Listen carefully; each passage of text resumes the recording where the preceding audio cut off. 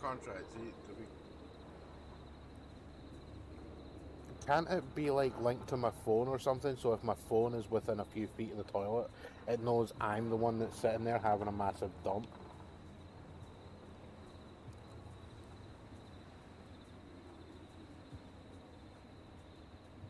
Don't be rude, dude. Don't be rude. That's just fucking the tips are touching, dude. No, God! No, God, please, no! No! No! No! Is this a Christian Minecraft server? This is a Christian Am I ruining? Am I bringing sin to the Christian Minecraft? Unacceptable. That's unacceptable! I'm not ending. You're gonna have to sit and watch the timer. You're gonna have to quit to escape this. This is next.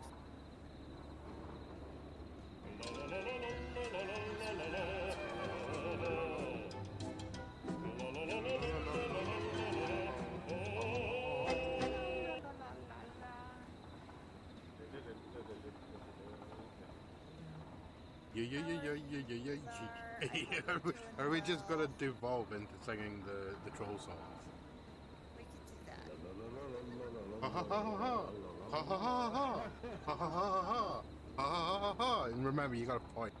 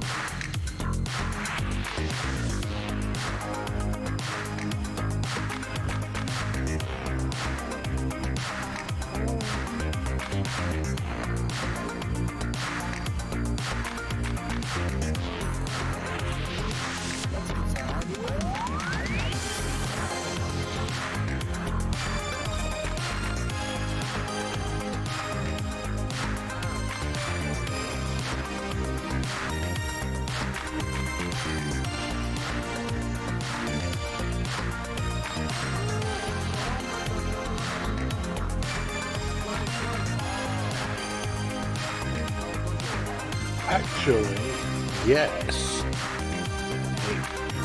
Oh, yes. No, God! Wait, No, God!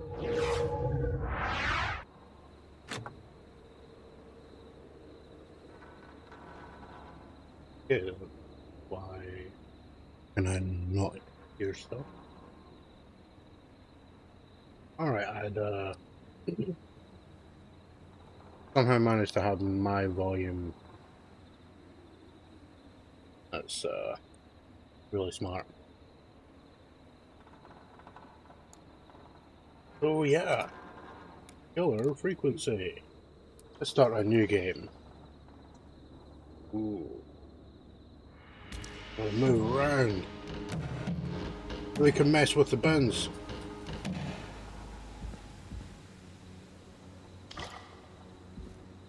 Take a beer with me. Yep, this looks like the 80s.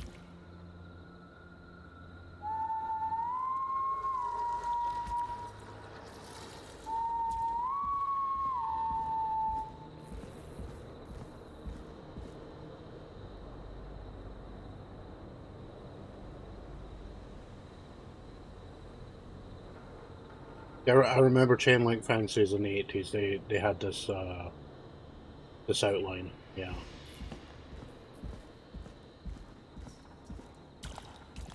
Gee whiz, I hope nothing bad happens.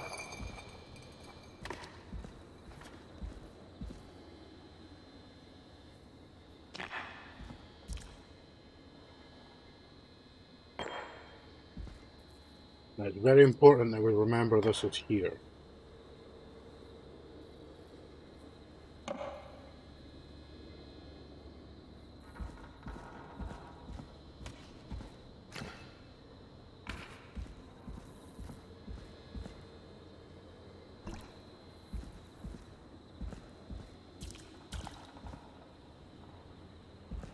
Let's crouch the toggle.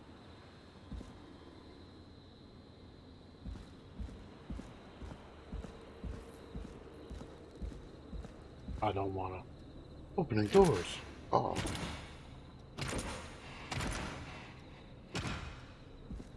Ah, now I wonder, can I get the glitch to happen here?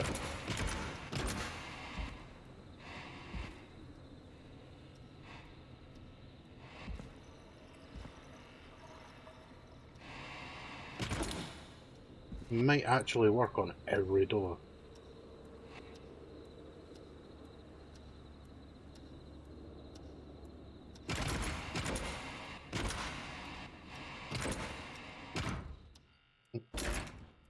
Kinda. Oh no, I can't move. And the lights have gone out.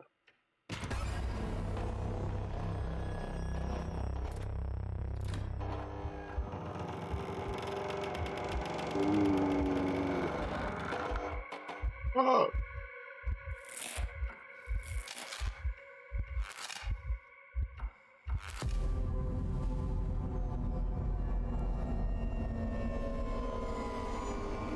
I'm sure nothing bad's gonna happen.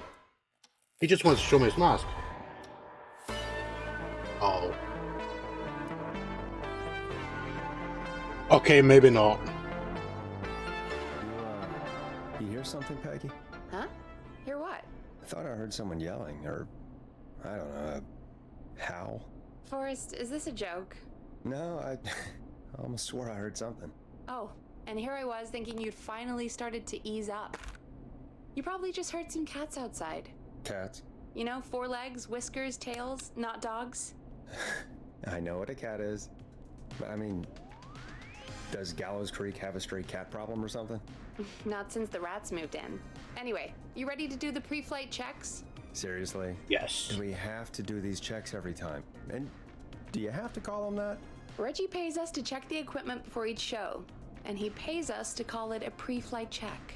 But if you're sure you don't want to... All right, fine. Let's get through this. Alrighty, this is your captain speaking. Nailed it. Come on, First let's have time. a bit of fun with it for once. Buckle in, folks. We're about to hit some tubular rents. Let's start with record playing. Done. Great. Now turn it off. All right, up next, phone line buttons. Your captain will be waiting to take your call on line 1. All right, Peggy. Ready for you on line 1. Who's Peggy? This is Captain Donald Key calling. Call me Don. You get it? Yeah, it's a riot. Great, and button 2 works just the same. So, let's move to the Peggy button. You mean the producer line? Like Ooh, I said, press for Peggy. the Peggy button. Press it when you need my help during the show. Is there a Peggy mute button? They haven't invented it yet. Now come on. The Peggy button is the 3rd one on the phone line. I labeled it for you. Press for Peggy. This is your brain, Forrest. Sorry I made you such an unfun turkey. I'm a turkey now, am I? Okay. Are we almost done? Sound Blaster next. That's an easy one. That's what I think of that mug.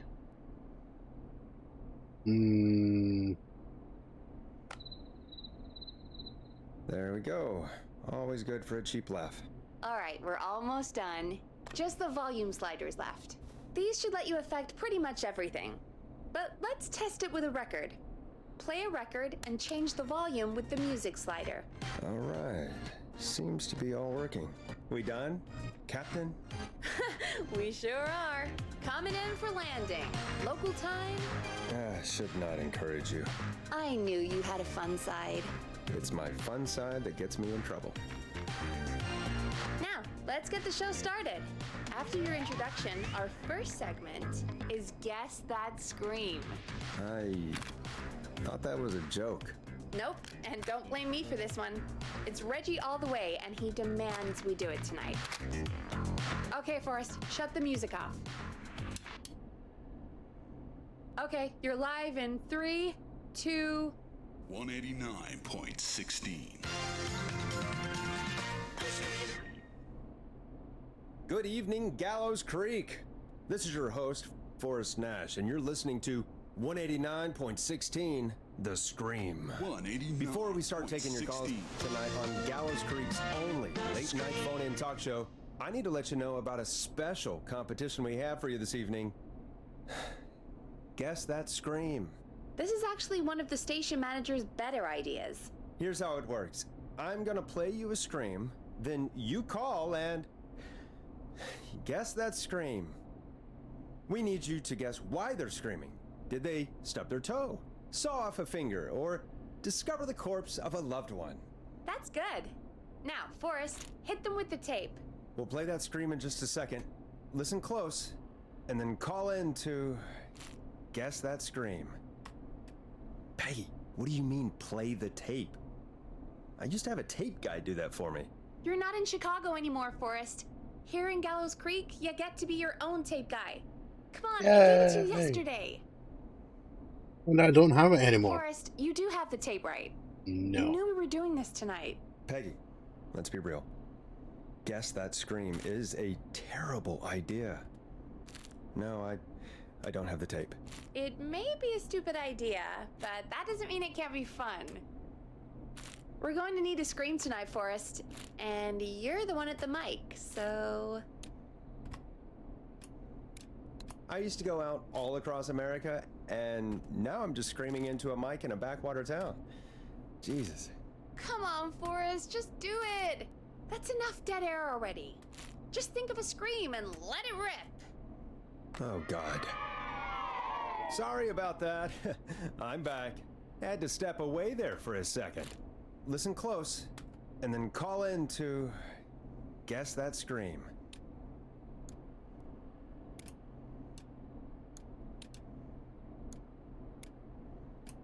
God, Wilhelm.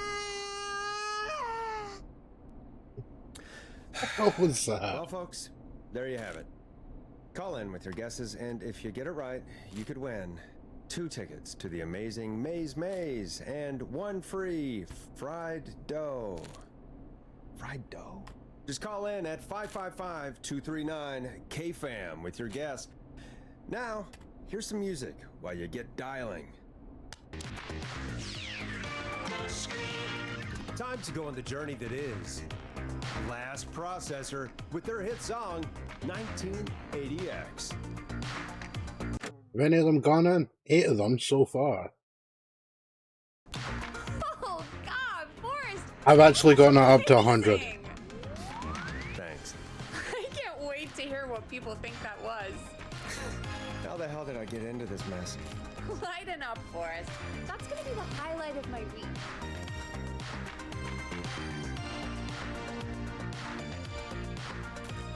Oh, Forrest, there's a call coming in. Time to turn the music God. off. 189.16. Welcome to 189.16, The Scream. Caller, you're talking to Forrest Nash. What's going on with you tonight? Forrest, thank God I made it through. My name is Leslie Harper. I'm the 911 operator and police dispatcher for Gallows Creek. Well, Leslie, I guess it must be a slow night for crime if you've got time to call in. What can we do for you? Slow night? Forrest, I found a body. I need help. Forrest, I recognize her voice. I'm pretty sure that actually is our 911 operator. I think this is real. Peggy, I'm not gonna be happy if this is a prank. I don't do prank segments on my shows. It's in my contract. Forrest, I really don't think this is a prank. Leslie, I'll level with you. I find this hard to believe, but I'll hear you out. What exactly is going on? Sheriff Matthews is dead. What? Sheriff Matthews is dead? I couldn't get any response from the department. That's never happened before, so I came to the station and I found him. Oh, God. Poor Sheriff Matthews. Do you know what happened to him? Someone got him. Someone got up very close and I really don't want to say what they did to him. Did he fight back? I don't know. I think he tried. He's surrounded by bullet casings. I think he tried to shoot at whoever it was, but...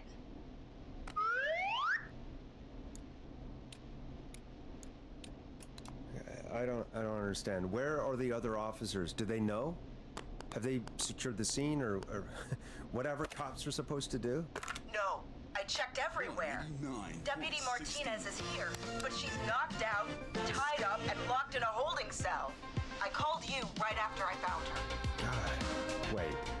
Please don't tell me that this hick town only has 2 cops. Don't be ridiculous. Oh, I've got 3. We have 3. But Officer Gunderson is on leave in Canada. Leslie, do you have any idea who could have done this? Not a clue. I didn't see anything on my way over. Leslie, you need to call over to Henderson or Quiet Ridge. They need to send someone over from their department. I tried, but I can't call anything but local numbers. Something's wrong. I'll have to go there myself, let them know what's going on, and bring help back with me. But if you leave while there's a murderer on the loose, who's gonna man the emergency line? That's why I called. Forrest, I've routed all 911 calls to come into you. Oh, I'm sorry, but this is a terrible idea. What on earth made you think to do that? You're the only person with experience manning a phone line around here. You're the only person equipped for the job. Besides, I find that hard to some believe. transferable skills between the two. It's like an interview. You ask questions to get information you can use. Keep people talking, you know? Guide the conversation and know when to jump in. You do know that I'm so good at interviews, they sent me from Chicago to Gallows Creek, right? So I've heard. But that doesn't matter. And besides, there are 2 of you. You can talk to each other, discuss ideas, work together. Well, let's have some on-the-job training right now. I have an emergency. I need to get an unconscious Deputy Martinez out of that holding cell. It looks like whoever attacked her threw the keys into the cell after they locked the door. Is there any way you can reach the keys? No. There aren't any bars to the cell, and the door itself only has a food tray slot. And that's too narrow for me to reach through. There's gotta be another way in. Is there another way into the holding cell that you can see? It wouldn't be much of a holding cell if it had a back door. There's got to be another set of keys somewhere in that office. Those can't be the only one. Of course. Yes, there must be another set. Where might another set be? Maybe Sheriff Matthews had a set of keys on him when he, you know. I couldn't see any at a glance, but I didn't really look up close. 1 second. Oh, I'm sick. Sorry, Sharon. I'm just gonna turn you over and... Oh. Please don't stare at me. Oh, wait. That might be them. I think I got the cell keys. Looks like Sheriff Matthews might have saved his deputy. Do the keys work? They do! Give me a minute to untie Deputy Martinez. I'll be right back. So far, so good, I suppose. How are you feeling, Forrest?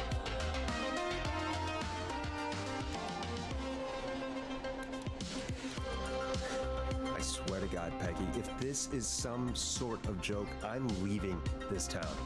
I've never heard of anything like this happening in broadcast. I've never heard about anything like this either. But we're here now, Forrest, and we've just got to see what happens next. Come on, Martinez. There we go.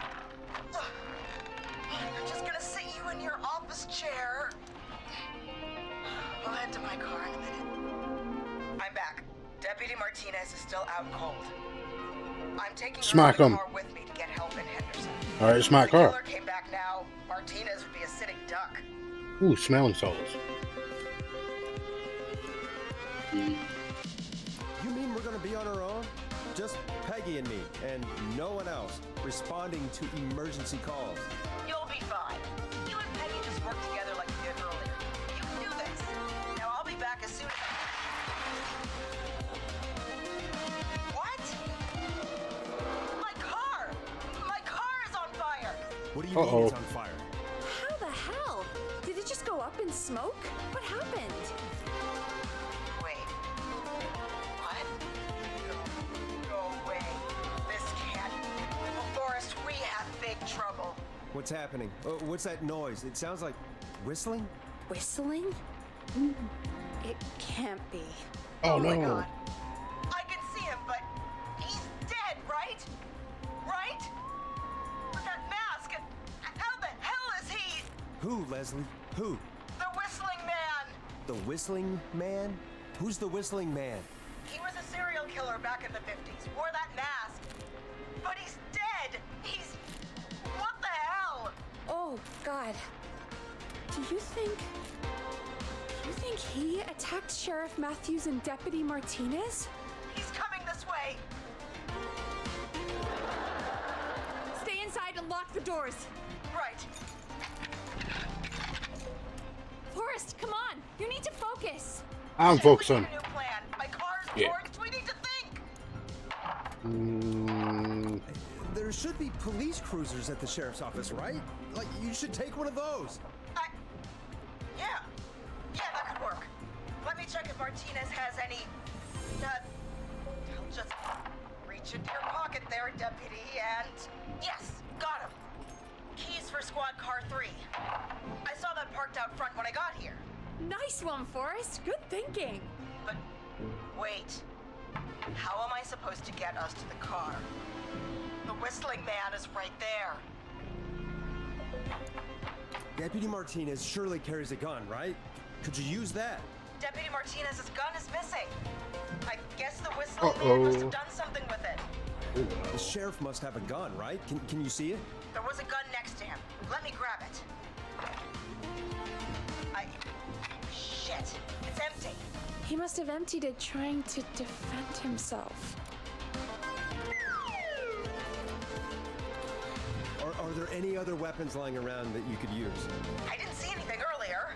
Let me check Deputy Martinez's belt.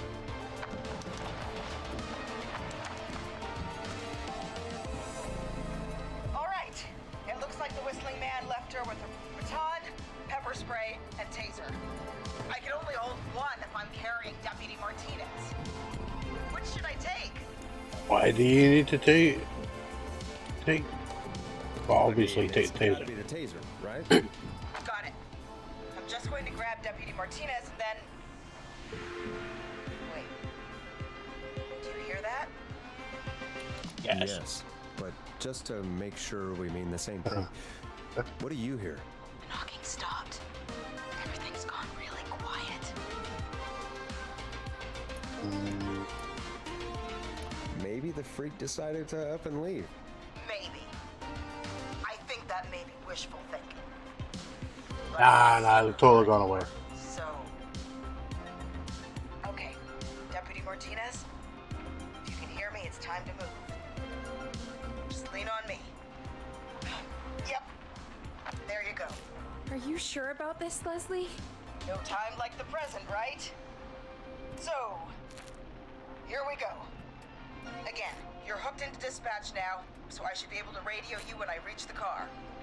If I reach it. Speak to you soon. Good luck, Leslie. That's one brave woman. God, I hope she makes it through this. You know, I've got to say, this really wasn't what I expected when I came into work today. Well, they always say you have to be ready for everything in live radio. Oh, damn. Oh, I think we've got Leslie back on the line. I'm putting the call through. Hello? Forrest? Peggy? This is Leslie. Are you there? Over. That's a big 10-4 there, good buddy. I'm guessing you made it to the car then? Sorry about the CB chat. Old habit. But yes, we made it to the car. Deputy Not an old Martinez habit, and it's the passenger 1986. seat still have Mm. cold. Not even I don't see 1986, Whistling Man 1987. anywhere, and I don't plan to wait for him. So I'm going to get us moving. Jesus! God! Oh, that was damn it, 1987. get back! Today. Get away from her! The whistling! No! Get off her, you son of a bitch! Yeah! Take that! Oh, tased. Leslie, what are you waiting for? Get out of there! Don't worry, Deputy Martinez. We're out of here. Sounds like you handled that pretty well. You raise your arms over there, Peggy. You didn't do jack. Definitely the right call. Oh my God, I can't believe we escaped. Well done, Leslie. You saved a life. Just another day for you. Oh my God, yeah. But let me tell you, I prefer doing it from your side of the phone. Leslie, how long do you think it's going to take to get help?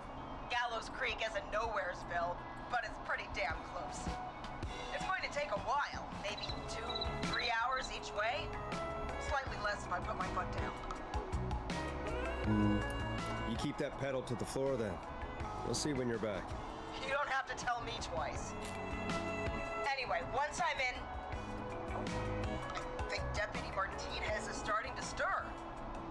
Forrest, Peggy, I've got to go. I'll be out of range soon, but I'll radio back as soon as I can once I got the cavalry.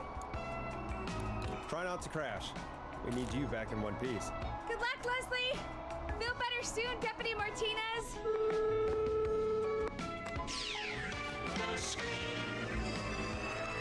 Folks, you heard it here. We've got a killer on the streets of Gallows Creek tonight. Please make sure to stay safe. And Leslie, we're counting on you. We're gonna get back to the show meanwhile. If you have anything on your mind or have any information about this Whistling Man character, then give us a call. We'll talk here on 189.16, The Scream. For now, here's another hit record for you all to enjoy.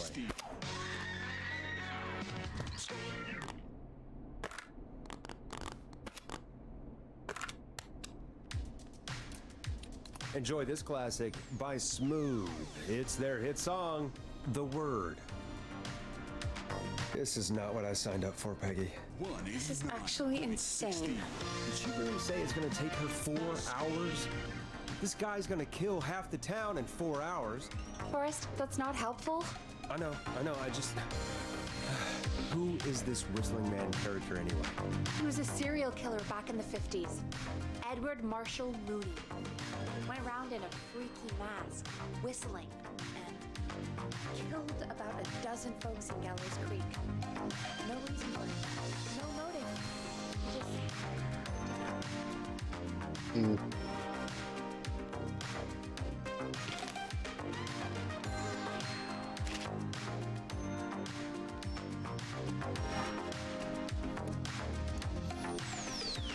So we're screwed?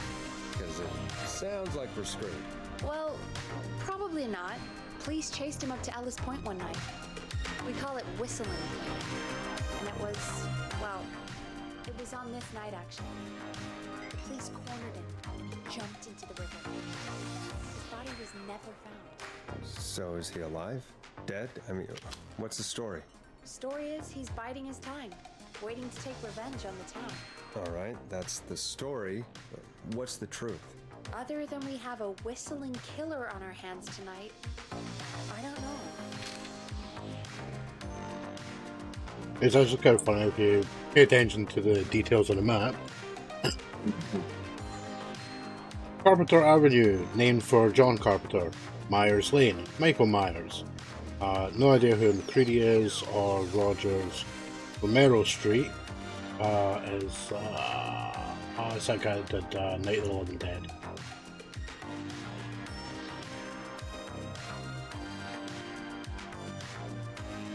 There were others as well. I mean, you got King Street for Stephen King, Nancy Drive. Nancy's the main character from Wes Craven's Nightmare on Elm Street.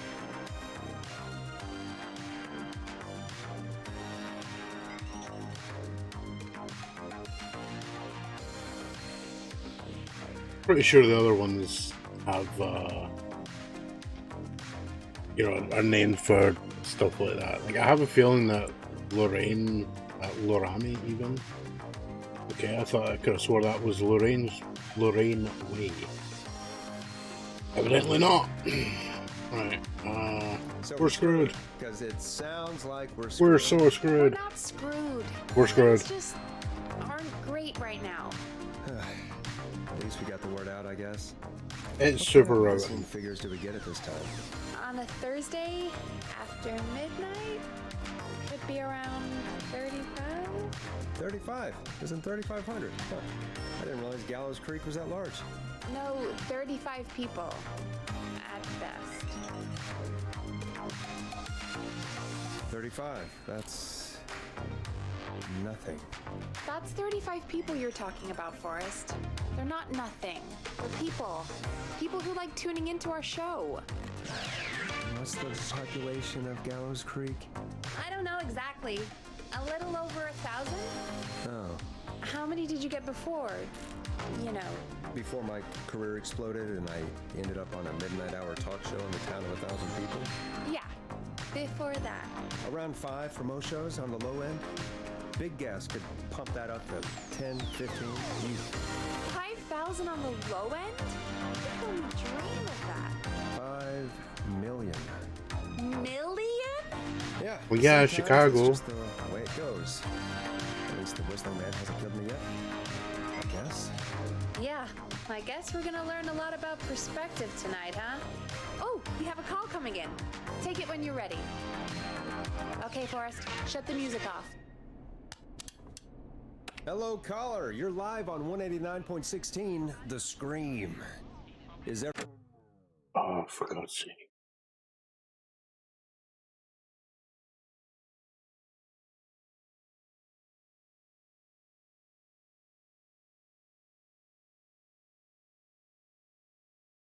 There we go. Everything, That's it, fixed. all right? Is this Ponty's Pizza? Okay, who is this? Are you, hello? Hello?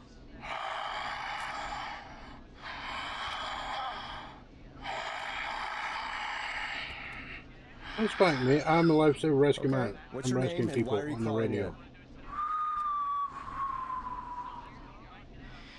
in? Poor Paul.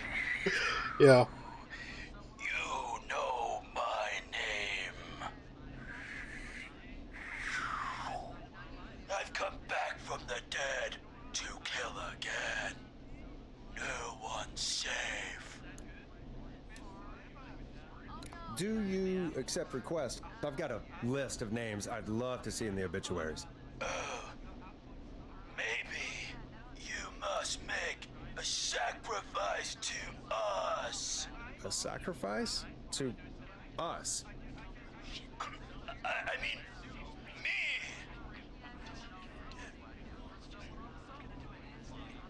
We want cheese-dusted pretzels. I mean, I want cheese-dusted pretzels. Or I'll cut your face off.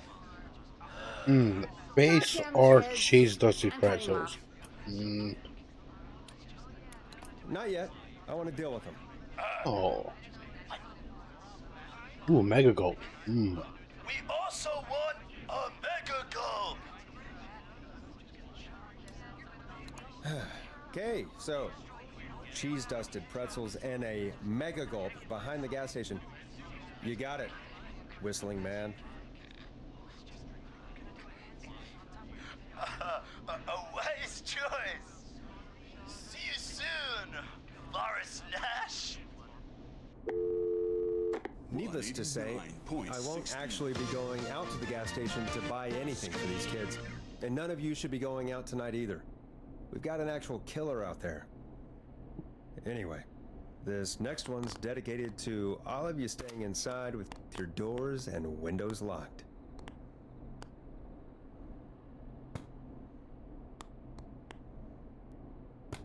Oh, yeah.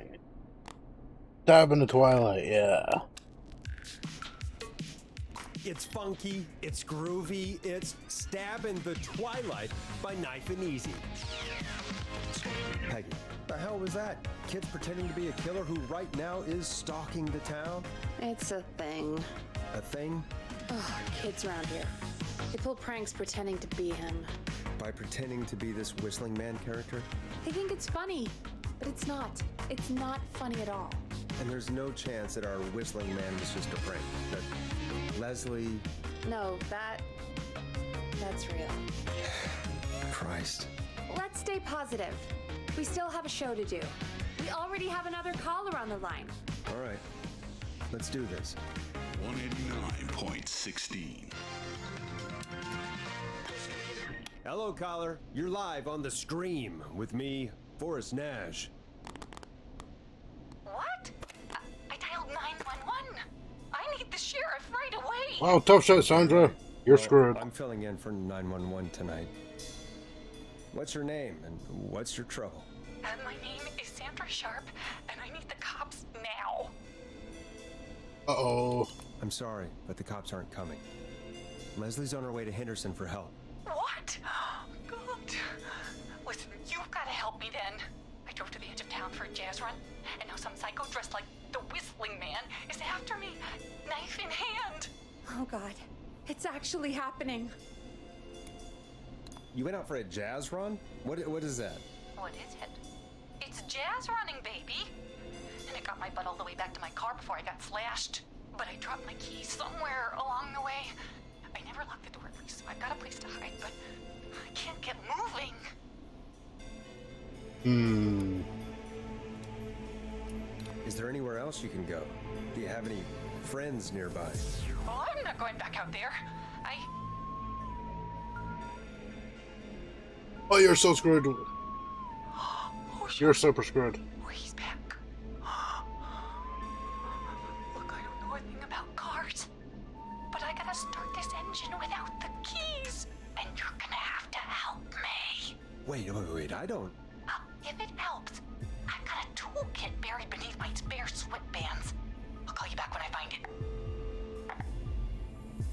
You're listening to 189.16, The Scream. Hosted by me, Forrest Nash, your friendly neighborhood radio host, mechanic, and savior. Sit tight while the record spins, folks. This one goes out to you, Sandra. Let Storm Riders take you on a rock and roll ride with the Glam Jam. Doesn't the station have a show about cars? The Tamora twins or something? Timberline Twins Talk Motors. Yeah. You know they're not even brothers. Really? They look the same though. I know. I don't think but they're they're not moms. even related. It's weird. I asked them about it once, and they got really sweaty and defensive. Anyway, go see what you can find.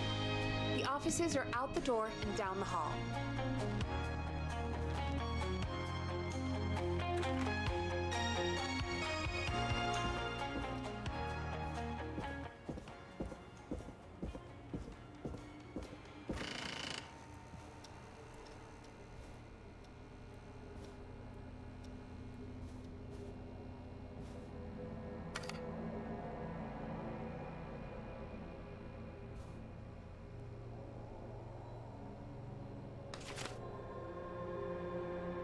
It is. Sponge.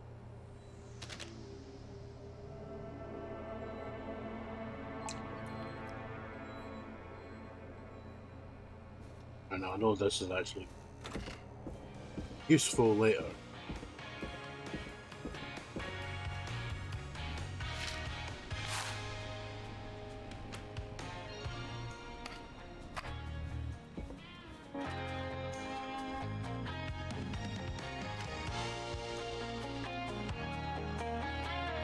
I kind of wish this did have a sprint button. Oh, I wonder if I can get the Put that glitch to work here.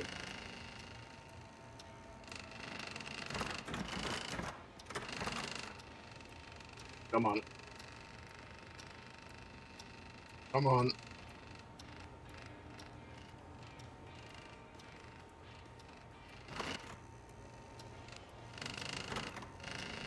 Damn it.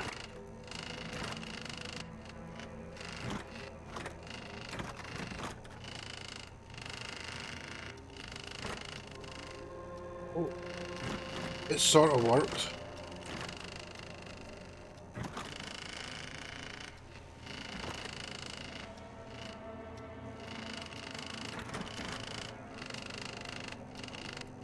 Right, the door that I know it works on is this one.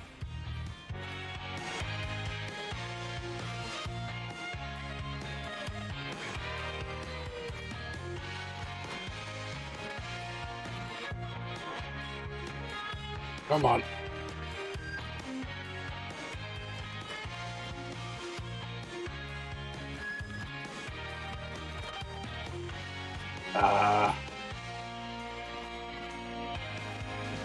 Damn it, it's not going to do it. You can actually get glitched up onto the roof.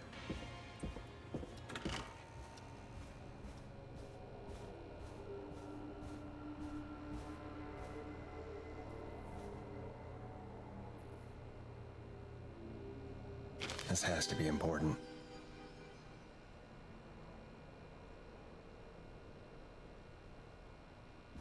Oh yeah.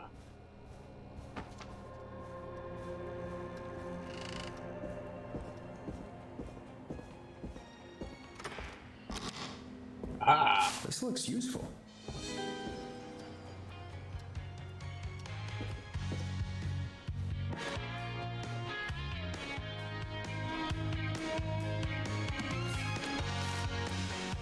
You find anything? Yeah, I found a magazine about hot wiring cars. Well, that sounds perfect. When you're ready, shut the music off.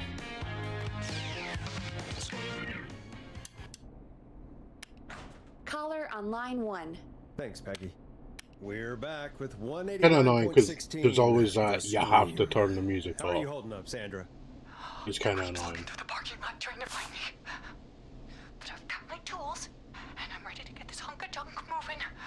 How do we start this baby? Okay, so that one. Put the screwdriver in the ignition and twist clockwise. Here goes, baby. Screwdriver's too fat to fit. What next? Hit it with a hammer. Unscrew the steering column. All right. Just turn. Just turn. 1, 2, 1, 2. So check the serial number. Screws. Okay. Covers off. There's a bunch of wires down here all paired up and oh god, my heart is pumping.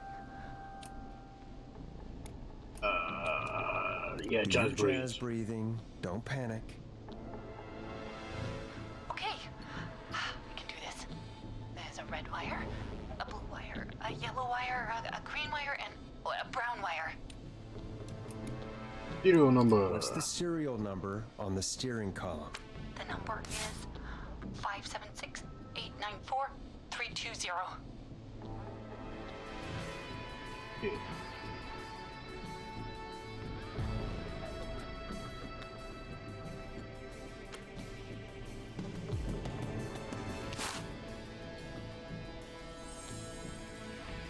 So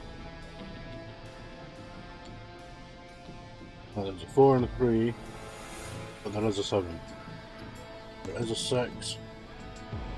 Doesn't start with 5, but it does. 0 end, and a 3 doesn't come before a 6. Red and yellow. Strip and twist together the red and yellow wires.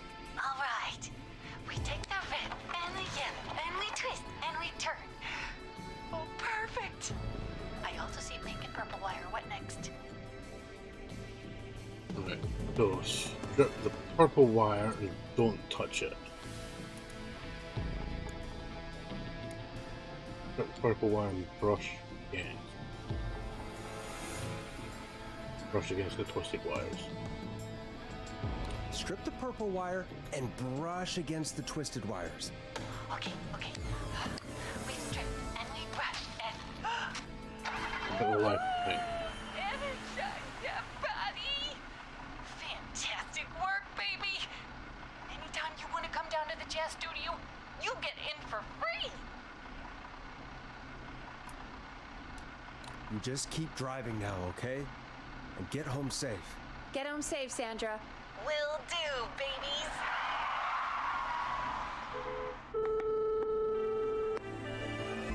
We did it, Forrest! We sure did. Here comes another hit track that we're excited to share with you. And remember, if you're also having car troubles, then tune in to Timberline Twins Talk Motors here on 189.16, Monday to Friday at 5. Take it away, Forrest. 16. Hope you enjoy this one as much as I do. I still can't believe this is happening. Right? Like Gallows Creek didn't already have enough to worry about? What do you mean? Gallows Creek is a miserable place to live. Really? Miserable?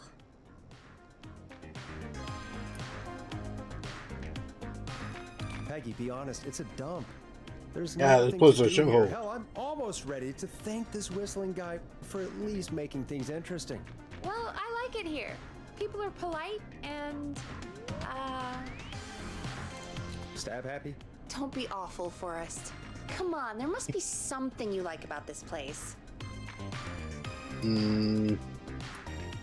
After a while, you don't even notice the smell? I guess that's nice. Smell? What the? There's no smell. You've lived here your whole life, Peggy. You wouldn't recognize it by now. Anyway, I hope the killer is done for the night. And that Leslie gets back soon. Me too. Can we at least call off that stupid Guess the Scream contest now? Yeah, that'd probably be a good idea.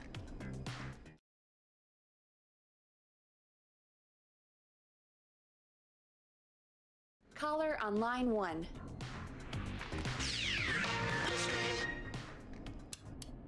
Evening, caller. This is Forrest Nash, host of 189.16, The Scream.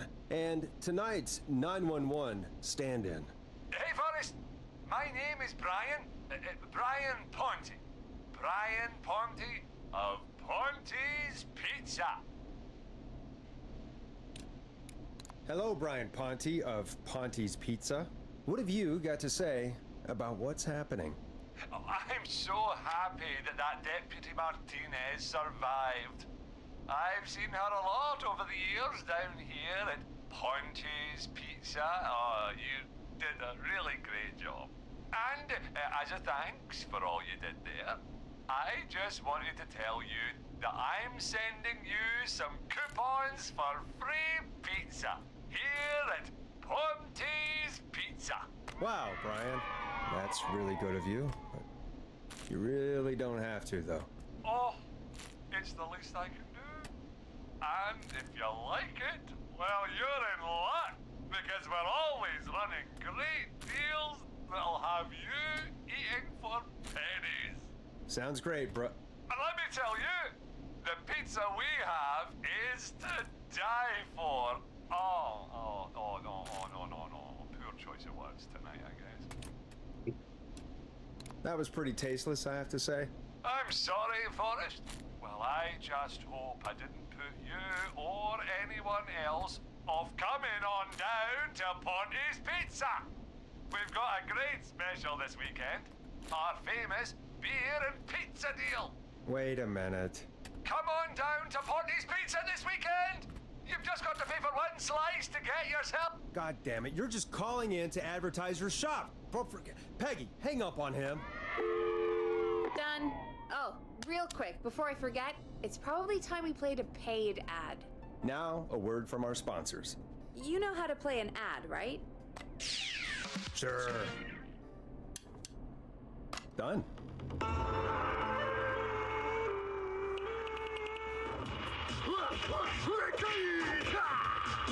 Oh yeah, it's actually staying there. Do you want to double your power? Are you ready to unlock your inner warrior for only $24.99? Then step into Master Robbie's deadly dojo of Kung Rate and receive direct by video warrior instruction from me, Master Robbie. You will learn the 4 qualities of an ultimate conqueror. The power of the alligator, the discipline of the tarantula, the speed of the tuna, the poise of the scorpion, and the wisdom of the bullfrog. Wait a minute, that's 5. Classified techniques. I'll unlock your inner chi after only 5 30-minute video sessions. Ultimate power and wisdom can be yours now for the low price of only $24.99. Just call 555-7861 USA to take your first step to becoming a champion. 189.60. Never forget the element of surprise. If you buy today, you'll receive 2 additional VHS tapes, the Tornado Technique and Karate Lovemaking. Call today. Do people really buy this kind of thing? Don't pretend like you're not interested. I mean, I wouldn't buy them, but I might watch them, I guess. Yeah, I bet karate lovemaking sure is something. Is Forrest Nash at a loss for words? Let's just get to the show. Wow, what a deal. Only $24.99. And I'm not just saying that because they're paying for the airtime. But unless they pay us more, then it's time to get the show moving along with our next caller. I suppose, like, knowing judo could help as a grappling art. 189.60. We have a call waiting. Yes, I know. Welcome to The Scream with me, Forrest Nash. Yeah, Leslie. This is Maurice Russell from the Gallows Reporter. I'm at the office. This guy just broke in downstairs and... Forrest Nash? I want to speak to 911. Put Leslie on. What? You're up shit creek, mate. One? I am 911, at least for tonight, anyway. Damn it, son. I don't care who you are. Just put me on with Sheriff Matthews. Sheriff Matthews is dead. Dead? He's like super dead. What happened? Did you witness the incident? Are you willing to do an interview for the reporter? I can cite you as an anonymous source, if that's a concern. Never mind that. Tell me what's happening there. You said there's been a break-in? That's nothing to get worked up about. Some idiot kid just broke in, dressed as the Whistling Man. Teens. They get worse every year. This punk wasn't even a disappointing twinkle in his daddy's eye when Edward Marshall Mooney stalked the town. But I was there. I covered it. You don't understand. That's not a prankster. That's the Whistling Man. For realsies. It's not. It's a For stupid realsies. kid. Every year this happens. They think it's funny. Not a big deal, old man. But they didn't live through the terror 30 years ago. Anyway, I know for a fact. Edward Marshall Mooney is dead. But they never I found don't the know body. who I'm looking at on the security monitor. But if he killed Sheriff Matthews... Where are you now? I'm in the boardroom, upstairs. We got security cameras all around the building. You can watch them on any TV set here. And there's a set in the boardroom. Maurice, is there any way you can get out of there? I sure as shit hope so, kid. But I'm not sure how I'm going to do it. That crash you heard was him tipping over my filing cabinets. Oh no, not your filing Blocking the cabinet. stairs.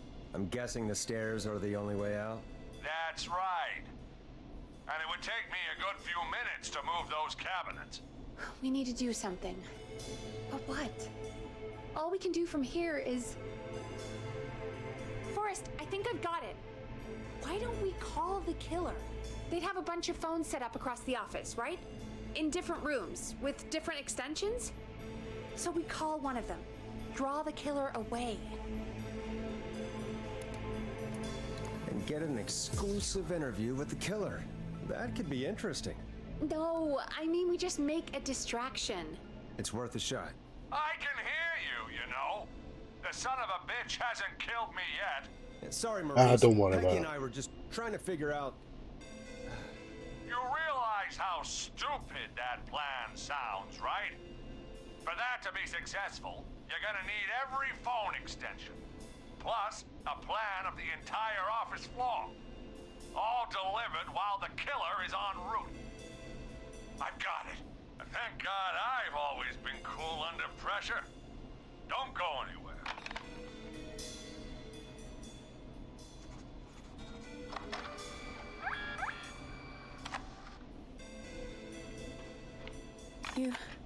You don't think the killer got him, do you? Mr. Russell. I'm here. Freak's going to be here any second, too. Go check your fax machine. Don't let me down.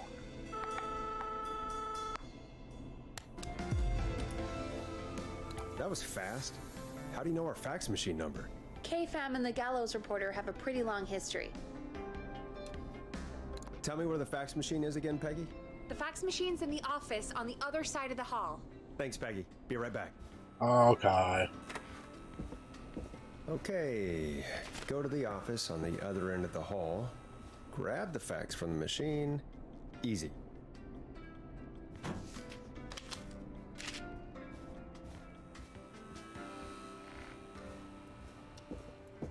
It's gonna be useful to have there later.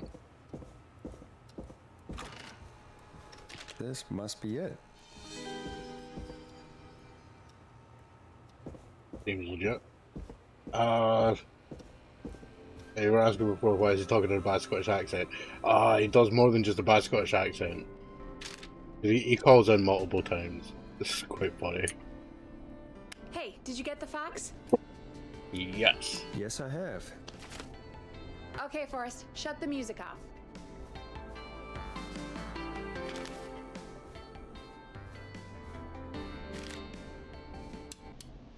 Mr. Russell, you still with us? I am. You get my fax? Yeah, I got it right here. Good. I knew you could at least manage that.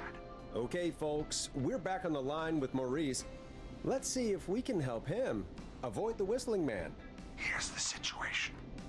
The Whistling Man searched every room in the hall leading up to the boardroom. But now, he's in the office next door. It's now or never. Right, so he's in the office space. I'm ready on my end, Forrest. Again, we want to draw the killer away by dialing an extension number, and then move Maurice somewhere safe. So, what extension should I call? Probably.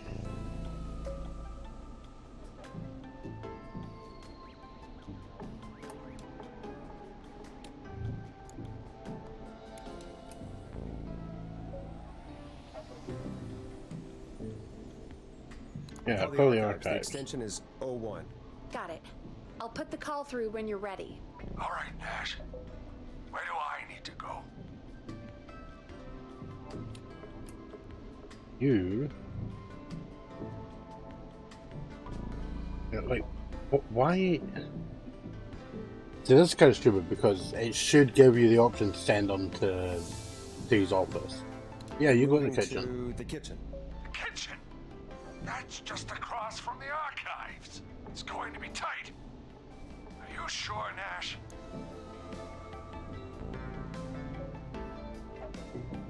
Yeah. I'm ready to place the call. What's the worst that could Are happen? you ready, Mr. I mean, Russell? you get stabbed by a Don't have madman. much choice, do I? Make the call. Yes, sir. Calling now.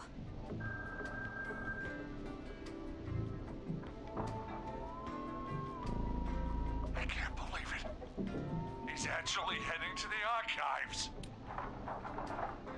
It was all Peggy's idea. Credit goes to her. Don't mention it. The coast is clear. I'm shutting off the TV so he won't see me on the security cameras. Then, making my move. I'll call when I get there. Do you think he'll make it okay? I'm sure he'll be fine. He's totally getting Now, stabbed. what do? We gotta find some way for him to get past that barricade. What do you mean? I don't think calling the Whistling Man is gonna buy Maurice enough time to move those cabinets. We gotta think of something else. Yeah. Maybe we could... Oh! Call incoming. You ready? Ready as I'll ever be. I put him through. Alrighty. Mr. Russell, are you there? By the skin of my teeth, I am. Came out of the archives almost as soon as he entered. Thank God I made it in here just a second before. The killer already searched the archives. He probably didn't have to look around much. Did he see you? Are you safe for now? He didn't see me, no. Let me just check the security cameras to see where he went. Looks like he's heading towards the cubicles. We have enough intern desks to keep him busy for a little while. I'm not out of the woods yet, though. Right. Let's review where we are. So, the only way out is by the stairs, which the Whistling Man has blocked with furniture. Exactly. I can move the furniture out of the way. But not quickly or quietly. Could you lock him in a room? That'd probably buy you time enough, right? Maybe. But the damn fire regulations say every door in the office has to unlock from the inside. He'd be able to get out just as soon as... Wait. No. I got it. The secret archive through my office, where we keep our most sensitive records. Ooh, a secret archive? Reggie would love that. What have you got back there? Juicy secrets about outer space? I didn't know you were into conspiracies, Peggy. I may have borrowed a few tapes from our manager's office. He has quite the collection. Will you two chatterboxes pipe down? I've got it all figured out. The secret archive. There's no lock on the inside of that room. Only the outside. You can't break out. If we can get him in there, and I lock him in... We can catch the son of a gun. Exactly. Oh my God. Forrest, we might be able to end the nightmare right here. So should I call the secret archive then? You can't. The archive is a room for secrets, not gossip. So we don't have a phone in there. Oh. What We're about gonna need that? to change it up then. Any ideas, Forrest?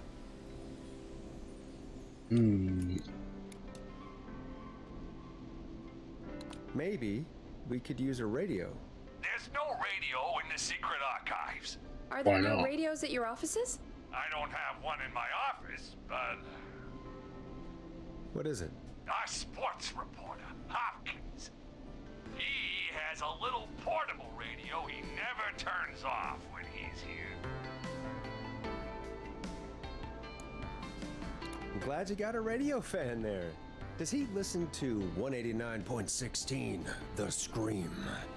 Gallows Creek's best and only late-night call-in show. Jesus, Nash. I'd expect that level of self-advertisement from Brian Ponte, not you. Don't be a Ponty, Forrest. That's low. Will you idiots focus now? His portable radio should still be here. It should be in the archives, actually. I'll sneak over while our friend is still distracted with his search.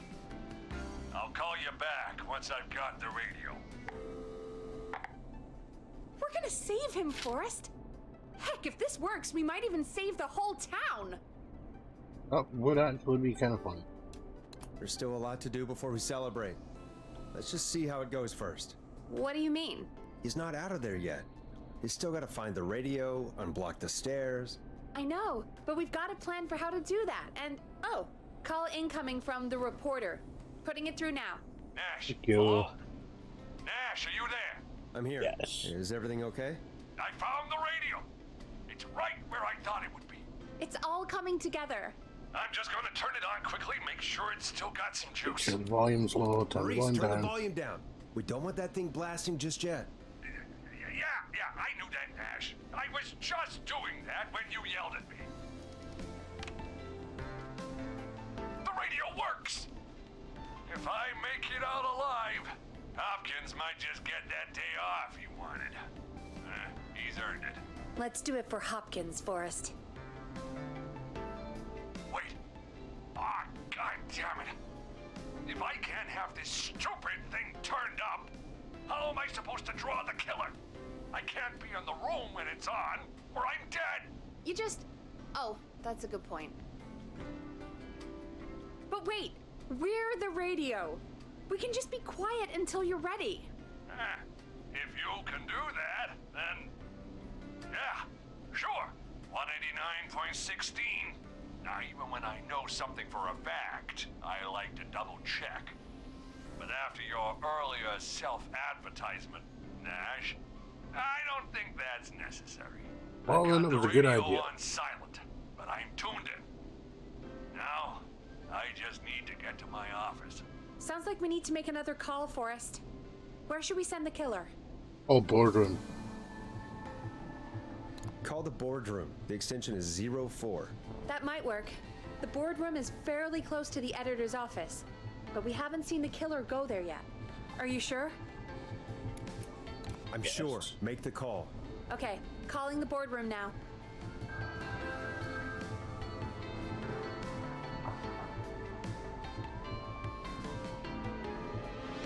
He's on the move.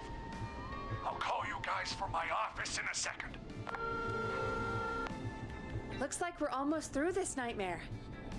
Any idea what you'll say to draw the killer in?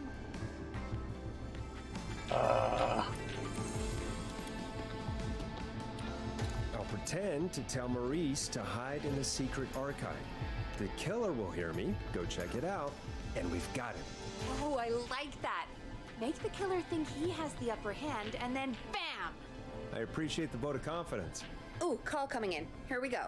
I'm here. The radio Alright, let's set see up in if, the see if I secret can actually archive. save him this time. Just give me the signal, and I'll turn it all the way up. We've actually gotten through this with everyone saved apart from this guy. It's under my desk, but you can see under it. I've got a big cabinet, but that'll take me a second to get into. Anywhere else? Not really. There's the secret archive itself, but that's where the killer's going. I could try the cubicles, but they're pretty far away. Your judgment has kept me alive so far, Nash. Here you go for the What do you reckon? cabin. Yeah, because I think I selected it last time. Thinking, like, essentially, if he goes down here and the killer gets called up here, you can then go and lock him out and then fuck off. Right, go for the Hide cabinet. in your cabinet. All right. Well, this is it. I'm going to go turn the radio up to full blast now. Don't say anything until I've had time to hide. You got it? We know the plan. You can trust us. Here we go.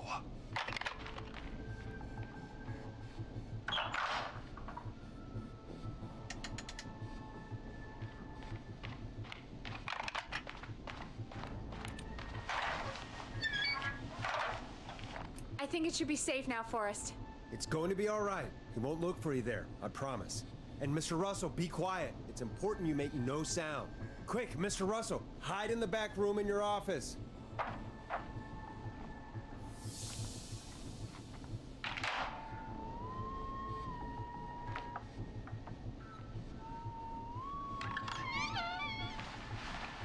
Listeners, this is Forrest Nash of 189.16, The Scream. And if you've just tuned in, See you in hell, kid! we just locked up the Whistling Man. Forrest, you beautiful bastard! I can't believe that actually worked! Come on, Maurice, was there ever any doubt? Thank God Yeah, it's at least I over. don't get him stabbed this time. I'll be off now. Gotta get out of here. Write up a few notes. Call a few friends. I'm literally filling up my bottle right now. For the cops to come grab this freak with some company. Hey, maybe you and me could do an interview tomorrow for the Gallows Reporter. I'll think about it. Let's see what tomorrow brings. I'll take that as a yes. Talk to you soon. There we are, folks. The Whistling Man is locked up. Let's all take a deep breath. And play some killer tunes. Looks like the night should be pretty easy from here on out. Right? Thank God that's over. I guess we got some downtime now. I could ask you some questions to kill the time? You're gonna interview me. You sure about that? You're not so scary. Besides, we've been working together like a week now, and you're still all shrouded in mystery. Did it occur to you that maybe I like being a mystery? Too bad. Question 1. Tell me about your family. What? Come on, Peggy. That's too general. Okay. Did anyone move with you to Gallows Creek? Nope. Now that's too specific. Too specific? Do you have any siblings? I don't. I'm an only child, and my folks are dead. Oh, I'm sorry, Forrest. You're sorry. Why? Did you do it? Of course not. I'm just messing with you. Anyway, what about you? That's the asshole answer to that question. Your mom and pop still around? I thought I was asking the questions. You were. Yes, the Subby has been redeemed. Well, my folks went the same way as yours. Huh. What a coincidence. Yeah. My dad walked out when I was about 13. He'd been a wreck for a while. Then he got himself into a wreck, and, well, that was Dad. Mom didn't take it well. She remarried pretty quick after that. She wanted to forget Dad so bad, she even made me take my stepdad's last name. So I'm Peggy Weaver now. Anyway, Mr. Weaver got sick one day, and my mom didn't last long after he went. I'm sorry to hear that, Peg. Don't call me Peg. Yeah, sorry. I was just trying to be... It's okay, I know. I'm sorry. It's really weird that, like... Any siblings? Funny you mention You know, that the now. formality of the No. stepfather's name being Not anymore. Mr. Weaver. I had a sister, but I haven't seen her since before my dad. Hold on. Someone just rang the door buzzer. What on earth could someone want at this hour? I don't know. Do you want to go check it out? No. You sure you don't want to go? I can't leave the booth while we're on air. One of Reggie's K-Fan regulations. I'll pass you the key to the stairs. Understood. I'm on it now. Buzzer's on the front door. See you in a bit.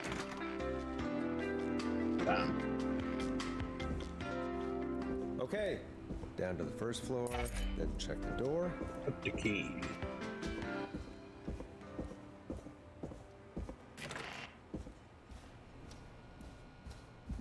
Wow.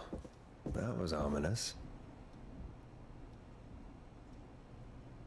I never noticed that before. You can actually hear the, like, A tape. bumping.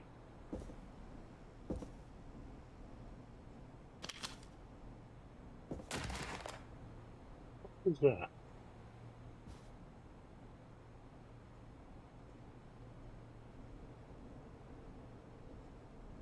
Oh, it's probably them. Yeah.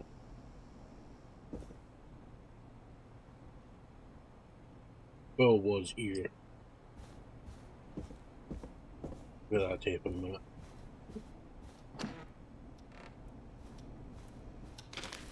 The thing we need. What? Right over here. Nice. New music to play. That's a record that you need to pick up. Peter.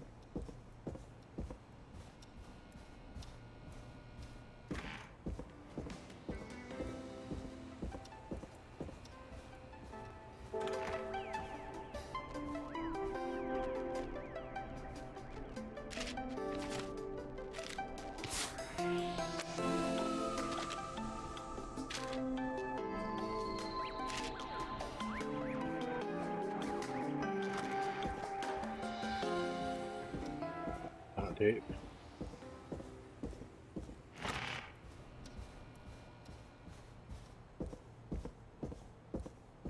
Play on air.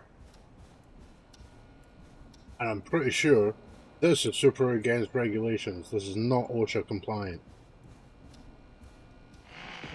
Radio station's gonna get sued.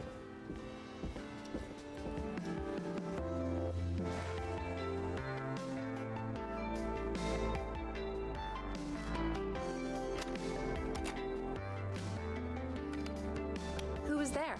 I didn't see who it was. Are they still out there? No. They left as soon as I went down there. They pushed a cassette through the door. It says, "Play me on air." All right. Well, turn the music off and play it. 189.60.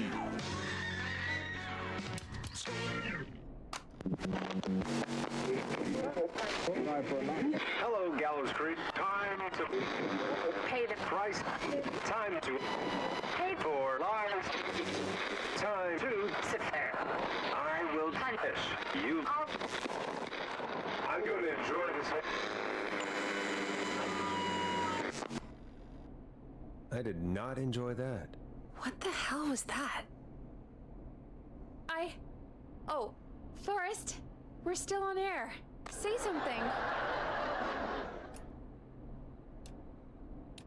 Folks, Folks, the tape you just heard was passed through our door only moments ago. I don't know how or why that came through our door with the killer locked up, but be careful, Gallows Creek. Stay home and stay safe. Give us a call if you need help. You can get us on 911.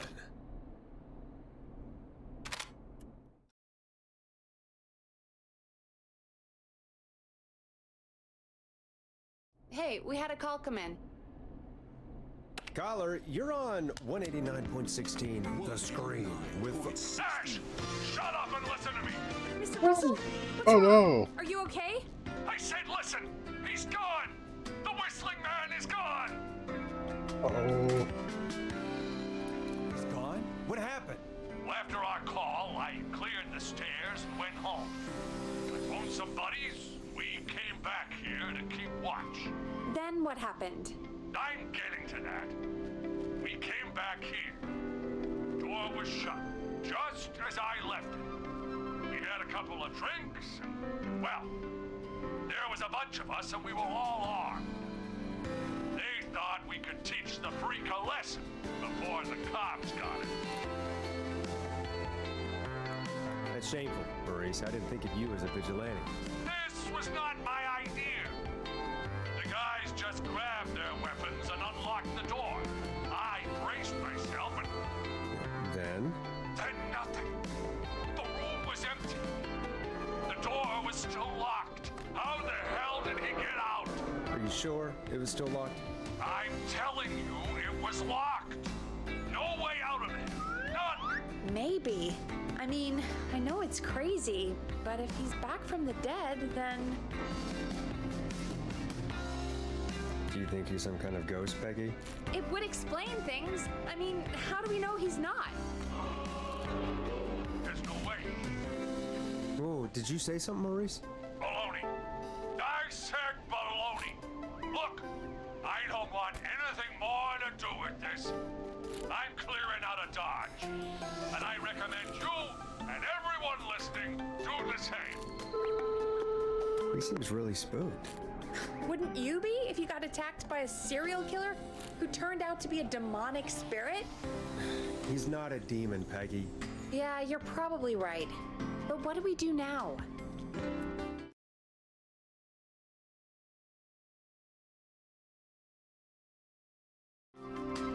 Thank you again, Mrs. Mackenzie, for the helpful tip. The bagger at the grocery store cannot whistle. We'll remove her from the suspect list. Let's go to a break. I need you for a second. All right, folks. We need to take a quick break. This one's for all those folks out there keeping the hatches battened. You're gonna love this next track. All right, Peggy, what's up? I pushed a cassette under my door. Go play it.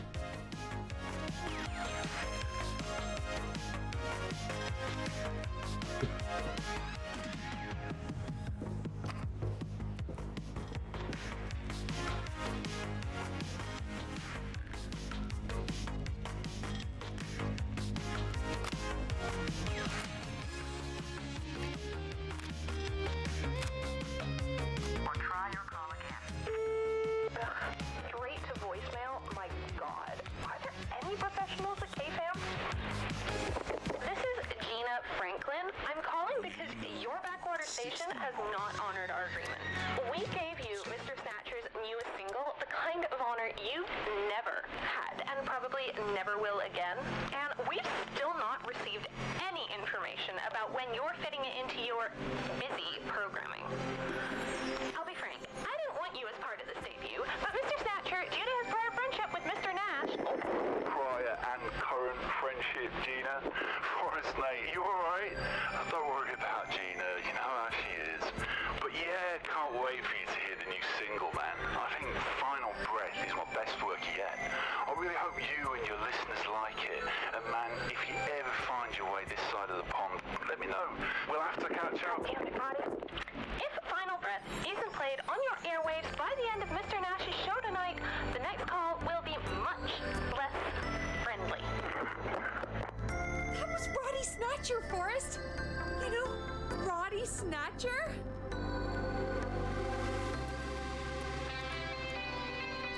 Yeah, Roddy and I are old friends. I love Roddy. That's why I grabbed the record. I wish we still had a relationship. Oh my God, I can't believe you know Roddy Snatcher. And I can't believe you didn't tell me he sent you his new single. We have to play Final Breath. Where is it? It's playing right now, actually. And it's literally right there. I was so freaked out by the tape, I didn't even notice. Yeah, I found it down at reception earlier. Barbara had it hidden away. Why was she hiding it? I mean, well, if that fiasco last Friday about the missing Knife and Easy track is any indication, folks at KFAM aren't against hoarding station music for personal use. I think we're still missing a few tracks, actually. Barbara! Oh, never mind. Just listen to that music. God, Roddy's the best. He is. And more importantly, we should be safe from the worst of Gina Franklin.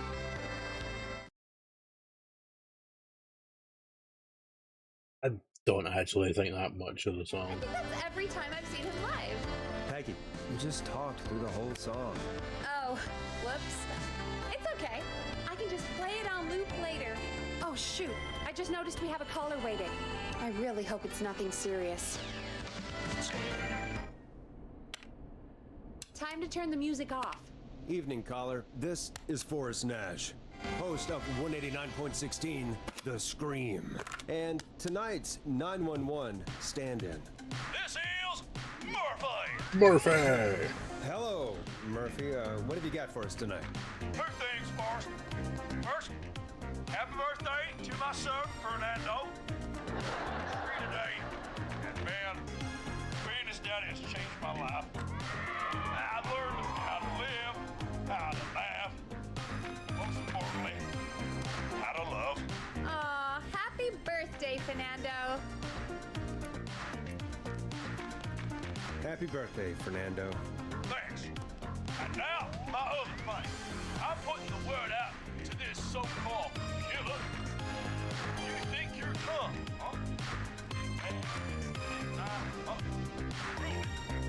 Come face me, a true warrior, at the Gallows Waste Disposal Plant. Guess what? Up there.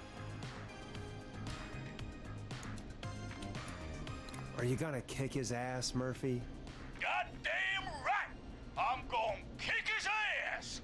I got all the tapes in Master Robbie's Dojo series. Oh, excuse me.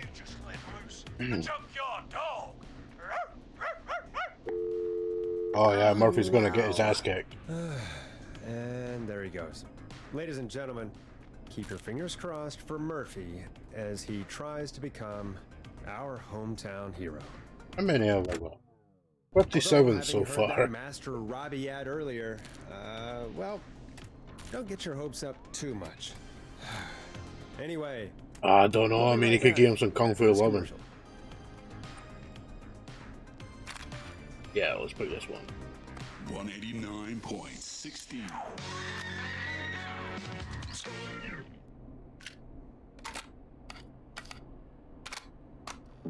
Teddy Gallows Jr. is a family man, a devout Christian, and a proud patriot. Teddy Gallows Jr. is Gallows Creek. Like his father and all his fathers before him, Teddy Gallows Jr. has worked hard to create jobs, improve infrastructure, and make Gallows Creek a good place to raise a family. Unlike You know, it's Cartwright, clearly Teddy Gallows high. Jr. lives in Gallows It's Creek. clearly high quality for all the sound And he effects. stands with our neighbors, like Sheriff Matthews, who, after years of keeping the peace, Mayor Cartwright is trying to force into early retirement. Teddy Gallows Jr. doesn't believe in keeping a good man out of a job. Teddy Gallows Jr. believes in the American dream. Does Linda Cartwright? Help Teddy Gallows Jr. keep Gallows Creek a good American town. Help him become mayor. Take a swing for Gallows Creek. Vote for Teddy Gallows Jr.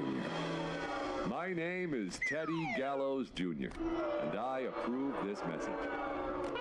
God, what a jackass. 100% grade A asshole. Linda Cartwright isn't super herself, but You mean she's the not... chocolate gato? Yeah, we don't have any more of those ads to air tonight, do we? No, just the one. Good. I have to ask, though. Take a swing for Gallows Creek.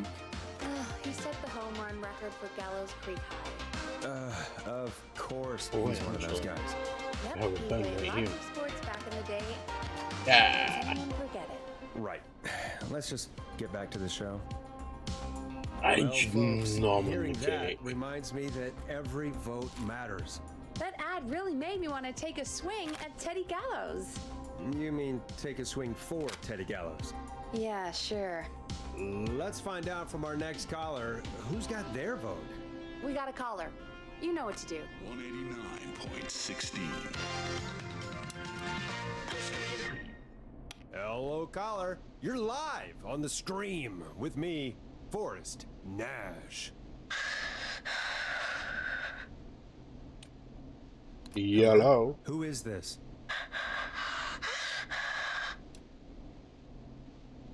Hello. Are you still with us? Forrest? He called me? That horrible whistling down the phone. He's coming for me? Jesus. Okay, listen, caller. Don't panic. We've done this a few times now. We can help you. A few times already? So, you saved them, or? Nah. We sure did. You're in safe hands. Okay. Okay. We're gonna help you. Can you tell me your name, caller? I'm Dr. Sullivan. Virginia. Sorry. Take some deep breaths, Virginia. You're gonna be okay. Please don't let me die. I won't. Just calm down. Tell me where you are right now. What's your address? Oh, God. Maybe you can hide in your house? He'll find me. I know he'll find me. Well, I mean, can you try? Is there a neighbor you can call for help? No. Everyone's away tonight. There's just a fraternity down the street. You live by a frat house. Yes, they're having a party. That takeout coming in all night. One covered in beer cans. They're getting wasted. And I'm about to get... Wasted. Oh, God. Virginia, what's the name of the frat? It's... Oh, God. I can't think. I can't... Any idea what the frat might be, Peggy? If I knew where she was, I might know, but... Wait, the takeout! If we can get takeout to the frat, we can get a message to them to go and help. Virginia, who did they order takeout from? I don't know. Oh, my child. Child, this is life or death. I can't do this. Well, folks, seems like our Virginia hung up. While we try to figure out what takeout to order, here's some music for your own midnight snacks. Peggy, what places do takeout in Gallows Creek? Off the top of my head? Well, Those parties. There's the barbecue place, Grilling Spree, and you can order from Chalupa Cabras. Oh, and of course we have Ponte's Pizza. That's it, I think. All right. We'll call each place and ask who they deliver to tonight. That's not going to work. Takeout client privilege. What? There was a lot of competition back in the day. Things got ugly. It's a long story. But what we can do is this. We figure out where the frat boys ordered from, call the takeout pretending to be from the frat, place an order, and include a note asking them to call the station. There's no other way, is there? Not that I can see. Well, let's not waste any time then. That's the spirit. You got any suggestions on where to look? Check the offices for anything food related. And maybe the kitchen downstairs. You'll need a key for that. I'll just slide it under my door. Thanks, Peggy. Wouldn't require me to actually go down to the kitchen. God, where to start? What would make me order from somewhere if I were a partying frat boy? We have a food critic, right? Chad or Brad or... I'll just have to look around.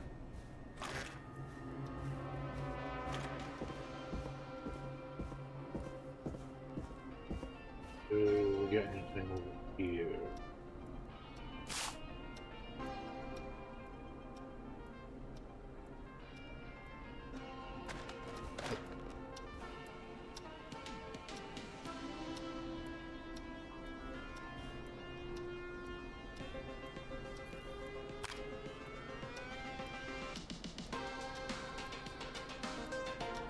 I remember those VHS cases.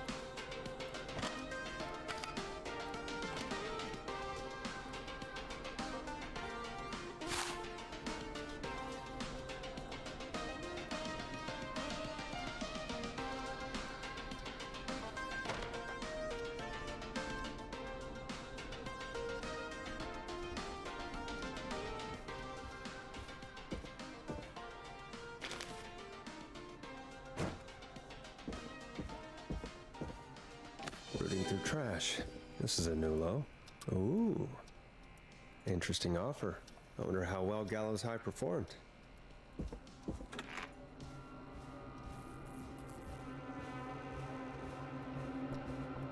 Unfortunately, nothing along there. You do get to go down there. So many locked doors, so few keys. This one. Totally bring the fire extinguisher next time I come down here. I need a key to get in there. If I can get through there, because hopefully there will be a bottle on the railing, and there should be a cup right down there.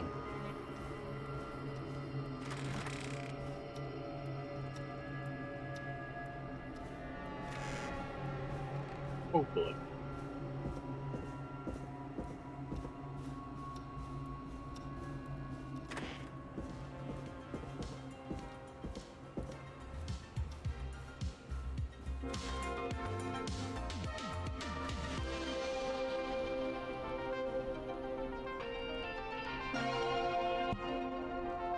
Hey, find anything useful? Yes, I have. That's great. Are you ready to get back on the line? A promotion, huh? Let's make the call. Okay, Forrest, shut the music off. Okay, Forrest, what'll it be?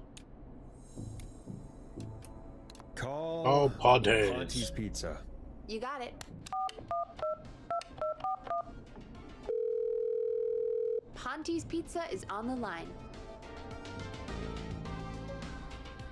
Ponte's Pizza. May I take your order? Fratman calling.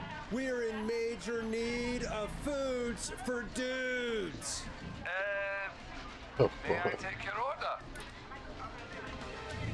I need some garlic bread. I need the bread.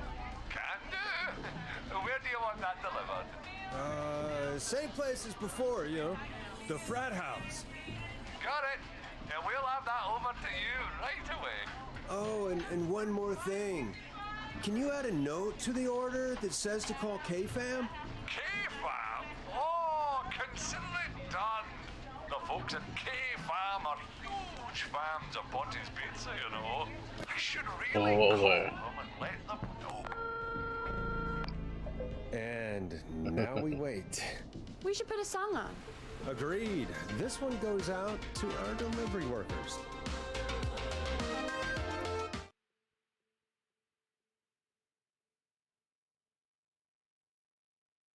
Which of the takeout places would you order from? To save Virginia? No, where would you actually eat? Oh, I mean, they're all pretty equal. You mean equally awful? No, equally good. But if I had to order, not Ponty. He's not Ponty. Right. So between Grilling Spree and Chalupa Cobbers. I mean, it depends. Do I want a plate full of meat? Or do I want really, really good nachos? It can change depending on the day, you know? Yeah, fair enough. Maybe I... Hold that thought, Forrest. We've got a call coming in.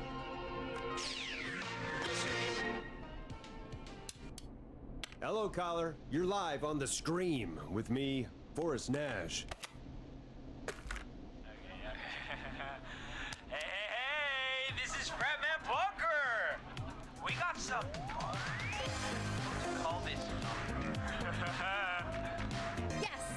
Bunker! This is Forrest Nash from 189.16, The Scream. And... Is this Goose? Oh, man. It's totally you, isn't it, Goose? Oh, man. This is such a Goose prank. Sure, whatever. It's Goose. Now, listen, Goose, dude, get your ass to the party. We got so much beer! Listen, I need you to... Goose, come get beer. Your brothers are waiting for you. I'm not Goose! How can I prove this to you? Let me get a second opinion on this. Norman the Barbarian! What do you think? Great idea. Norman the Barbarian says, only the radio man. So, play us the flow. That totally looked at the fact that I was playing this. Okay, I'll play the damn song. Oh, shit! Okay, Radio Man. Last time, he asked for that song. Thank God. Listen, you've got to get over to your neighbor's house. All of you. Just... Say no more. Bunker's moving the house. Forrest, line 2. Hello, you're live on 189.16, The Scream. Forrest, it's the killer. He's at the door. Grace. Oh my God, it's you, isn't it? God, I didn't talk, I promise. Whoa! The party has arrived! Oh, thank God. He's gone and... Oh, is that you, Radio Man? Don't worry, we brought the beer. Good times are here. I could use a drink. Thank you, Forrest. You're welcome, Virginia. And thank you to Plunker and his fraternity brothers. Some heroes wear capes, some wear sheets as togas. Hey, Forrest, did you hear what Virginia said earlier? What was that all about? Clive, I didn't talk. You know what she meant? There's a janitor here at the station named Clive. Not anymore, there's not. Your guess is as good as mine. All right, folks. Seems we may have a lead. If any of you know a suspicious Clive, then please call in. It could save lives. In the meantime, looks like we have another caller. When you're ready, shut the music off. Hello, caller. You're live on The Scream with me, Forrest Nash. It's great to speak with you, Forrest. As a local small business owner, I find this all horrifying. The killer roaming the streets of our fair town? Terrible. I hear a scary time for everyone in Gallows Creek. How are you holding up? You somewhere safe tonight? Yes, Forrest, I am. I'm here at work in my small business. It's a safe, family-friendly place. Good for you, friend. I'm glad you're keeping safe. Totally and Pawnee. busy. Thank you. Oh, I'm really living. He lost the accent there slightly. here in my business. You must really, really love your work. Oh, I do. My small business really is my whole world.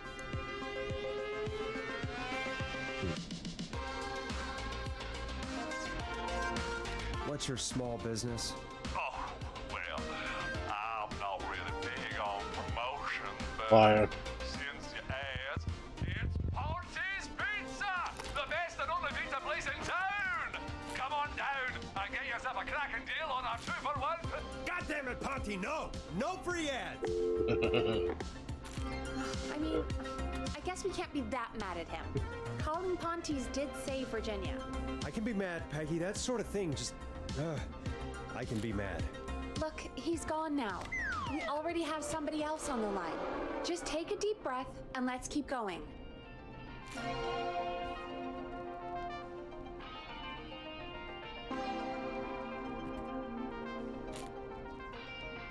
I suppose I should take this call. It's fine.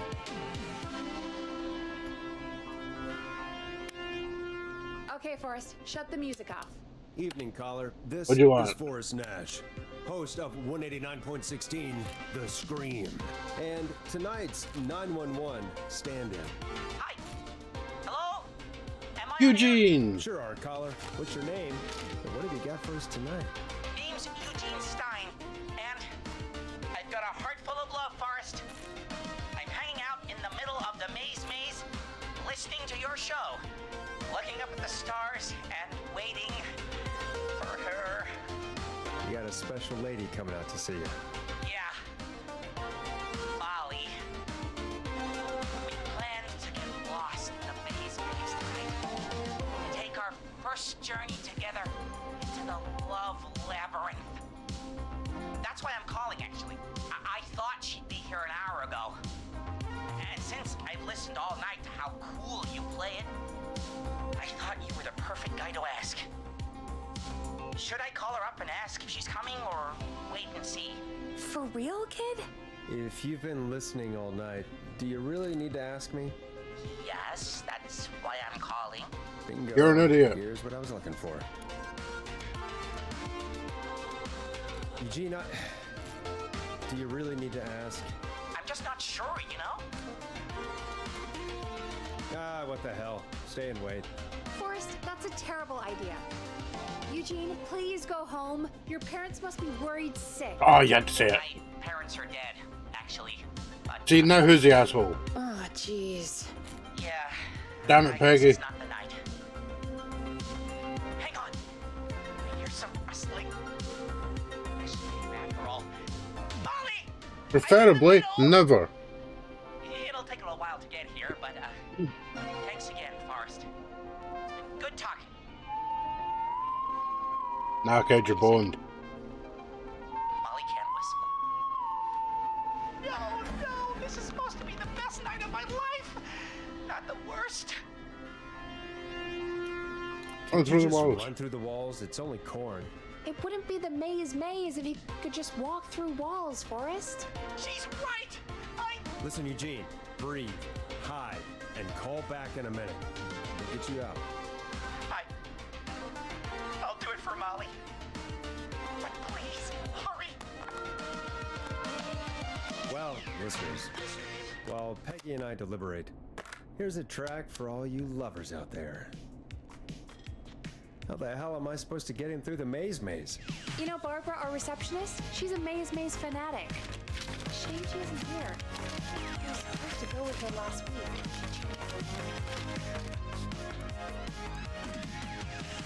Maybe we should call Barbara then? If she's so big on the maze. We could, but I don't actually know her number. but she probably has Maze stuff somewhere. Go and see what you can find. That'll hopefully be enough. Which one is Barbara again? Barbara! You know, Barbara! Forrest, I've seen you speak to her. Help me out, Peggy. She's the receptionist. Sits at reception, never does any work because she's talking to Brad all day. Ring any bells? No. Yeah, sorry, I guess it's just the stressor. No excuses. Just go and find something to help us.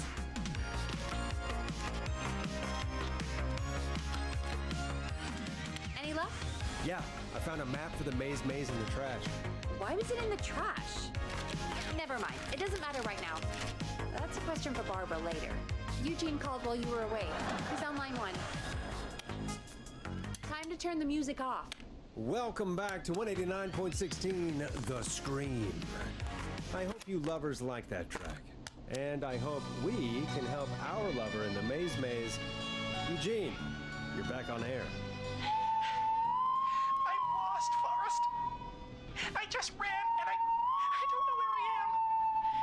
I'm at a crossroad, facing a tractor statue. There are hay bales painted gold on my right. Okay, so you want to go left. We're going to end up over here, so let's go backwards. I went left, then tried a right. I have a pig statue in front of me and a creepy rocking horse on my left. Go backwards. Go backwards. Why didn't I just fight her over? Oh, fucking chainsaw. I'm at a crossroads. There's a pitchfork statue up ahead. Which way? Want to go left again? Go left. Oh, this wasn't how tonight was meant to go. I just wanted some love. There's a tiny barn in front of me and a scarecrow behind me. Nothing to my sides. Go right. Go right.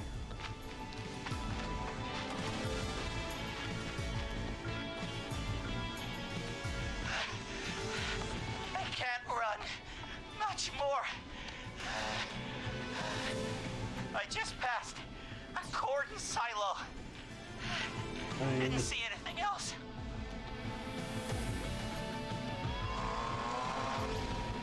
Please. Where do I go? That's gonna be. Should be right. Unless you're going down to the exit. Yep.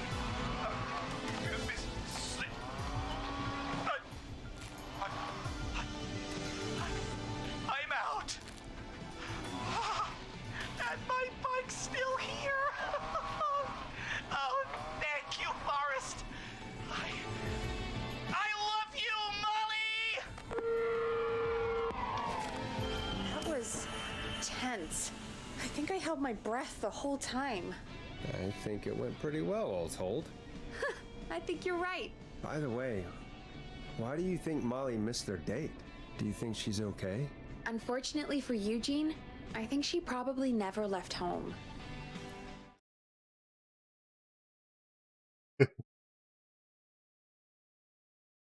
I'll be Thank you hoping for everyone calling in, Mr. Walton. dies. We'll make sure to add the town librarian to our list of suspicious Clives. Remember, report a Clive to stay alive. Next caller is up, Forrest, so take it away. Caller, you're through to Forrest Nash on 189.16 The Scream. Hey. Wonderful Oh, show hey. tonight, Forrest. Thank you. That's really wonderful of you to say. What's your name, caller? You can call me Dawn. Could you play my tune, Forrest? Your tune. Sure. Long Ride Home. That old song. Sure. We got it. I think I played it the other day.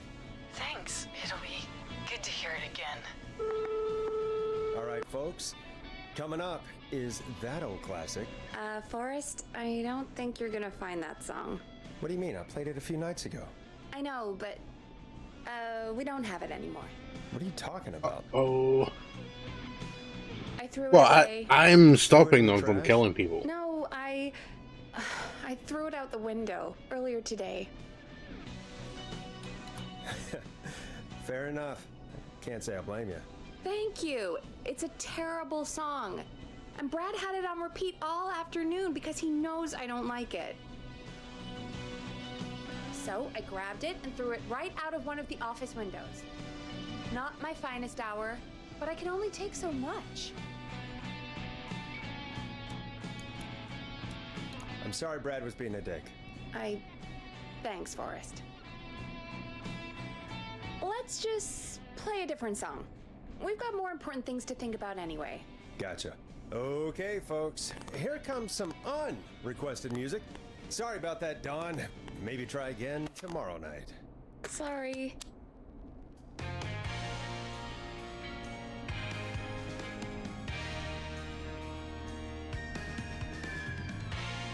Of all the songs to request, why did it have to be that one? Gee, Peggy, what did the barn finds ever do to you? Wrote that song for one. It gets real old when you're forced to listen to it on repeat for years. Why couldn't they just request Roddy? Oh, Forrest, scrap the song. We have another caller. Sorry to cut the music short, folks. Callers take priority tonight. Welcome to 189.16 The Scream. This is Forrest Nat. It's Murphy. Oh, thank God. It's me again. Murphy.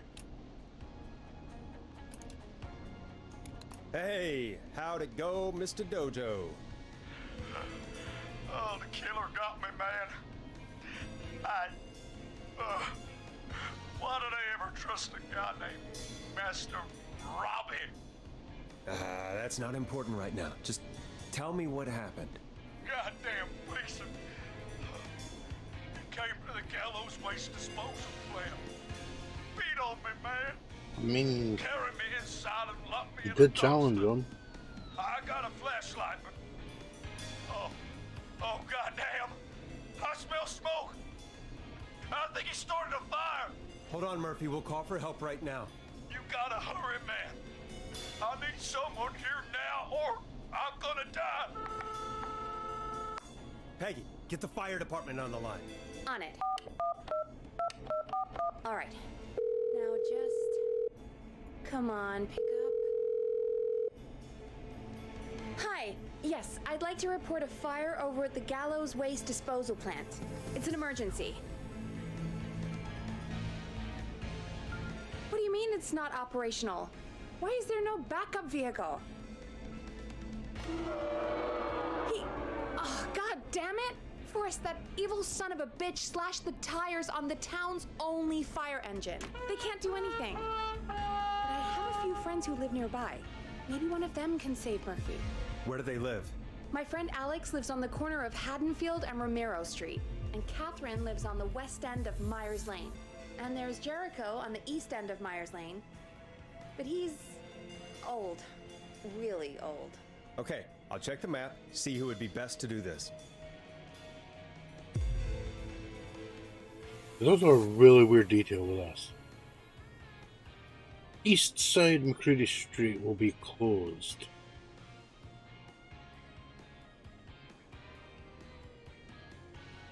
East end of McCready. So Rogers Avenue and Haddonfield Road. There's Haddonfield, Rogers. East End. Which basically means that Alex is out, Jericho's old, so All right, Forrest. it's who should gotta I be call? Catherine. Who can help Murphy? Call Catherine. All right, give me a second.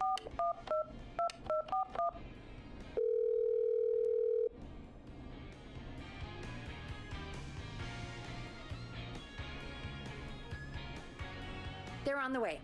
They'll call from the plant. You can direct them from there. Well, let's hope they get there in time.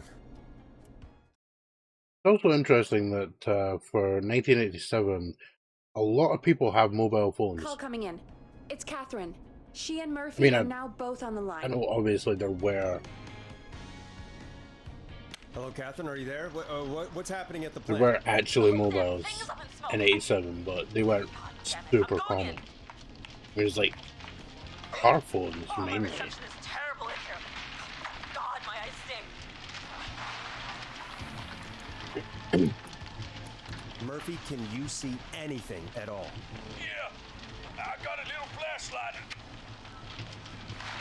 Looks like old cans, bottles, and newspaper. It was like recycling. What does it say on the newspaper? It's the Henderson headline. What was that? My reception is terrible in here. Please, Forrest, tell me where to go. Go to recycling. Recycling. Got it. Come on, Catherine.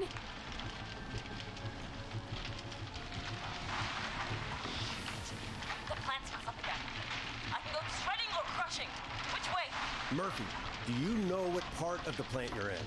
I'm in a dumpster, man. What do you want from me? You know where about you are. Do you hear anything, Murphy? I hear my heart about to pound out of my chest. Put the receiver up to the lid.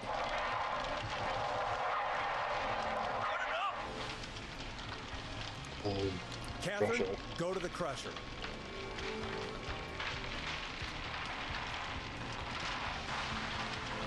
Okay, it's super loud. We're almost out of time. There are 3 dumpsters here.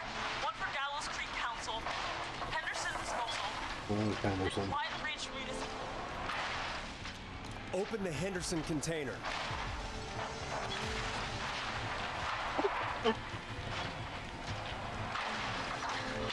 It's real. I found him! Thank God. Let's hold ass. It's coming down! Oh, shit!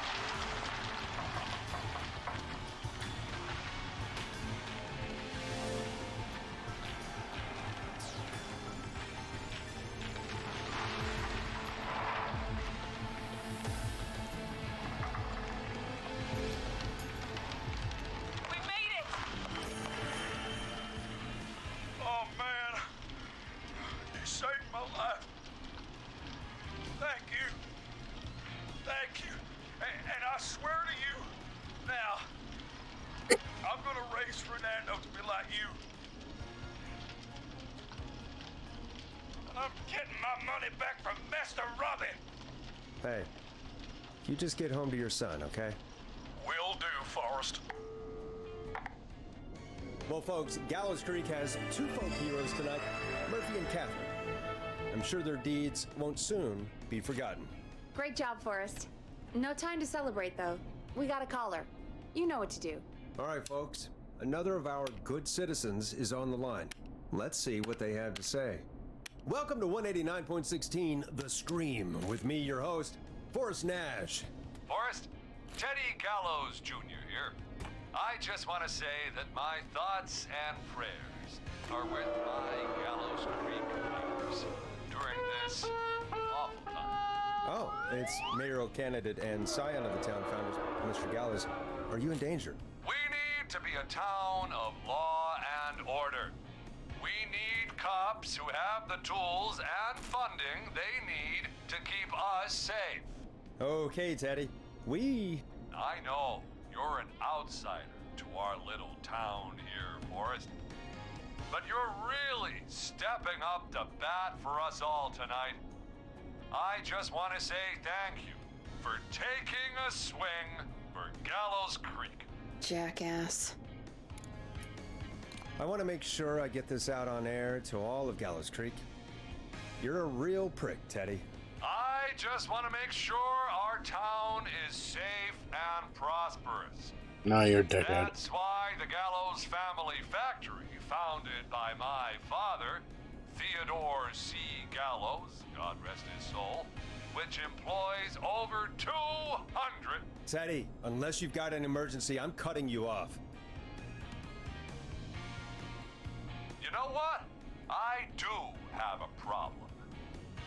A problem that's ruining our town. You know what it is?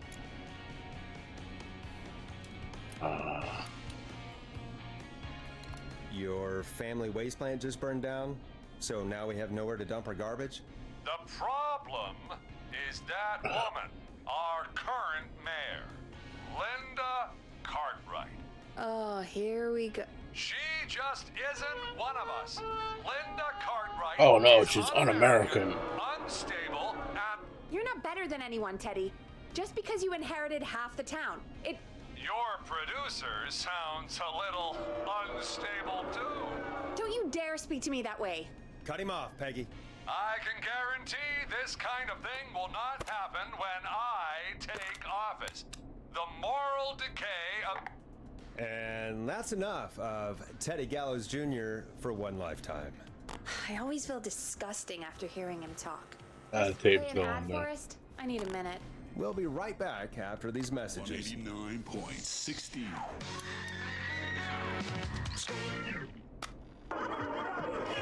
Hey, great party, man. Thanks. Can I grab another beer? Hey, sure thing. Let me grab you one out of the fridge. Oh no, we're out of beer. What am I gonna do? The party is going to be over.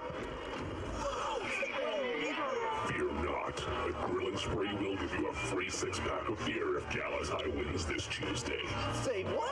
That's right. Oh man, that was free beer. And you'll get a free 6-pack of beer if Gallows High wins. A free 6-pack? Ah, they You heard me. totally heard that advert and decided to do better. Gallows High wins. Sounds like you've already had enough beers. I hope we murder them. Me too, Billy. Me too. Come on down to Grilling Spree or call up 555-749-8335. We've got barbecue you'll die for. Yeah. Hey, Forrest. Do you know what the Grill Reaper's favorite grilling spree order is? I have a feeling... Spare ribs. Spare ribs. Just get me back on the air. And we're back. We got a caller. You know what to do. Caller on line 1. Hello, caller. You're live on the Scream with me, Forrest Nash.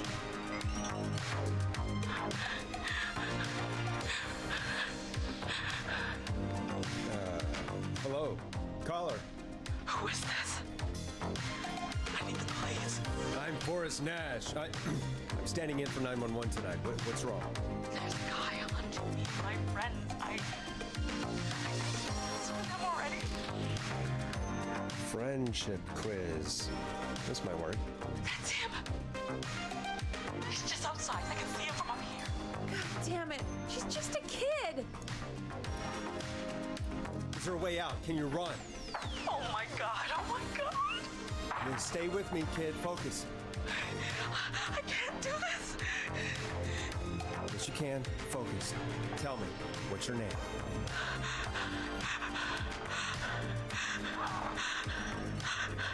Sweetie, you can do it. What's your name? Carrie. Good. Carrie, listen to me. We're gonna get you out of there. All right? Now, where are you?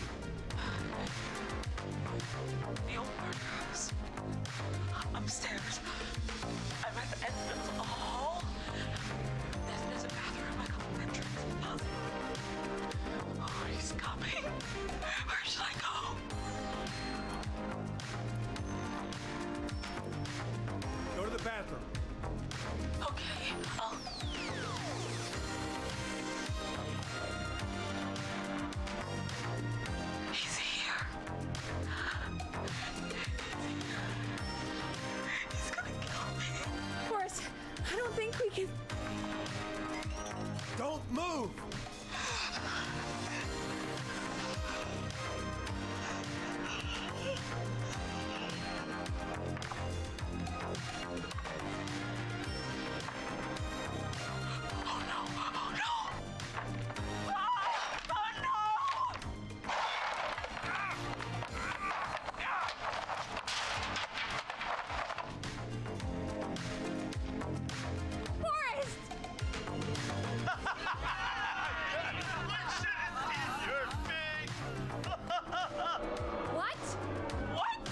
What? Are you kidding me? Okay, what the hell is going on here? Oh, who's on the phone, Carrie? Cops? It's just a joke, jeez. Wait, isn't that... Jimmy, that wasn't funny, you sicko! Of course I called the cops, but some guy just answered instead. What guy? Forrest Nash, what the hell are you all doing? It's prank night, old man. Just having fun. It's the kid! The kid who called in earlier pretending to be the whistling man. That's it. I'm out of here. Jimmy, everyone, it's really not safe to be out. Please, go home. And waste whistling night? No way. That little idiot. Whistling night? It's a stupid tradition. Especially stupid since that one kid died back in... Would you take off that stupid mask if it's hard to breathe? Who's under there anyway? Is that you? Idiot! Seth is right next to you. That's, wait. Oh no. Who are you? Oh no, man!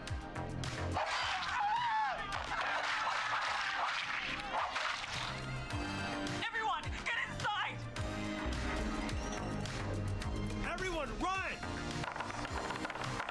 Yeah, that sounds like Jimmy just got shit wrecked. You better take them back. As long as he's out there, and we're safe, right? You buy time. Not much. Forrest, we have to... Heather, I already called the cops. Forrest picked up. He's the best we're gonna get. Who is with you, Carrie? My friend, we drove out to the old murder house. Of course, the van. Who's got the keys? Jimmy had them.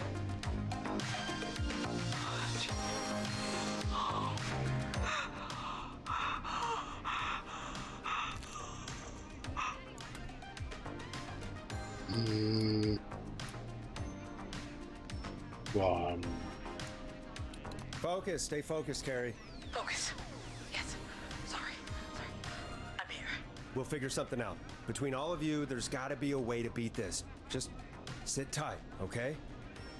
Heather, shut up. If we do that, we're gonna get killed. If only Jeannie were here. Jeannie? Jeannie McPherson? Our intern Jeannie? Yes. She's my best friend and the smartest one out of all of us. She stayed in tonight. Forrest, listen. We'll see what we can come up with, and, What? Scott, you're not any good at... And... No, Chad. Out of all of us, you're not the one to... Everything okay? No. We're figuring out a plan, but everyone's volunteering to do things they're just bad at. I think we can figure out what to do, but I don't think we can agree on who should do what. I think you'll have to be the tiebreaker, or else these idiots are gonna get us killed. But I... Shut up, you... Ugh. Forrest, I'll call you back. But I don't know anything about your friends. These damn kids never learn. They're just dumb kids. They do this kind of thing every year, Forrest. People get hurt. All right, folks. We're gonna work out a way to save Carrie and her friends. This next one goes out to all the trapped kids out there. Peggy, you mentioned something about their friend working here? An intern? Yeah, Jeannie.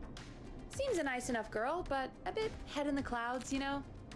Not sure why we took on an intern. We really didn't have the office space for one. Poor thing got tucked away in a dark corner somewhere downstairs, I heard. All right, I'll go see if I can find her desk. Hopefully she has something we can use. Hey, you find anything that'll help us out? Peggy said her desk is downstairs.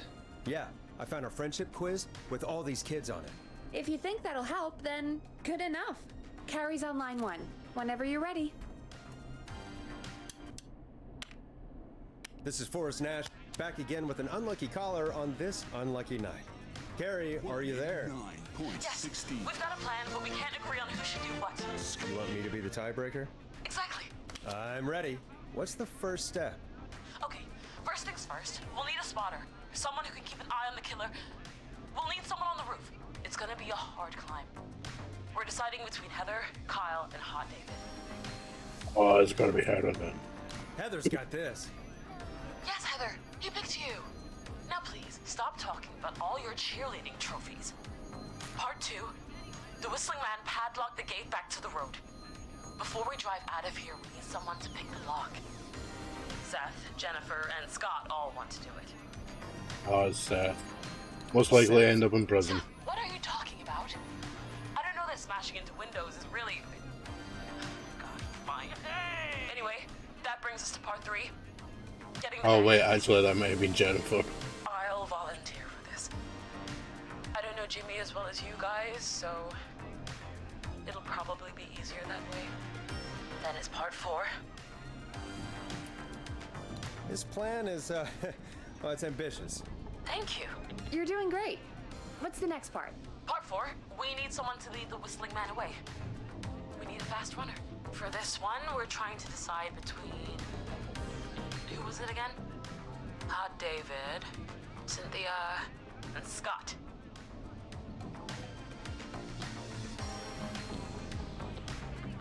You know what?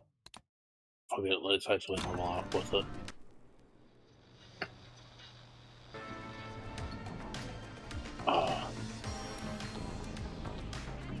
Who's least likely to be an Olympic athlete? Seth. We're not getting Seth, so not David.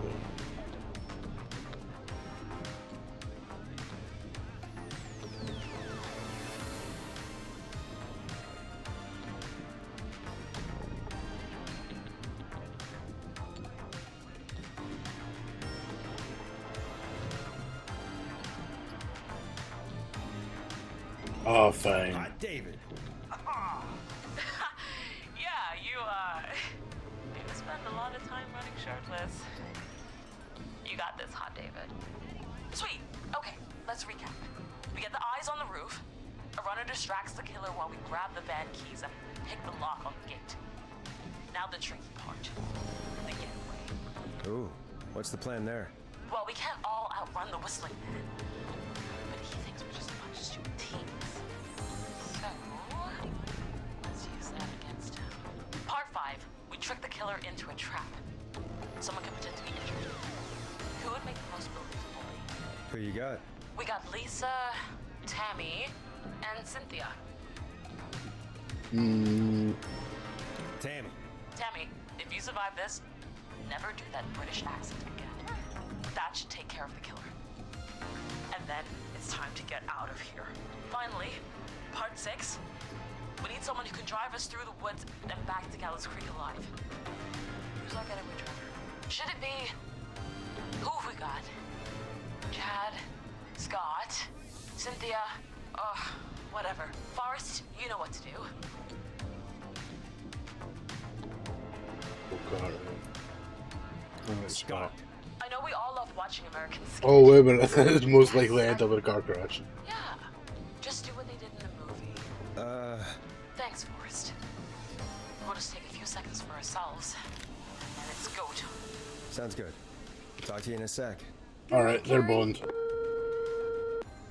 That actually sounded like a pretty good plan. Yeah, I think they're screwed. Well, let's hope you're wrong.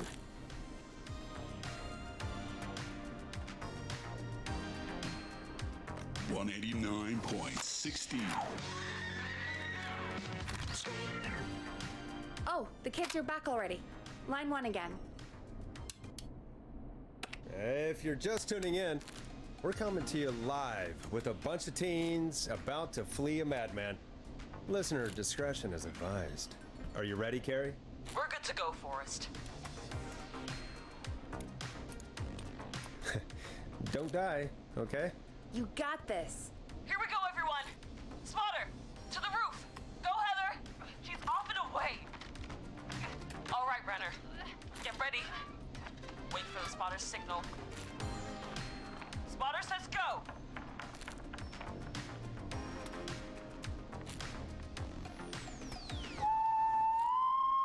Wait.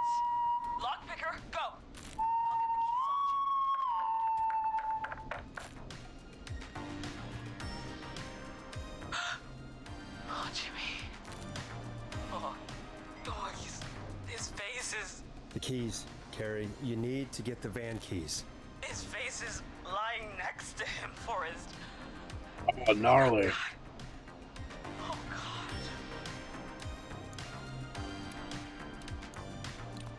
Focus. Breathe. Right. Right. The van keys. Of course, he threatened to cut Forrest's face off earlier. Oh, I guess karma's a bitch. God, hurry up, lockpicking.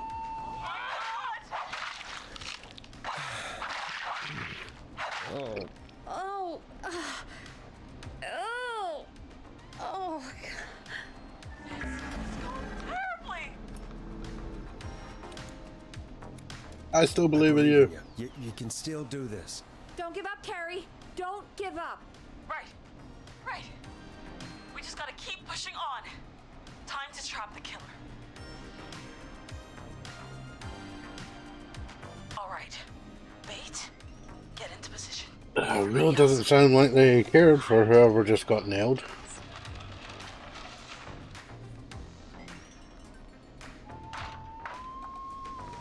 Okay, performer. Now, act like your life depends on it.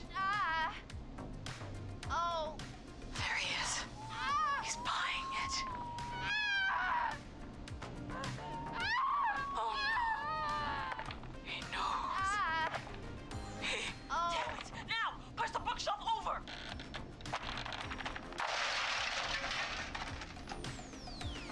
Oh my god, they both went through the floor! Oopsies. Spotter! You need to climb down now! We gotta go! She's coming down. Yes! Heather! Quick, everyone to the van! Driver, take the keys!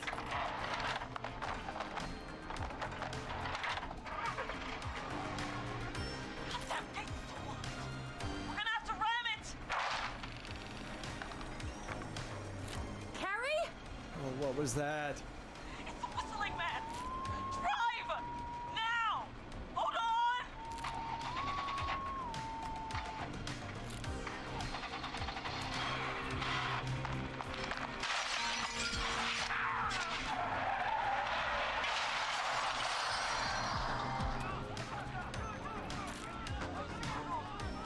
Get out. No, no, no. Carrie, you need to get out of there now! Oh, we crashed. Everyone ran. My leg's trapped. Oh, your friends are assholes then.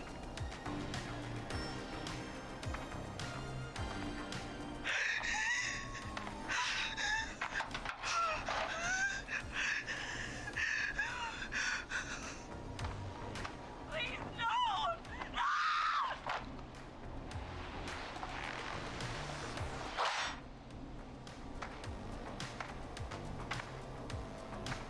Carrie?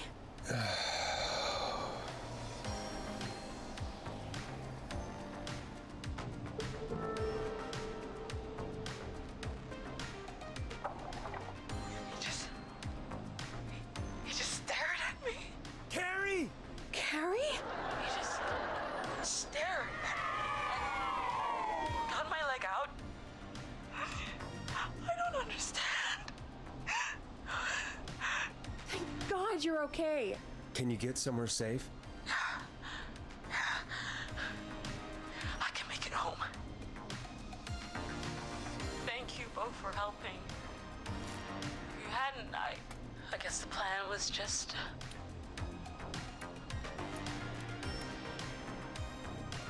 Oh, you know what they say about plans, Carrie.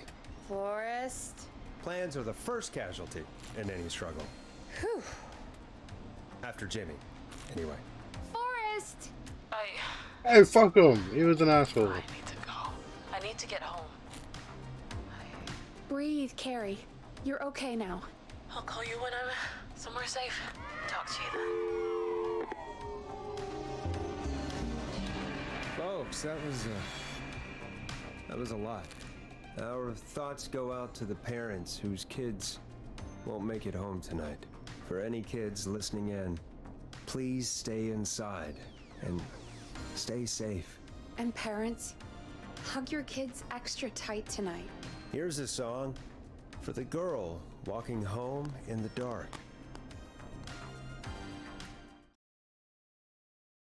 We're gonna try and grab that Knife in the Dark song. Hey, we had a call come in. Forrest Nash here. Listeners, we've got another caller live on 189.16, The Scream. What's on your mind, caller? Hey, Forrest. I just wanted to phone in and say that I think I speak for everyone when I say that you're providing a real service for Gallows Creek tonight. It's cool what you're doing, man. Well, I'm just doing my job, friend. Anyway, tell me about yourself. What's your name? Are you keeping safe tonight? Yeah, man, I'm good, thanks. I'm at my roller rink, trying to get everything ready for the Harvest Festival tomorrow. I had a guy from Starling Security here earlier installing the Starling 4000 system, so I'm a little behind. As for my name, my friends call me Roller Ricky, and I now consider you a friend, my man. We're friends now, huh? Well, that's kind of you to say. Thanks. Yeah, man. Sounds like roller skating is more than just a job to you. So is this vocational? I wasn't always Roller Ricky. Once upon a time, believe it or not, I used to go by just Ricky. Yeah, back then, things were pretty rough. I used to roll with a bad crowd. Not all bad, but there was one guy. Anyway, some bad stuff went down. I harbored a lot of guilt for a long time and turned to the bottle. I didn't really talk about it or even know how to talk. It's just how it was. That bottle took the best years of my life. Or so I thought. It's never too late, Roller Ricky. How did you turn things around? I joined a support group. I opened up about my problems, and sharing that burden just took so much weight off. It's a long story from there, but I found roller disco. I learned how to have fun again, cutting loose and making shapes. Now whenever I get down, I get down. I'm finally free from it all, man. It's important just to talk to somebody. That's the first step. Ain't that right, Max? Aw, hello, Max. Well, he certainly sounds like a good boy. Max is my emotional support dog. He's a rescue dog, but I always say he's the one that rescued me. He's the best dog a guy could ask for. Of course, the first thing I did was teach him how to skate. He's better than me now, a real pro. Max can skate? Yeah, man! At first they said it couldn't be done, and then they said it shouldn't be done. But Maxie loves the rink, man! Is that another train, Maxie? Maxie loves trains, man. He's even got that special how to greet them. Sounds like you two make a great pair. Maxie appreciates all the positivity you're throwing out, my man. You know, I'm actually hosting free skating lessons tomorrow at the festival. I think it's a great opportunity to give back to the community. Man, all this talk of skating's got me itching for a boogie. Before I switch my radio off for the night, could I request a song, Forrest? Something I can groove to, you know, something funky. It'll be me and Maxie's final boogie breakdown tonight. Then I think we'll take it down a level. I can do that. Thanks again for calling. You and Max, be safe now, okay? Bye, Maxie. You got it, man. Peace. Well, folks, this next one goes out to Roller Ricky and Max. Enjoy. I really needed that call, you know, after everything. Yeah, I get that. He talked a bit much for my taste, but it is inspiring to hear somebody come back from the brink like that. Yeah, that's what I meant. You were thinking about Max on skates, weren't you? Well, would you look at that? Another caller on the line. What are the odds? Better take it. Welcome back to 189.16, The Scream. This is Forrest Nash. How are you tonight, caller? I'm doing okay. I made it home safe. Gary! Hey, I just wanted to thank you for doing what you could earlier. You know, even though not everybody made it, and I don't know. Hey, it's okay. You were so brave earlier. You're safe now. I wanted to ask you why he didn't. Why am I? Why what, Carrie? Why did he spare me? After what he did, why let me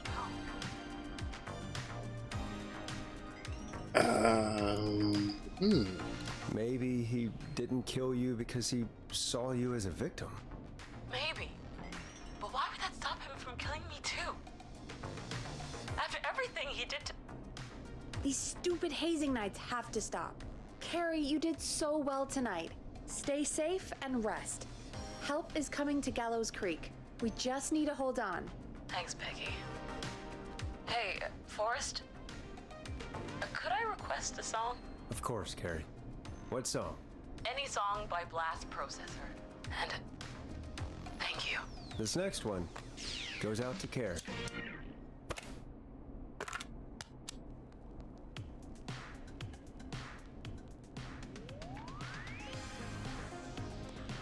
You know, what Carrie just said has really got me thinking. About what? The Whistling Man left her alone. Why? There must be a reason. When it comes to masked whistling killers, I don't think a reason is a key part of their process. Well, it's something Usually to consider. actually is. I need to take a break. If you want to stretch your legs, now's the time. Just hit the Peggy button when you want to get back on air. Let's get going, Peggy. Alrighty, we could run another segment or... Scratch that, Forrest. We have a caller. You're through to 189.16, The Scream. What's your emergency? Hello again, Forrest. Oh, that call with the teens was awful. Those poor kids. Still, I'm glad the girl didn't get hurt. Thanks for your concern. Are you in trouble? What's on your mind? I wanted to ask you again to play my song, Forrest. You said you were gonna play it, but you didn't. Your name was Dawn, right? What, Peggy? Yes. Oh, well remembered. My name is Dawn, and I wanted to ask you again to play my tune, Forrest. Long Ride Home? You know, the one that Peggy said she threw outside the window? I'll play a track for you, Don, but maybe pick another one. We don't exactly have that one in rotation right now. No, Forrest. You do have it. It's just outside the window. There's a serial killer on the loose. I can't just go outside hunting for a record. I'm really sorry, Dawn, but we just can't get it right now. But wasn't the Whistling Man just at the old murder house? That's miles Don't from know the for that. station. It won't take you a second No, it's to not. grab it. Don, I'm not sure if you've heard, but there's something unnatural about this freak. He's fast. I'm not risking it. Oh, but I think you will. Forrest? Peggy, I'm calling with more than a request. I know something. I think I know who's gonna be next. What? Are you serious? Play my song, Forrest, and you'll find out. Well, folks, here's some music for you while I think things over. Is she serious, Peggy? She's serious about hearing that song, that's for sure. Peggy, I mean, is she serious about... I don't know, Forrest, but we don't really have a choice, do we? If she's telling the truth... All right, I'll do it. You're a good man, Forrest. I'll slide you the key to the fire door. Wait, our fire door has to be unlocked? Yeah, it, you know, I never thought about it, but yeah. We should talk to Reggie about that later. Anyway, I'll hold the fort down while you're out. Maybe I'll even get a caller. That could be exciting. 189.16. The Scream. With me, Peggy.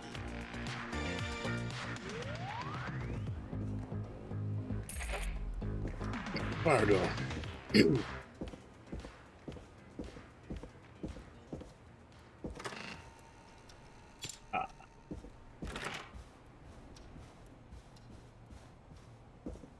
But yeah, I mean, the reason, like, there's always a reason. Ah, no, it's being removed. Right.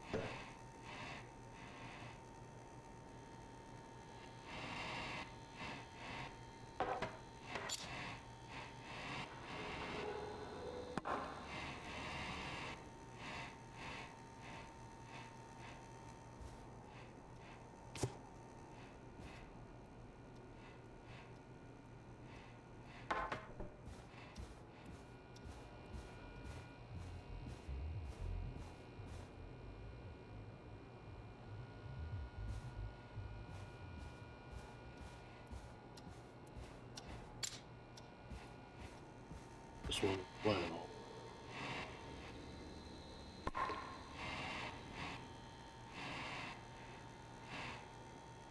Ooh, let's.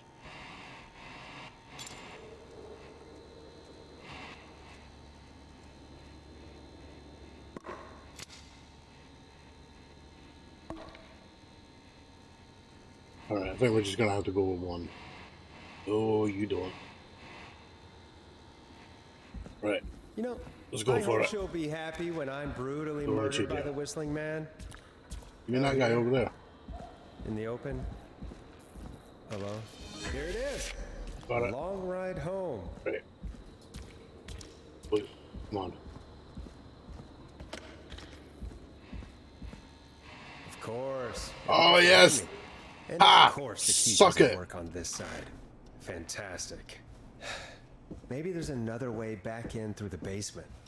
A door, elevator, or something. I'm actually kind of surprised that worked. I got it.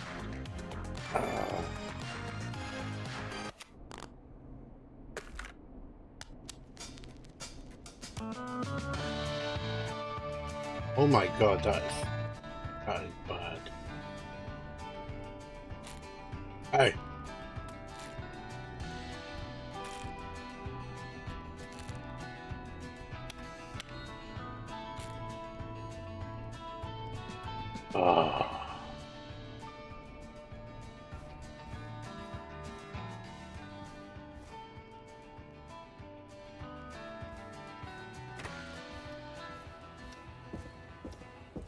Well, I hope she's going to be happy listening to that song while I follow the scripted part.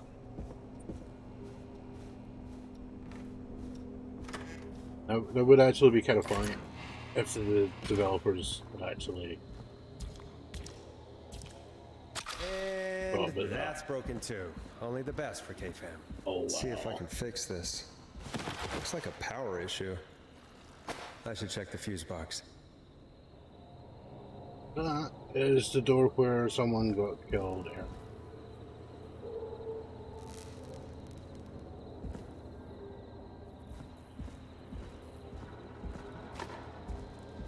I can actually check with the map.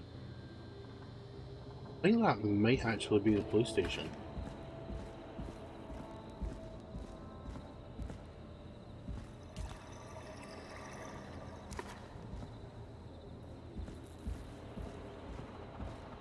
Remember, that's a building to the east.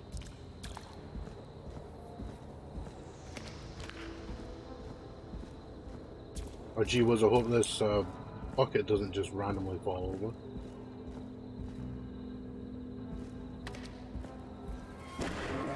Just like that.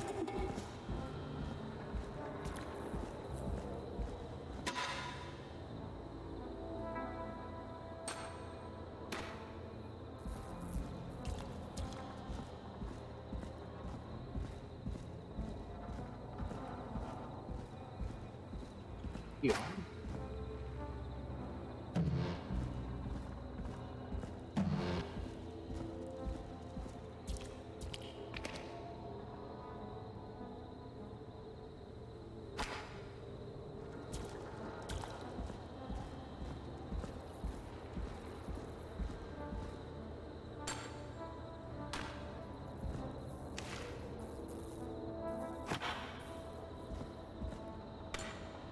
Looks like I'm gonna have to hunt around for some new fuses.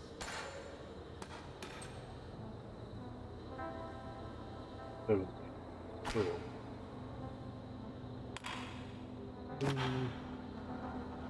20.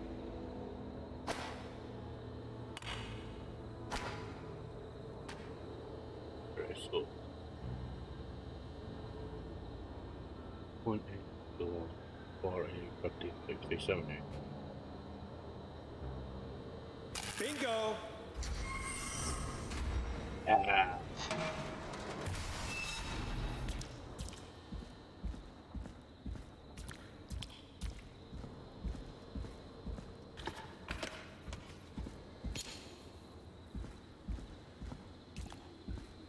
I could probably survive that fall. Looks like the janitor's closet. What did Peggy say his name was? Clive?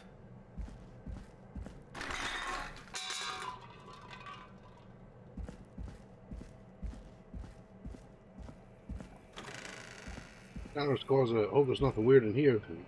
Ooh. Yep, this ain't weird.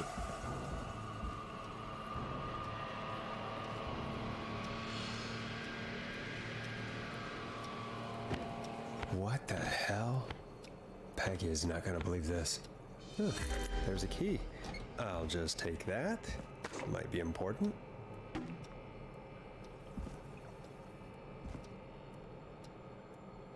That one is just kind of weird. Right, I'm not even going to look at that because reasons.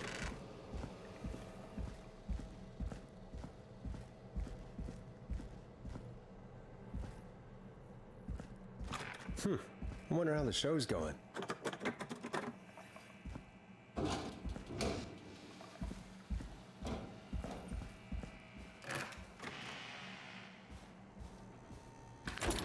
Pivot door.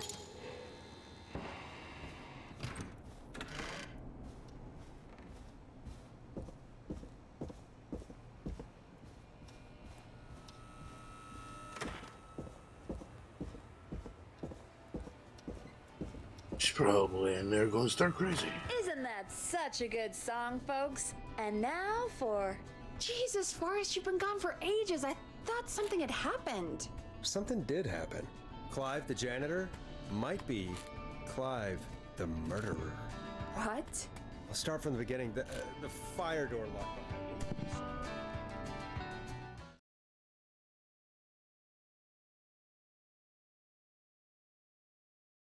Why did you heave that thing all the way up here? Because the basement's creepy as hell, and I don't like standing around down there. Fair. All right, let's run through this again.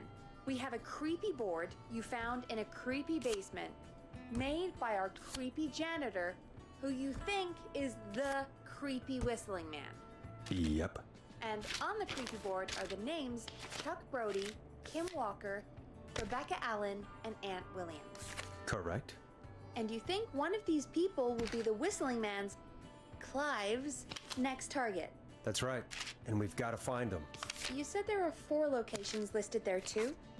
The hospital, the power station, the gas station, and the trailer park. Clive must think the target is at one of those locations. Forrest, you're gonna have to figure out if any of the potential targets are at one of these locations tonight. Hit the button if you need any help.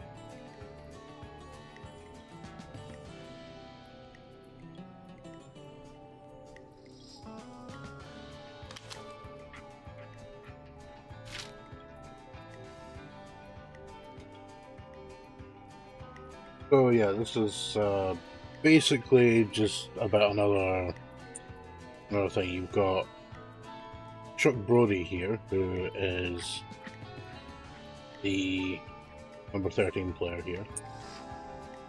He gets injured in this festival disaster where the big wheel breaks free and several people end up dead. And there's this call for help, which is,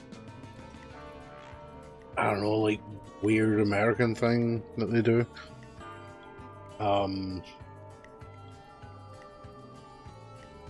Yeah, they buying them lottery tickets, and then years later, I don't know why it's saying X lottery winner, because it's not exactly an X lottery winner. However, you can find that the one there being her, Rebecca Allen, Car Club, Diary of a Car Thief, which leads to all this stuff.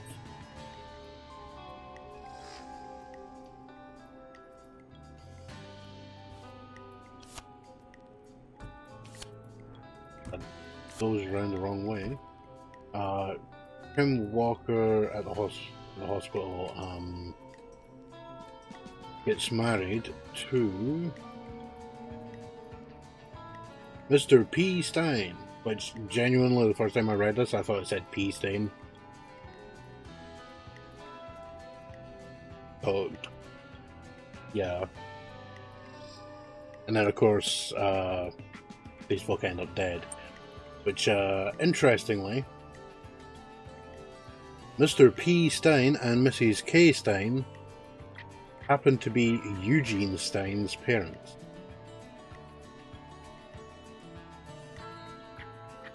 And then it's actually revealed that this guy, Ant Williams, this dude here, is actually responsible for this thing.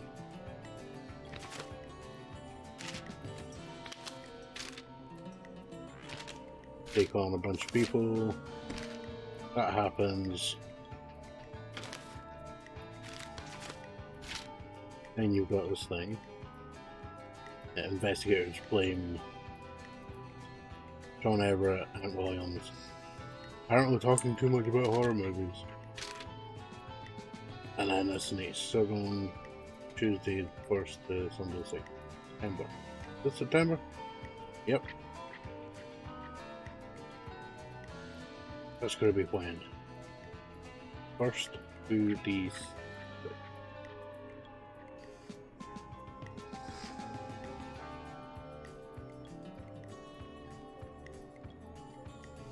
Oh wow, they say you learn from your mistakes. Well, I turned mine into... Oh, that is actually quite dark there.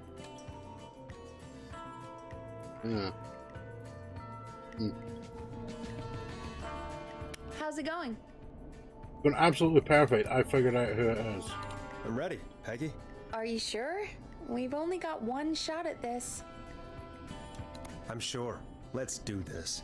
Okay, name first. Who do you think the target is? Chuck Brody. And where will I find them? The gas station. Okay, I'm dialing. One moment.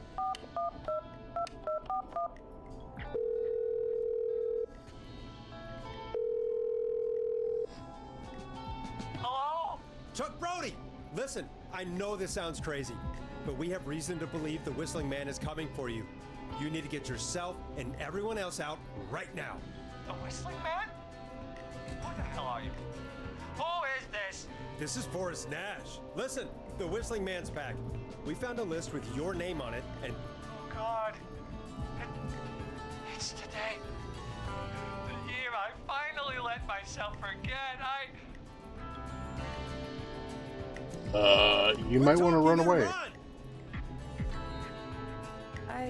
I think he ran off. Well, fingers crossed that Chuck... Jeez! It sounds like something blew up. He's using bombs now? Oh, someone went boom. Is Chuck? I don't know. Hang on, we're getting a call. Hello? Chuck? Chuck! Forrest, the whole goddamn gas station's gone up. Is anyone hurt? I don't think so. I got everyone to follow me out. The town's only ambulance was blown to hell, though. Yeah. Damn it. I want to be Infinity Arcade. I've got to get to the hospital. I'm not feeling great. Forrest, man. I can't thank you enough, but... Yeah. I gotta go. Wait, Damn it. We lost him.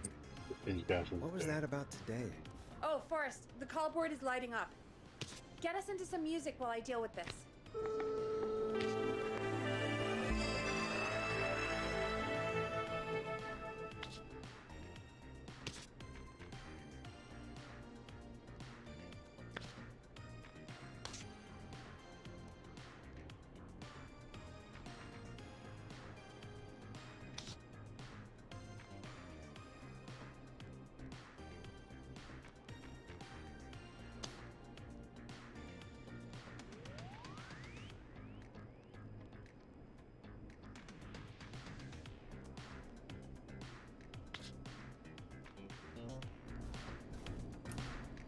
Careful with this next track, listeners.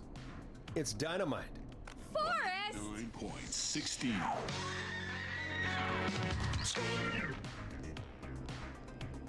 That's, yeah, that's kind of dark.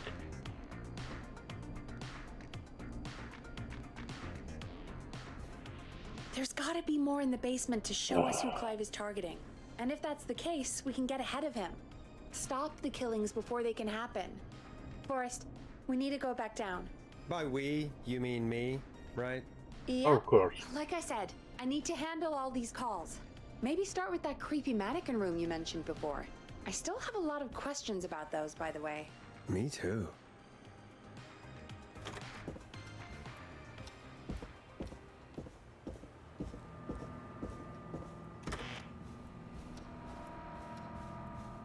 That's actually does show that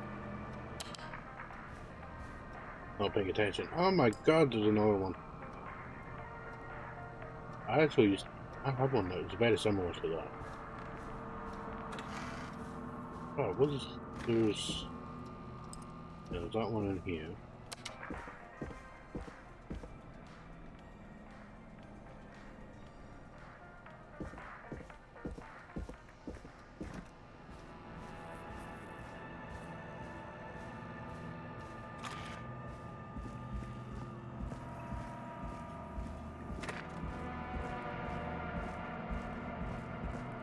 Go to the weird mannequin room.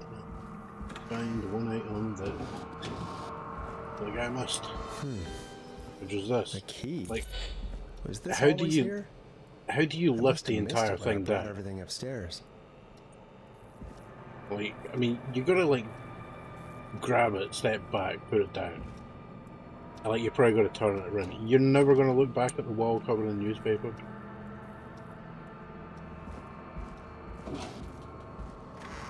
Wait,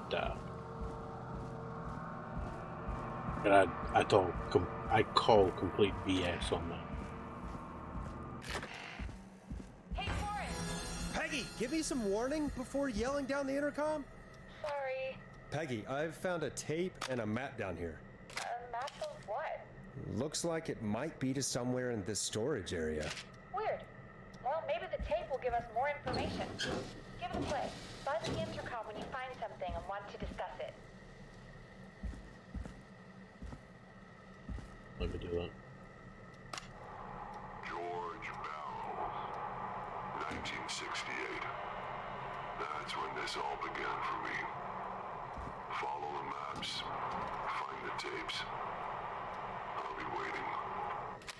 Wait, George Barrow? We all heard that he drowned after a night out drinking. Was it actually Clive? Nope. Has Clive really been the whistling man for that long? He says I need to follow the maps and find the tapes. I guess that's what this map is about. I think we need to see what else is hidden down here. Be careful, Forrest. Keep looking.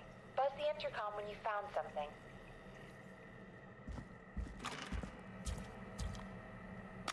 Time of autopsy is 7 a.m.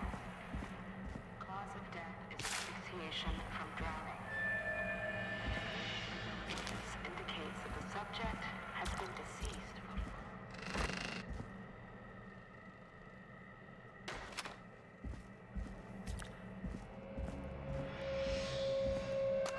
Small lacerations to arms, legs, and This face, looks useful. typically obtained by running through foliage. Severe blistering to the feet, as though the deceased had been running without stopping.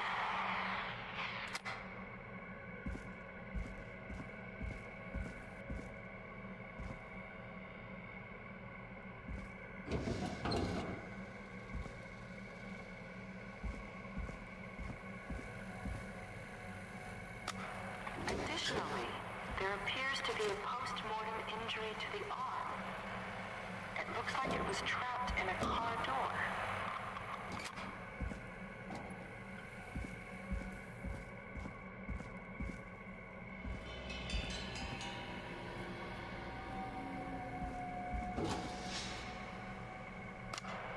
It is the coroner's opinion Now that the this subject has to be important. likely feared for his life and was chased, resulting in a fall from a height into a body of water, where he hit his head, was knocked out, and drowned. Following that, he was moved. Dr. Sullivan, we need to have a talk. That recording. Shut it off.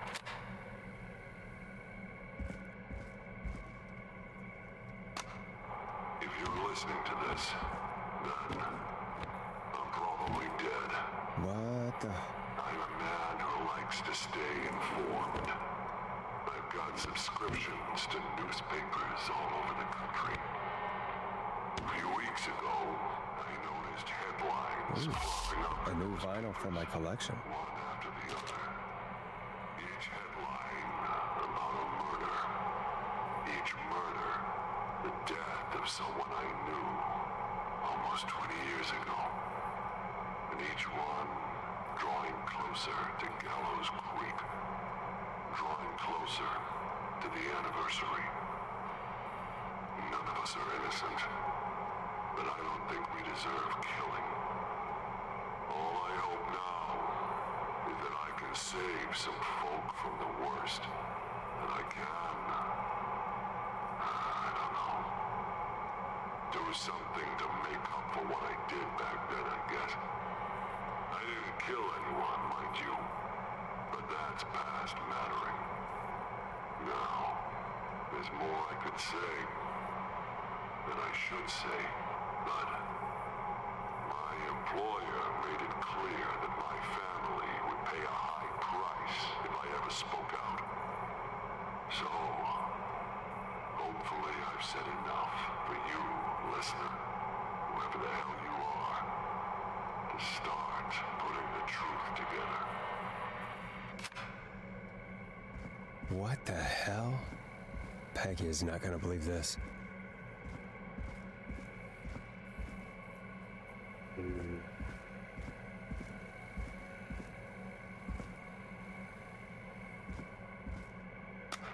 Preliminary toxicology results shows no signs of inebriation. However, a high amount of cortisol was found, indicating elevated levels of stress in the immediate moments before death.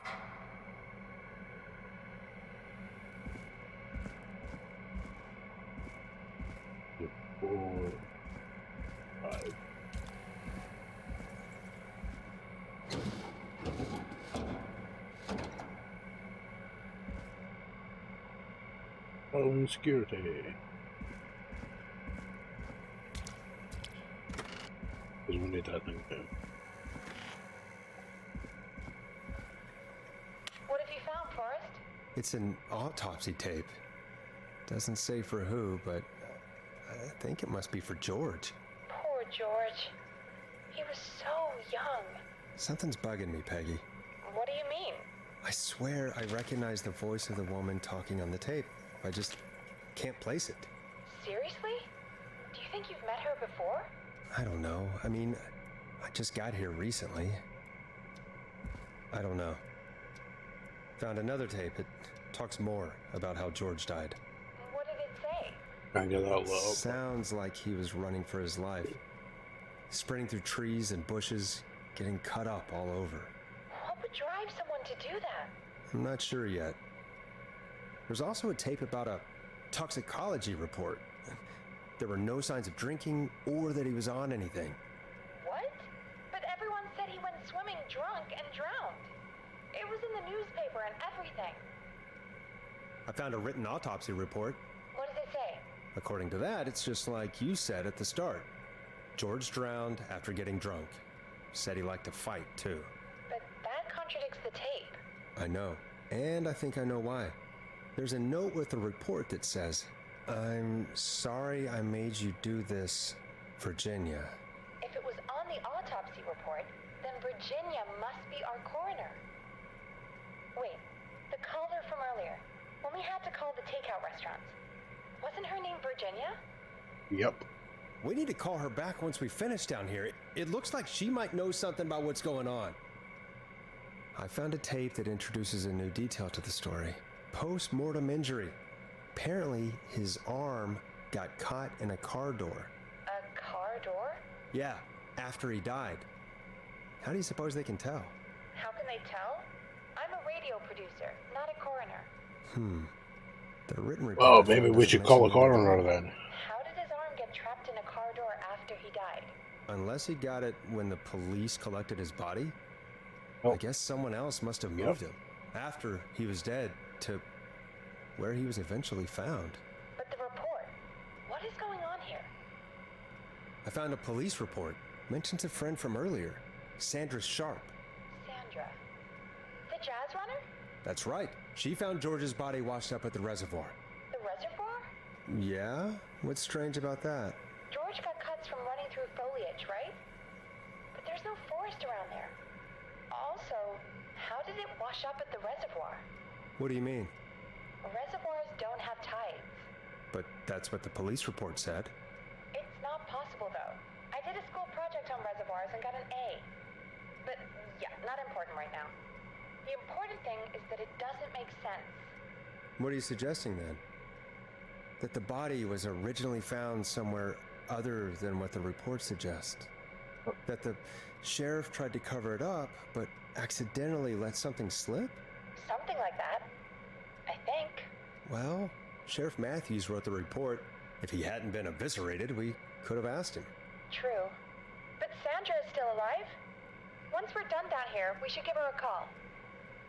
In another tape, the coroner comes to the same conclusion as I did. George was running from something. Maybe an animal? Maybe, but then there's this next bit, where the coroner thinks he was moved post-death. So she agrees with us. At the end of the tape, someone burst in and demanded Virginia stop recording. I think it was Clive. This is starting to make sense now. This is a conspiracy to cover up what happened to George. I think I found Clive's last recording. I think Clive might be gone. Gone? I found a confession. Not for any killings, but for playing a part in covering up George's death. He left this behind in case he died. He hoped someone would find it. Do you think the Whistling Man already got him? Possibly. Yep. We've had a lot of callers tonight, but maybe not every victim made it to the phone, you know? We don't know how many there really are. Christ, Forrest, that's dark. I know, but Clive said he had read about other murders in other towns, and that the murders were all folks who knew about the incident. And the killings were getting closer to Gallows Creek. He said he wanted to do something good for once. The board in his office. He wasn't tracking people down to kill them. He was tracking them down to save them.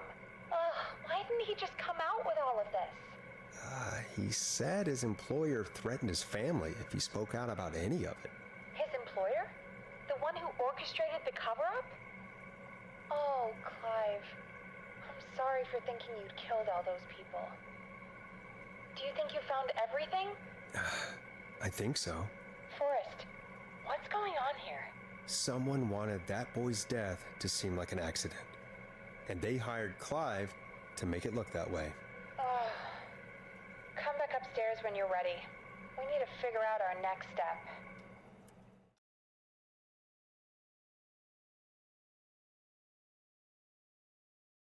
Thank God you're back, Forrest. I've been running out of stuff to pad our airtime with.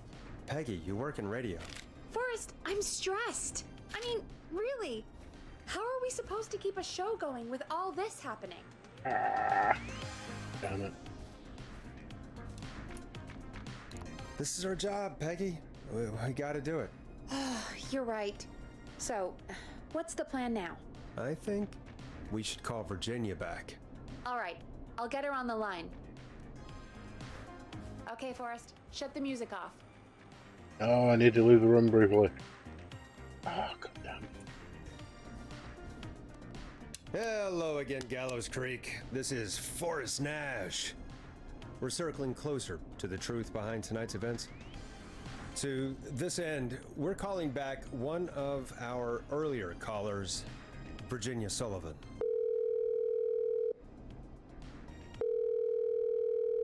Fredman Plunker here. Who's this? Is it you? Goose. Plunker, it's Goose.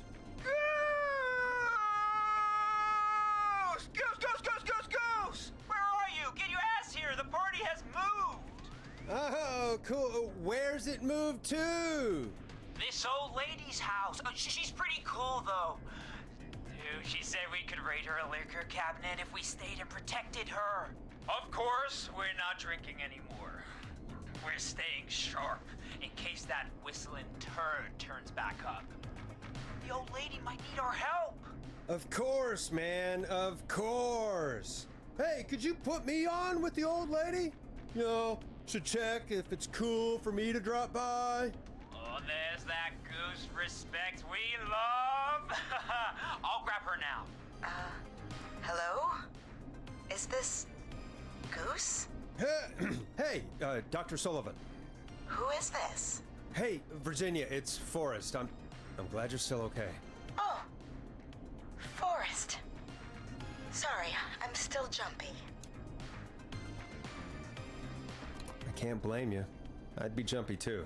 I'm so sorry this happened to you, Virginia. I thought I was. I thought... Easy. We're not calling to talk about earlier. We're calling because we think you can help us understand why this is happening tonight. Me? What would I know? Does the name Clive mean anything to you? Clive? No. I don't know that name. What are you asking about this for?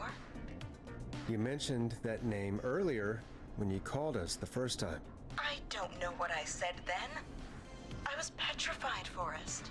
Clive's the janitor at our station, and we know you spoke to him in the past. Forrest, please. You don't know what you're doing. He'll come for me. Virginia, it's okay. Clive won't be coming after you. We think Clive's dead. Dead? But isn't he? He's the whistling man, Forrest.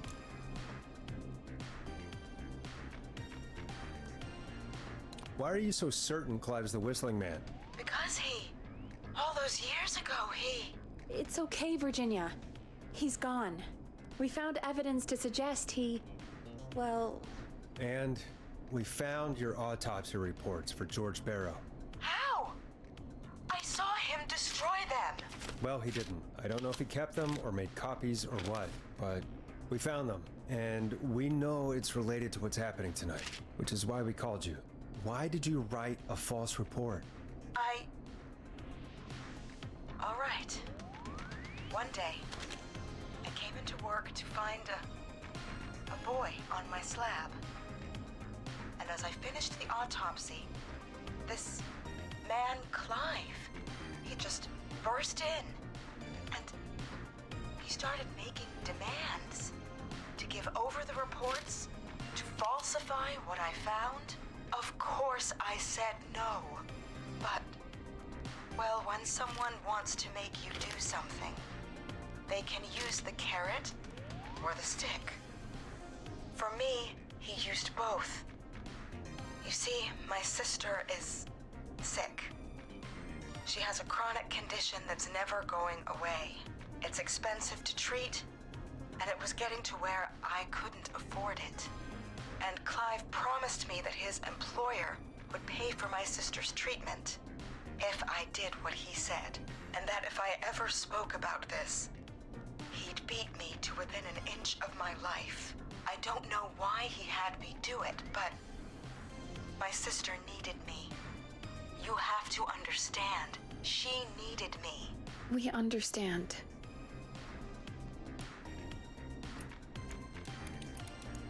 Thank you, Virginia. That was brave. God, I just want this nightmare to end. This will help end it, Virginia. Thank you. Stay safe, Virginia.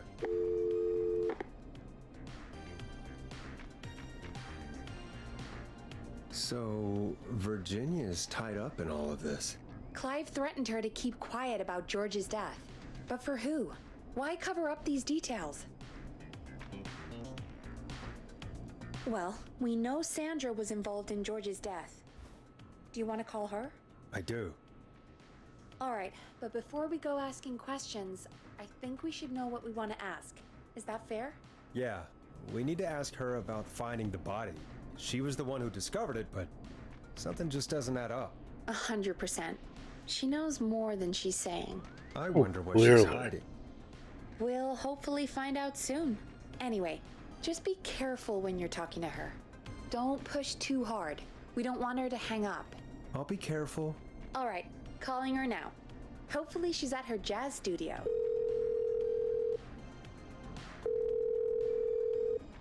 Aha! Forrest, you're through. Hello, this is Sandra at Jazz Pizzazz Jazz Studio. Who's this? Hello again, Sandra! It's Forrest Nash of 189.16, The Scream. And you're live on air. Oh, I always thought folks called into a radio show, not the other way around. How jazzy. What can I do for you? Well, we're trying to understand what's behind the attacks tonight. We had a few questions. Why, Forrest, of course. Heck, after the way you saved my life, I'd say yes to just about anything you asked.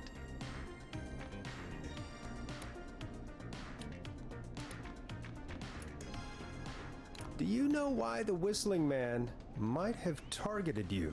Ha! As far as I can tell, he was just a knife-wielding psycho with superhuman cardio. He'd have chased after anybody. Right. Well, we think he might be chasing specific people. People who know about the death of a boy named George.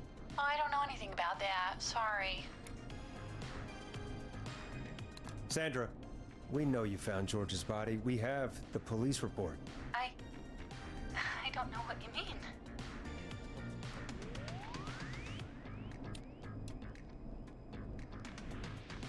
That might be a bit harsh. It's okay, Sandra. We know. You do? You know about? Yes. Of course. This studio is my life. After I found the body in the river, I couldn't lose my studio. Do you understand? Sure. I understand. When the rent just kept going up, he said he'd stop if I just needed to keep quiet. And everything would be okay.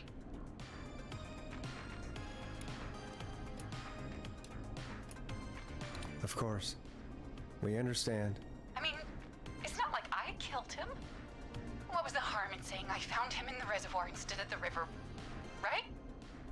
Right? I'm sorry. I can't do this. And she's gone. I don't think that could have gone any better.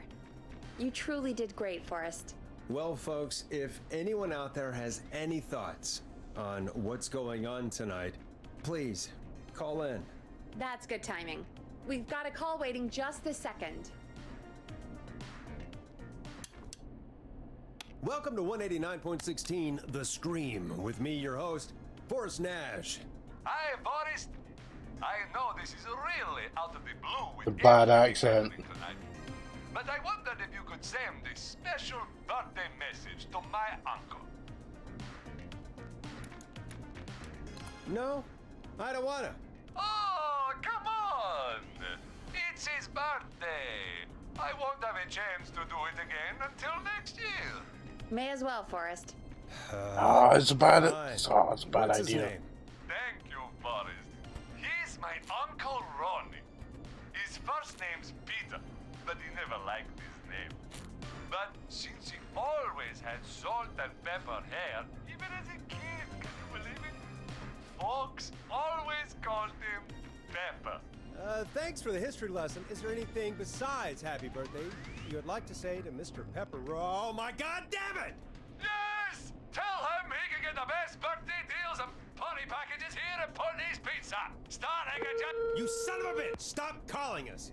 God damn it, Peggy, this is your fault. My fault? I said I didn't want to do it. Don't blame me because Brian Ponte can't control himself. It's totally Don't your worry, fault. we've already got another caller on the line.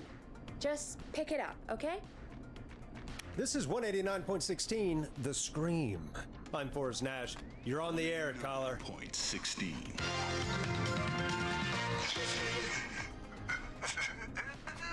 Caller.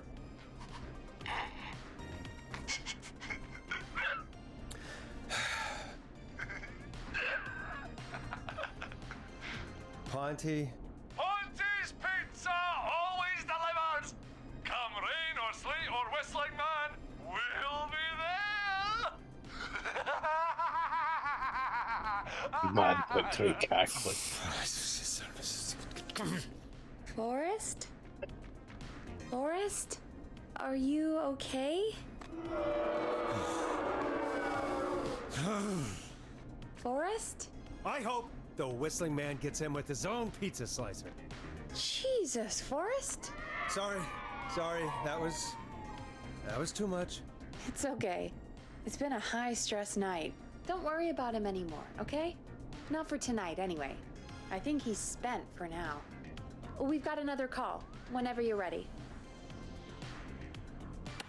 Folks, don't spend your money at Ponte's Pizza. That's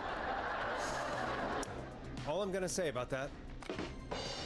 Moving along, I'd like to welcome another caller to 189.16 The Scream. With me, Forrest Nash. Who may I say is calling? Well, hello again, Forrest. It's Dawn. Dawn? We played your song, Long Ride Home. Did you hear it? Can you tell us?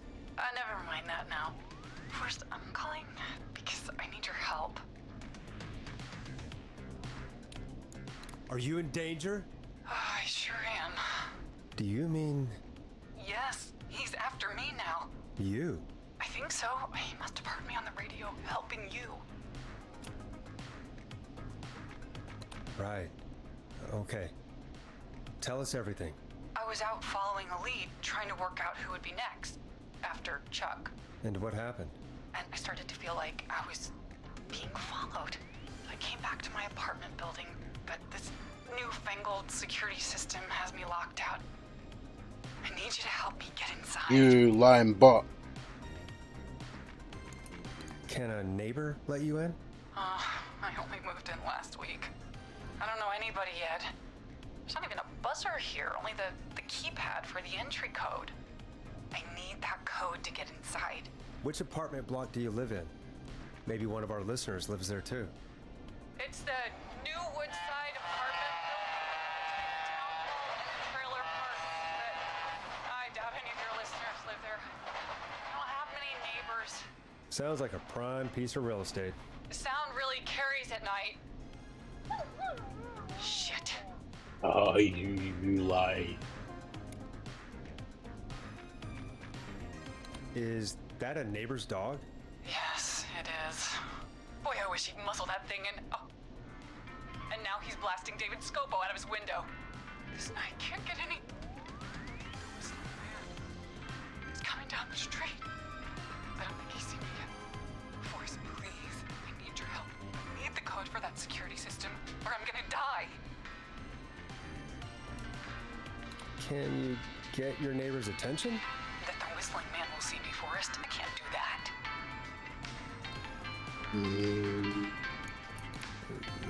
What's your neighbor's name? I don't know my neighbors, remember? Please, I need to get in. What's the name of the security system? There's a sticker on the box. It says Starling Security 4000. There's a keypad, and it looks like it wants a 6-digit number.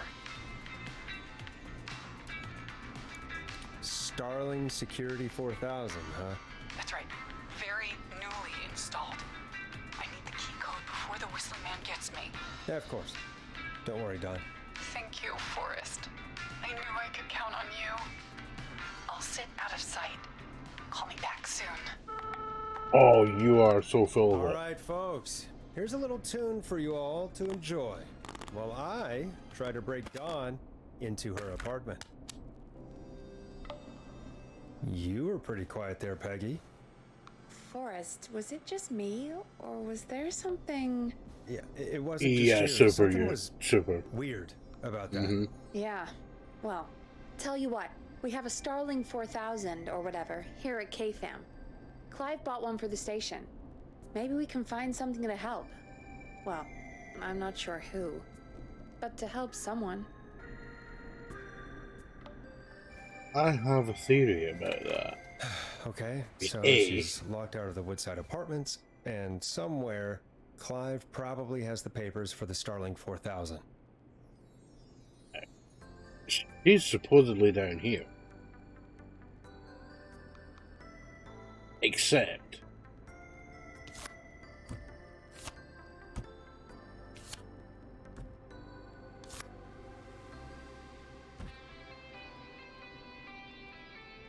There's a train. And who do we know that lives near a train track and has a dog? And there's also someone I'm not going to allow to die because I really don't want to hear that shit. Mainly on account that I know she's actually being a bit vindictive.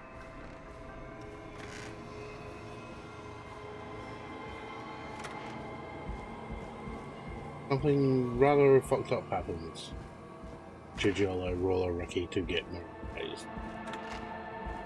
So yeah, not doing that. Now, where was that on a piece of paper? That the one that one.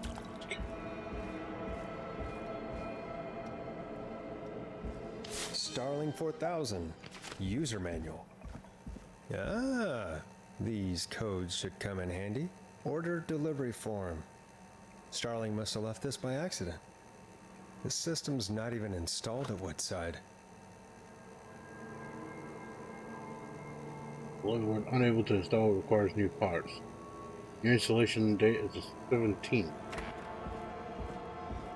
So that ain't even yet.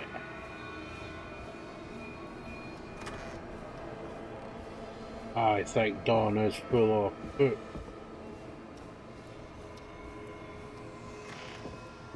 Furthermore,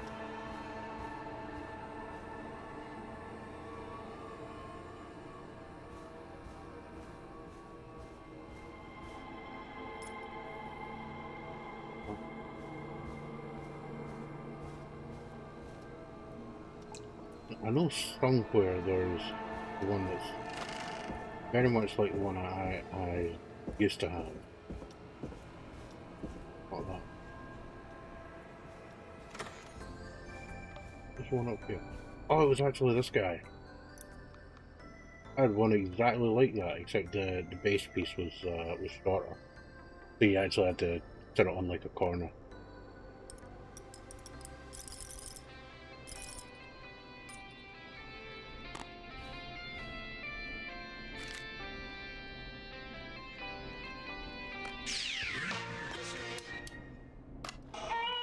The world famous and... Oh hell no, that's too loud. Welcome back, Forrest. Find anything? The Starling Yes, I 4000 did. security manual. It's got a bunch of codes. Good. And did you find anything else? I saw a list of everyone else who bought the Hospital. Starling 4000. Know who was on there? Oh my god. Roller Ricky. Christines. Do you think we should give him a call? Is that crazy? I don't know what you'd say, but That Yes. might be a good idea. Okay, one moment. I got the number here. Patching you through. Fucking be careful. Shit. He probably can't hear it over the music. Forrest, I don't know about this. This is super weird. Just put me through to Don. I'll take care of this one way or another. Okay, if you say so. When you're ready, Alarm shut the music test. off. Line 1, whenever you're ready. Don, are you there? This is Forrest Nash from 189.16, The Scream. Oh, thank God you're back. I'm so afraid. What's the code to the gate? Alarm test. The code is 191519. Thank you, Forrest. Oh yeah, just say it in a way that makes it sound really sketchy. Uh-oh. Someone fucked up. Son of a bitch. Ah!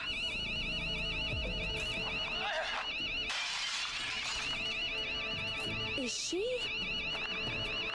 Trying to kill Rookie, yeah.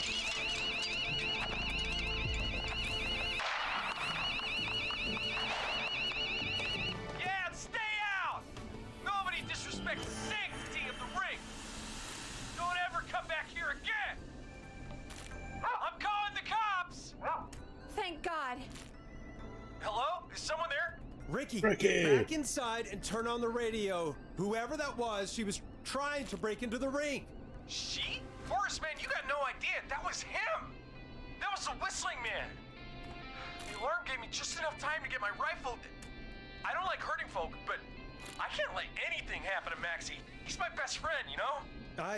Listen, man, I'm heading back inside. Gonna barricade that window. My man, thank you.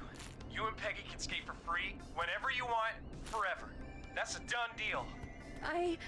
Thanks, Ricky. Can't wait. You got it. Talk to you soon. Okay, Gallows Creek, here's some music while we process what just happened. So, the whistling man is a woman?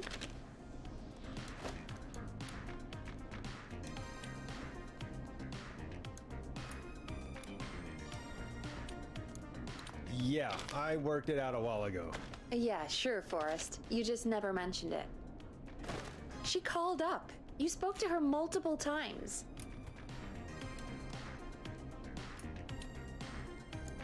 I knew she wasn't right. Is that right, Sherlock? Yeah, totally. Why do you think she requested that song?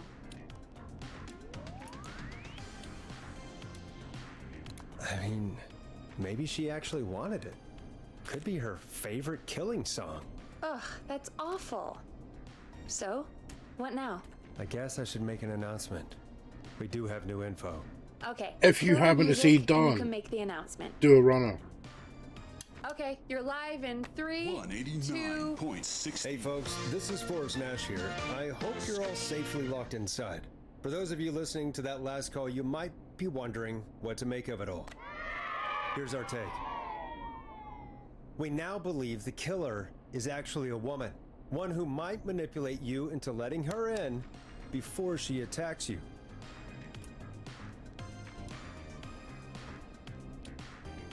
I trust no Sad to one. say, but it's time to trust no one.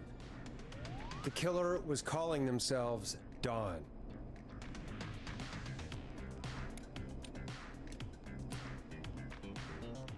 And the second call, to me, actually sounds like she'd forgotten the fake name. This could be a fake name. If anyone needs help or you have info Just on the way killer, she please came out call with me. that, like, oh yes, very well folks have remembered. my new number, My right? name is It's Dawn. 911. Yeah, sure. Hopefully, our next caller can help shed some light on our killer. Hey, we had a call come in. Okay, course folks, we did. time to take a call. You're through to Forrest Nash on 189.16, The Scream. Hey, man. Murphy? Murphy! Straight. What's going on, Murphy? You in danger again? Nah, man. I've just been listening to the show here at home. folks to call in if they could help out. Well, I'm calling. I don't know if I can say as much as other folks have, but I figure I wouldn't be a good role model to Fernando if I didn't try to help, you know? You're a good father, Murphy. Absolutely. Fernando's a lucky kid. Oh, thanks. So, what do you want to know? Well, what can you tell us? I don't know, really. All right. Well, do you know anything about the death of George Barrow? Absolutely nothing. Okay. What about the killer herself? Herself? Man, I didn't get my ass kicked by a lady. The man I went toe to toe with was a man. You heard the last call, right, Murphy? Yep. So you know it's a woman, and you were trained by a VHS, Murphy. I know, but man, how could it have been a woman under that mask? Let's just move on. Do you know anything about the history of the Whistling Man? No, sir. Tonight's the first time I ever heard of him. What? I moved here 3 years ago, man. What do you want from me?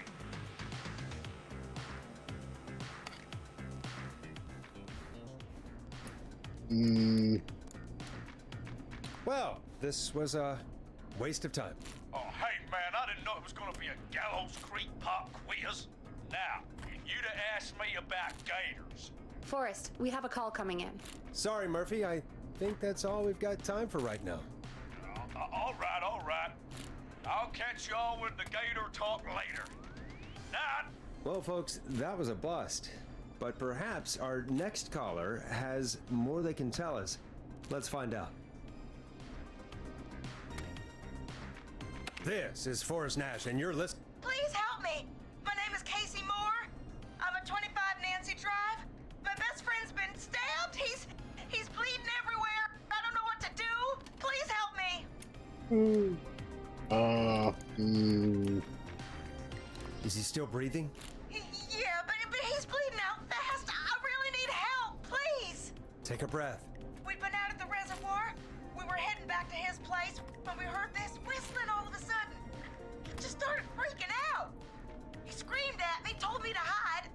I'd never seen him like that, and I just panicked and ran and hid in a bush. Oh no. Forrest. Then what happened? He went up the road and talked to someone. I couldn't really hear or see anything. It sounded like he might have known the person, and they just stabbed him. I'm sure it'll be fine. Casey, was his attacker the Whistling Man? The who? They had a mask and wore all black? That's all I know. Please, we need help here. I'll get you help, but I need to know. Where did the masked person go? They left! They left him to bleed out! I waited until they were gone, then dragged him into the garage and called 911. Wait, why didn't she make sure he was dead? I don't know! I think I heard them say something like, "It's not so funny now, is it?" before they left, but please, he needs to get to the hospital.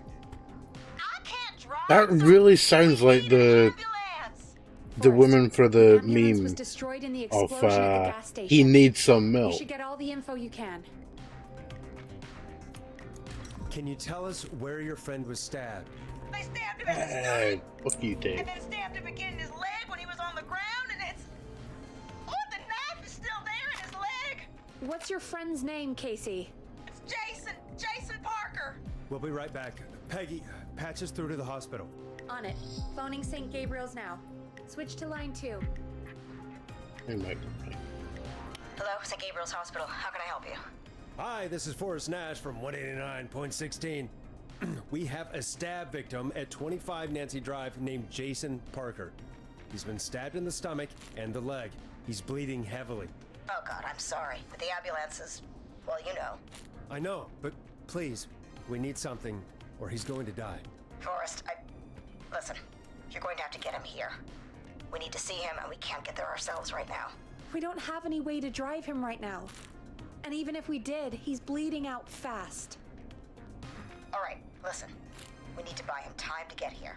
That means stopping the blood first, and then finding someone to stabilize him. To stabilize him, you really need someone with first aid training. Do either of you have any? No. Me neither. Damn it. I'm really sorry about this, but I have other patients who can't wait. All I can do is talk you through the procedure as quick as I can, and then leave the rest to you. You think you can handle that? Hit me. Oh. I'm sure we can handle it. Okay, from the top. If he's bleeding out, then you need to get him comfortable and try to stem the bleeding. Lay him down. Apply continuous pressure directly to the affected areas. When the bleeding slows, get a clean cloth of some kind and hold it over the wounds. Get them comfortable. Apply pressure. Clean cloths when slowed. Got it. I think. You said he was stabbed, right? If the object he was stabbed with is still in him, don't take it out. It's stopping the worst of the bleeding right now. If anything, you should secure it so it stays. Alright, first things first, grab a I knife, wouldn't take have it thought of out. Got it. It makes sense though. God, that was a lot of info. But I think we can handle this. Glad you got it so far, because there's more to go. I'm still with you, Doc. What else do we need to know? If he's lost a lot of blood, he may enter shock. If he does, act fast. If you applied a cloth and it's bleeding through, don't remove it. Just apply another on top of it. If it's safe, elevate his legs to get blood circulating to his vital organs. Try to keep him warm. Get him to rest and reassure him. We need the patient to stay calm. All right, don't replace bandages. Elevate his legs. Keep him warm and calm. This is a lot. I'm really sorry. That's as much as I can give you right now. Try to stop the bleeding. Find someone to get him stabilized and get him here as quick as you can. Good luck. All right, Forrest. Casey's still on line 1. Hello? Hello? Forrest, are you there? I'm here. How is Jason doing? Badly. He's still bleeding. I need help. I've been putting pressure on his stomach wound since you left, but he's still bleeding. I don't know Oh, what to do. 138. That's good, Casey. The nurse said to do that. What about the knife in his leg? It's gotta be hell. Rip it out. Oh, don't touch No, it. don't touch the knife. The bleeding will get worse if you pull it out. Are you sure? I'm sorry. I'm gonna stop making suggestions. No, don't worry, Casey. We're a team here. We're all going to get Jason through this. Casey, is his leg wound bleeding right now? I hate looking at that knife. Yeah. It's bleeding. His stomach is worse, though. You need to I think we secure need to it. secure the knife so it doesn't move around. Do you have anything you can tie around it? Yeah. There's some laundry piled up on top of the dryer, some cloths on the hood of the car, and what else? I guess I've got my jacket. No, use the cleaning Take the rags. cleaning rags and hold them over the wound. I really hope these are clean. Here we go. Yeah, make sure to get that engine grease right in there. Secure. I'm putting pressure on his stomach again. I'm starting to think we might make it. Forrest, can I have a word? No. Now isn't the best time, Peggy. Can it wait? Forrest, it's kind of important. All right, give me a second. Casey, I'm gonna have a quick word with Peggy. Keep putting that pressure on and let us know when the bleeding is under control. You're doing great. But what if something happens? We'll still be here. Just shout if you Well, need if you've got any anything. judo training, you can always judo chop them. Okay. I'll wait. Jason, please be okay. What's up, Peggy? We can't stay on the line with her all night. Yeah, we can. Dawn is still out there. What if other people need us? You're right. She's probably on her way to her next target right now. Exactly. And you heard the nurse. We need someone there with training who can stabilize him. He's got to get to the hospital somehow. Could somebody nearby help them? Maybe drive them to the hospital? You know, that's exactly what I was wondering. Do you have anybody in mind? I might. A little before you started working here, KFAM did a mandatory first aid training course. Me and Karen missed it because we were away on a producer getaway. You skipped it, didn't you? never mind. So, Bad, how does Peggy. K-Fam's first aid course help us? Bad. Casey said they're at 25 Nancy Drive, right? Yeah? Why? They put up a bunch of cheap houses around there about 10 years ago. So a bunch of people here at the station live around there. Do you think any of them could help Casey and Jason?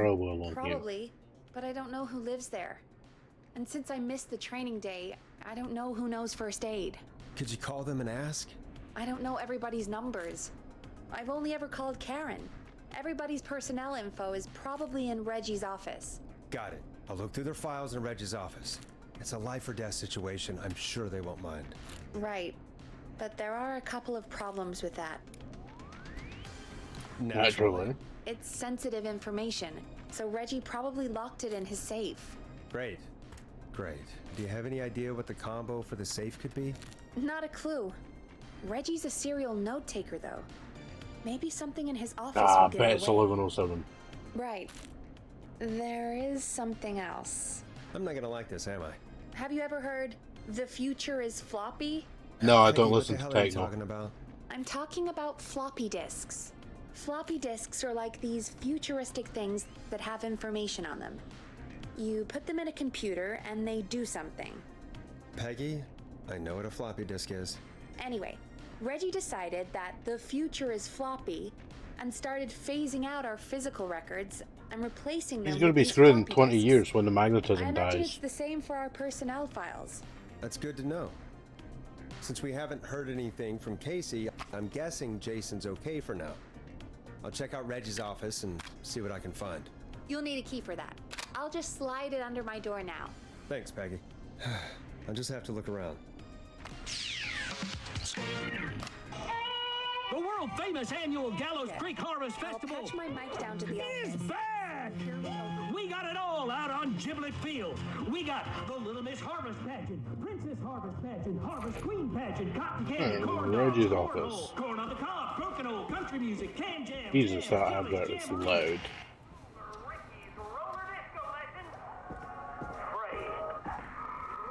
We got Speedy Kroll and Balloon Pop and Balloons for sale, beer top and 3 a.m.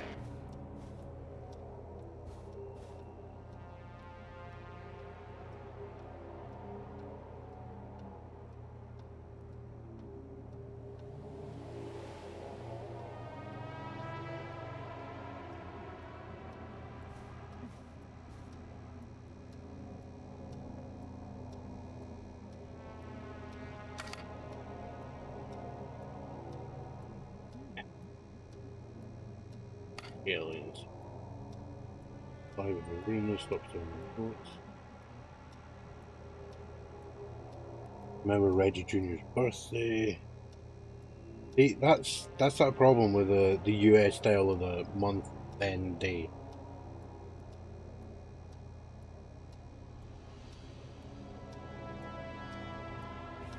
Looks like I need a 4-digit code.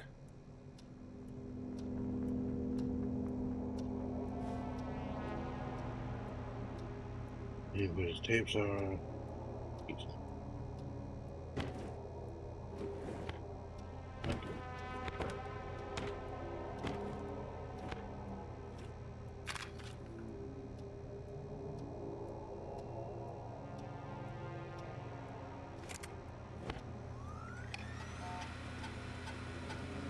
Could this be it?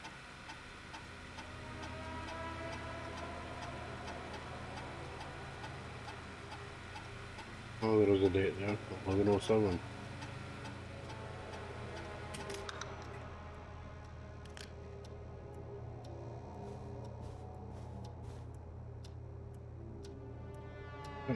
Very important date.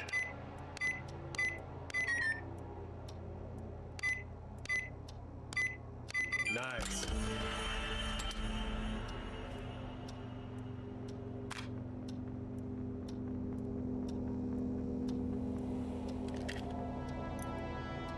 Oh, he screwed up his Newton's cradle.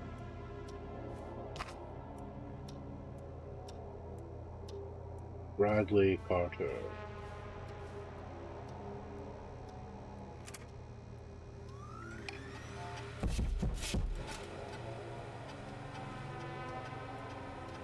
fucker.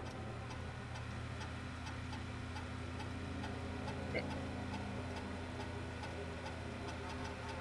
Everyone accidentally. Rare Brother Station's food critic.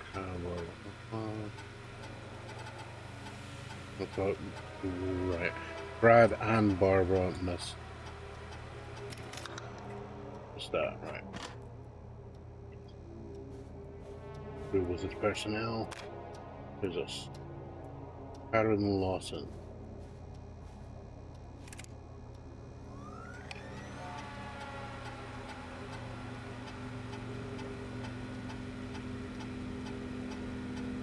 Oh, wait, yeah.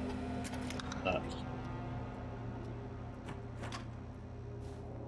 another person. Hey.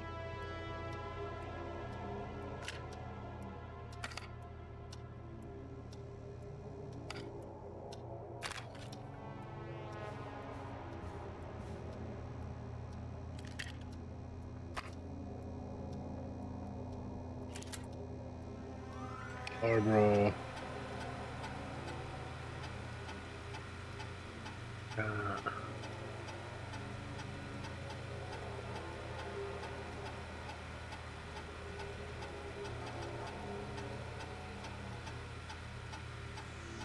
Was like 5'9".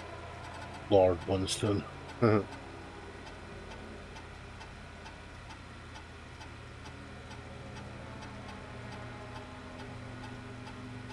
possibly more than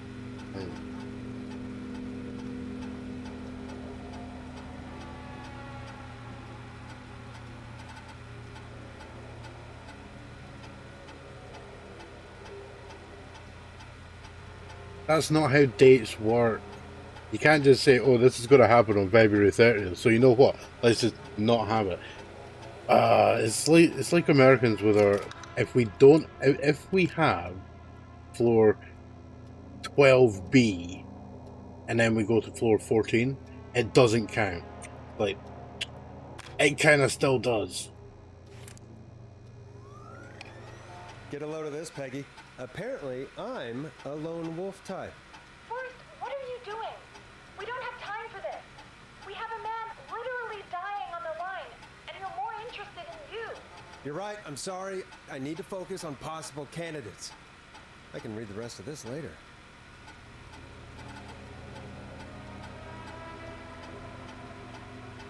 Don't have the show budget to pair him with Karen. Okay. Oh, it doesn't actually have a proper place. It just loves it to come on in. That's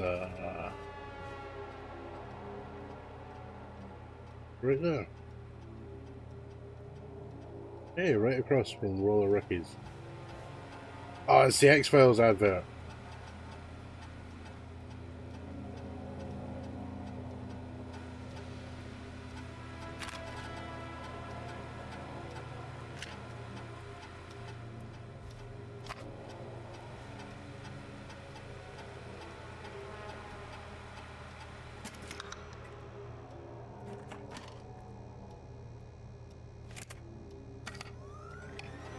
Hey, Peggy.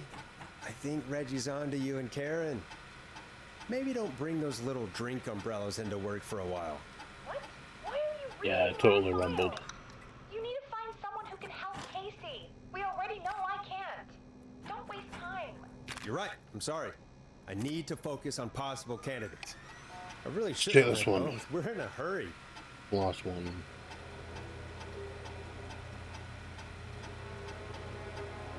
Ooh, War Medic.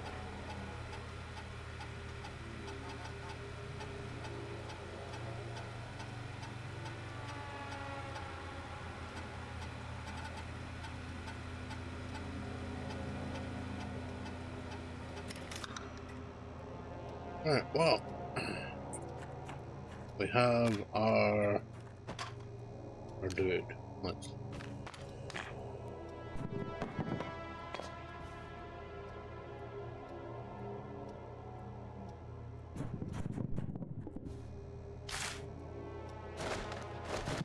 just ruin his office a bit.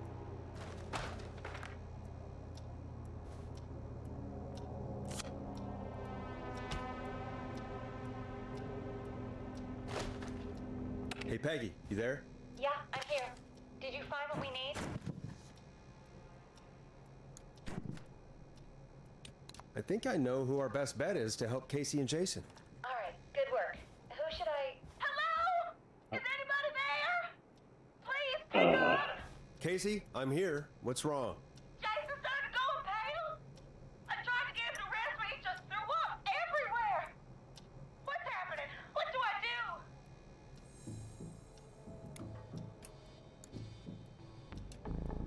Alright, Sounds so like he's he's gone going in into shock. shock. Casey, just stay calm. It's going to be okay. But the bleeding seemed to slow down. Did I mess up? Jason, I'm sorry. Casey, calm down. You've done everything right. I need you to listen to I'll me. be the blood pulling in his legs. What did the nurse say to do about shock? We fold him in half. Casey, I need you to elevate Jason's legs. We need to get the blood flowing to his vital organs. Got it. Like, grab his ankles, put his legs over your shoulder from the back, and just hang him there. He'll be fine. Okay. I propped his legs up on some boxes. I'm looking at my notes. We need to get Jason as warm and comfortable as possible. Do you have anything you could use nearby, Casey? Yeah. I still have some laundry next to me. I'll wrap him in some blankets. Just give me a second. Sorry. Oh, Jason, stop being a wuss. You just be stabbed twice. Should I get him new ones? Or... Oh, God. No, you get a bullet, Don't and you remove the pull bandage. the bullet out, Another one on top you of put it. the Do you still have something gunpowder in the use? wound, and then you light it. I'll use my jacket. No, put the car on him. I'll fix his bandage and get him warm. Hold on, please. I mean, this is clearly not set nowadays. Going to be, I could use my jacket. No, fuck that. This jacket's like $600. Sorry. I'm done. You're gonna be okay, Jason. Just relax now, okay? Boris, I'm scared. He's not doing well. Is he? Yes.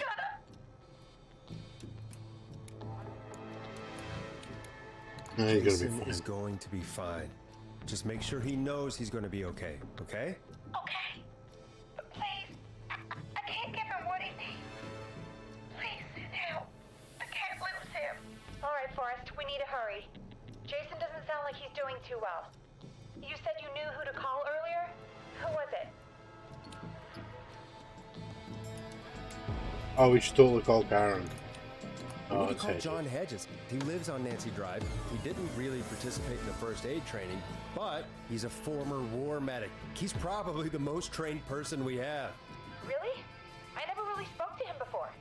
A war medic, huh? Yeah, and according to Reggie's notes, John keeps all of his old equipment at his house. He's something of a hoarder. All right. What's his number? 5420735. That's a really good thing. It didn't ask me to check the thing again. What time is it? John, it's Forrest Nash. It's 3 here at a.m.. KFAM. We have an emergency and we need your help. Forrest, if this is a work emergency, then it can wait until the goddamn morning. Just leave me It is the alone like morning. everybody else. It's a John, medical no, emergency. this is a medical emergency. A man has been stabbed by the Whistling Man, or never mind. He's badly hurt and he's going to die unless we get someone to him now. The Whistling Man? What kind of joke is this? John, we're not kidding. A man is gonna die if we don't help him right now. Seriously? I haven't been called on for over 10 years. Where's the patient? What's his condition? He's at 25 Nancy Drive. I think we got his friend to stem the bleeding, but he's gone into shock. He's passed out right now. You say he was stabbed? Do you know the extent of his injuries? From what we were told, he has 2 major stab wounds. One to the stomach and one to the leg. The knife is still in his leg, and the stomach wound is open. Understood. Let me grab a few supplies and I'll head right over. Damned if he dies on my watch. Thank you, John. We'll let him know you're on your way. Good luck. Hello, Casey. Are you there? How are we doing? Bad. Jason seemed really weak and then just started thrashing. What about now? I mean- Is he still thrashing? Yeah, sucker punch him in the jaw. Casey, help is on the way. My colleague will be there soon. You hear that, Jason? Someone is coming. You're gonna be just fine. Just hold on for me, okay? Just hold on. Come on. Hello, Casey. This is John Hedges. I'm here about Jason. Please let me in. I'm guessing that's Jason there. Casey, I'm gonna need your help. Forrest, Peggy, don't you two worry. We've got this from here. Okay. Forrest, we'll call you back later. I have to go now. Good luck, everyone. God, I hope he's gonna be all right. And with that, the show moves on. We're sending our best wishes to Jason. Well, after all that excitement, I think we could use some music. Come back upstairs when you're ready.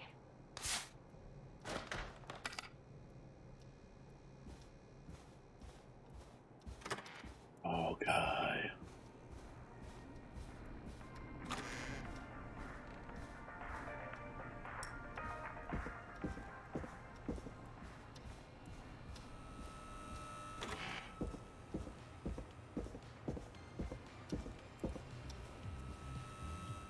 It's getting pretty late. This might be your last break for the night, so try to enjoy it. Give me a buzz when you want to go back on air. 189.16. Let's roll. You got it. We've got another call coming through, too. When you're ready, shut the music off. Welcome back to 189.16, The Scream. I believe we have another caller on the line. How are you tonight, caller? Forrest, it's me, Roller Ricky. Oh, and Maxie's here too. Good to hear from you again. How are you both doing? Oh, we're good, man. Thanks to you. You're like our guardian angel. That wouldn't be a bad look for you, Forrest. A little White Wing Halo number? Maybe something for the K-Fan Halloween party. All right, everyone, let's calm down. Ricky, I'm just glad we could help you and Maxie. Is there anything else we can help you with, Ricky? Actually, I think I have some info that might help you. Oh? What's that? You see, man, me and Jason know each other. You know each other? Yeah, we went to Gallows High and played on the football team together. He was a gnarly offensive linesman, and I was our star wide receiver. Runner Ricky, they called me. All right, and what does that have to do with tonight? Well, because George, the guy who drowned, he was on our team too. What? You knew George? Yeah, but not long. We had our first team party on the night he drowned. He seemed like such a good dude. Ricky, were you there when George drowned? No, man. Once the party turned, I beat feet out of there. Man, I remember George and his girl there. There was a whole lot of love, man. I could see it, you know? Ricky, please, what was her name? I never got her name, man. He just called her Bean. I didn't really know her before or see her after that. Then what did she look like? Please, tell us anything you remember. I just remember a pretty girl, man. I'm sorry. Ricky, you said the party didn't last long. What happened? We were just having a good time, and then the next thing I knew, everyone was running for their life. I looked up and saw that goddamn whistling man in the trees. And I never ran so fast in my life. I ran straight home. Didn't know about George until next morning. So. I'm guessing it was whistling night, wasn't it? That the whistling man was just another kid. Yeah. I don't know how George died, but I always felt like if anyone deserved to die that night, it should have been me. And Ricky, it wasn't your fault. You're not a bad person. I know that now, man. Took a long time to learn, but yeah, just thought I'd tell you all what I know. Thank you, Ricky. This helps. Thank you. You got it, man. Anyway, I think it's time for me and Maxie to free up your phone lines. Thanks for listening, man. I'll let you to it. Night, Ricky. All right, folks. Looks like we got a new lead in the case. If anyone has any info about this mysterious being, please call in. If she was George's girlfriend back then, she's probably in her mid to late 30s now. Huh. Oh, we have another call coming in, but hang on. It's coming from inside the station. Peggy? You're gonna want to take this call off the air. Who is it? Just do it. All right, folks, it's time for another track. Here's one to help you sit back and relax. We'll be right back after this. Now it's time to go with The Flow. And this is their hit, Crying for Help. I hope this is good news, Peggy. Who have we got? Find out for yourself on line 1. Hello? Forrest, I'm glad I got back through to you. Sounds Hey, like it's been a Leslie. busy night, huh? Surprise! It's Leslie, our 911 operator, leading the charge from Henderson to come save us. It's so good to hear from you. Are you okay? We're doing okay. Sarah and I are both happy to be headed back home. We're happy to have you too. Wait, Sarah? Oh, yeah, I mean Deputy Martinez. Anyway, we got back into radio range a little while ago. We've been listening in, but haven't been able to get through until now. Ever since you found Sheriff Matthews, it's only gotten worse. It's been a long night. Well, it shouldn't be too much longer now. I'm glad I got through to you. I wanted to let you all know what's going on. I made it to Henderson. Turns out somebody had cut the phone lines, and they had no idea what was happening. After I told them, well, their sheriff sent a goddamn squad back with me to stop this. That's great news. That's crazy about the phone lines, though. Do you think the Whistling Man cut them? I'm guessing so. I don't know how the Whistling Man did it. But that doesn't matter right now. Listen, we're coming in hot, but we need your help. I know Gallows Creek isn't a big town, but if we don't know where the Whistling Man is, we can't get him. Her. That's where you come in. You can What count do you on need? us. What do you need? It might be a long shot, but here goes. The Whistling Man already called up a few times. I bet she calls again. We're still a little ways out of town, so if she calls, stall her. Buy as much time as you can for us to get in. And while you're talking to her, try to figure out where she is. We'll be listening in, so once her location is known, we'll head straight there and end this nightmare. I'll do my best. I know you will. Heck, I can see the headlines now. Forrest Nash's interview of a lifetime. Anyway, I'll radio the other cars and tell them the plan is a go. Hopefully the next time I see you, it'll be with our killer behind bars. Take care now. We'll see you soon, Leslie. Thank God. It sounds like this is almost over. We're nearly through this. I hope you're right. The sooner this is over, the better. I am right. Trust me. Anyway, we should get you back on air. Taking callers is the only way to see this through. Okay, Forrest, shut the music off. Bringing you back live now. Welcome back to The Scream with me, Forrest Nash. The line is lit up, but before I get to our next caller, I just want to say things are looking up. It's almost over. But for now, let's bring in our next caller. Evening, caller. This is Forrest Nash. Hello, Forrest. This is John Hedges. I'm here with Casey. I wanted to give you an update on Jason. John! Is he gonna be okay? He's a fighter. He'll be fine. I've got him stabilized and resting in a bed. We're preparing to move him to the hospital. Thank you so much. If you hadn't been there, God, I don't even want to think about what would have happened. Of course, Casey. We're just happy he's okay. John, Casey, you two did all the work. Tell Jason to get well soon from us, whenever he's up for it. Well, why don't you tell him yourself? Is this Forrest? Jason, we meet at last. It's good to hear you, Jason. How are you? Oh, well, you know, I've got a hole in my stomach, and there's a knife in my leg, but John gave me something to take the edge off. So, I might feel even better than either of you. He's tripping balls. Oh. Take it easy until you get to St. Gabriel's. I will. But, before that, I needed to call you. Guessing the Whistling Man is still out there? Yep. As far as we know, anyway. I was worried you'd say that.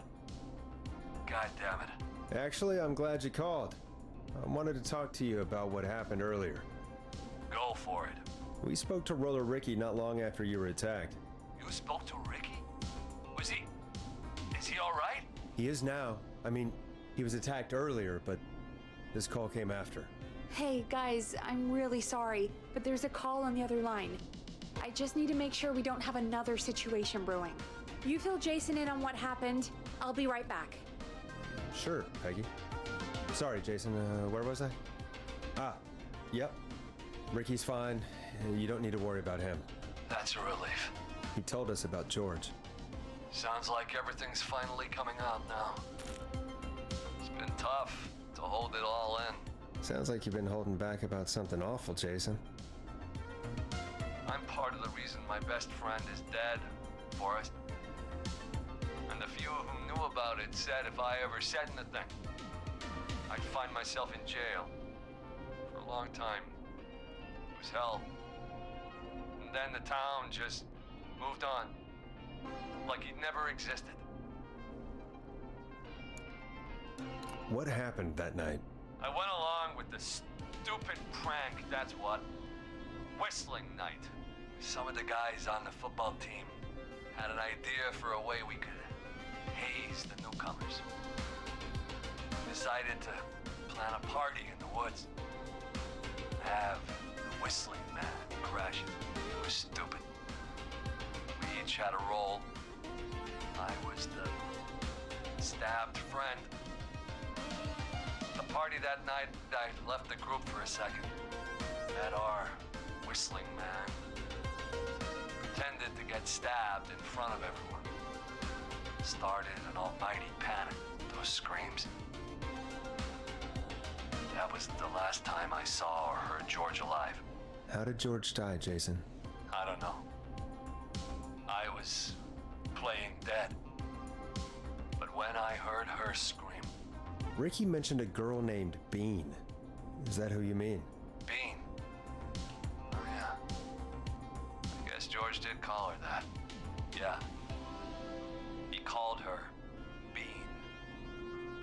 I heard her again tonight, Forrest. Her name was... What? What happened? Are we still on air? No. Oh, shit. Seems like the power is completely gone. How do we get it back on? I don't, we can use the emergency generator down in the basement. Reggie picked it up a while ago in case you ever needed to do an emergency broadcast. An emergency broadcast? Emergency? You know, nuclear war, alien attack, broadcasting a serial killer's location to the cops so we can end this nightmare. Fair point. It's in the storage area in the far back corner, up on the wall. You might have spotted it earlier when you were digging around for all those tapes. It'll have a big red button. Just press that. I'll see you when you're back. Okay.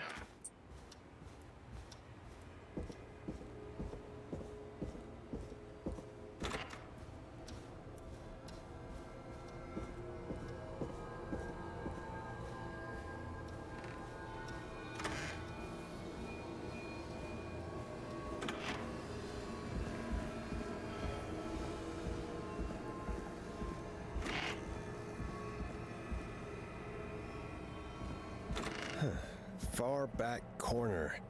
Why is this station so big? Not that big. That must be it. Oh, there we got go. Power. Oh my god. The Whistling Man. I need to warn Peggy. No.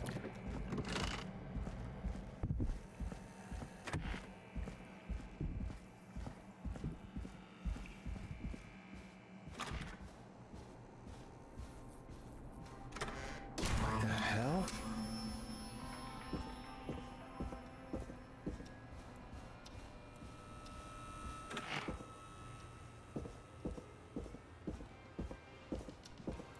Uh-oh. What? Why is it locked? What? Why is it locked? Oh no. I'm not getting in there tonight.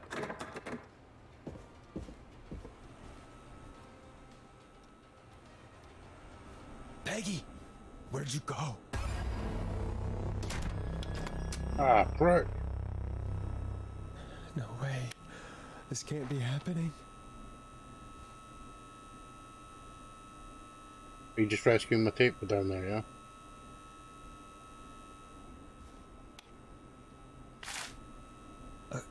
A call.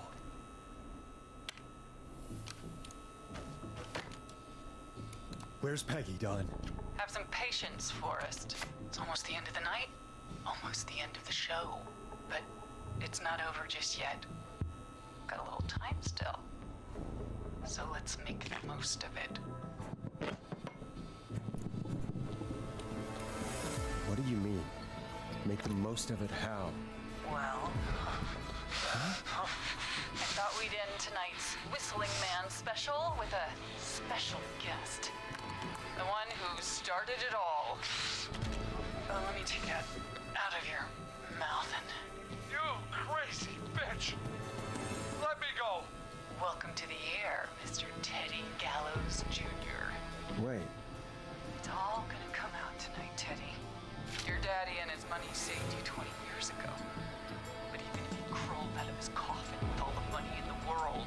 Wait, where the hell is Teddy? How are you talking to him if you're here with me? Because I'm not there with you, Forrest. I'm here with Teddy. And if he says where that is, well, he knows he'll get it. Wait, then who am I looking at? Forrest Nash, let me introduce you and all of Gallows Creek to my boy, Henry Barrow. Your son? You mean you... Wait, that he... Yes, Forrest. He and I had a son. So there were two Whistling Men. Of course. That explains how you were always able to get around town so quickly. And that's how you escaped the secret archives in the newspaper office. Yep. Don't think I've forgotten about that, Forrest. Locking my sweet boy away like an animal. And Murphy, he was right, wasn't he? He did fight a man. He did. I taught my boy to never run away from a fight. Hang on. Did you say Barrow? Then are you? Let me just get this mask off. Damn uncomfortable thing. No wonder Mooney went crazy wearing this. There we go. Marie Campbell? George's old girl. Oh, well, it sure has been years since I last saw. Oh, God damn it. Yeah, Teddy, Quiet, shut how up. are you, Teddy? But I'd listen to Forrest. Everyone's gonna know now what Teddy did. He killed George that night. This night. 20 years ago. Listen to me. You're gonna talk when I talk to you. And not a moment before. Meanwhile, Forrest, I'm gonna give you the chance to talk. You're gonna help me reveal what really happened to George all those years ago. Okay, Marie. I'll do it. Good. let's talk about the night George was murdered. Murdered? Listen,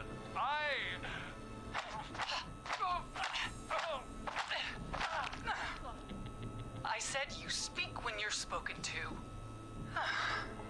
Now, I know you've done some good work tonight in piecing together what happened to George 20 years ago, and that's why I want you to interview us. Interview you? All right. Yeah. I can do that. Thank you. I want you to help me and Teddy tell the story, Forrest. Do a good job. And hell, you might be the only one to leave here alive.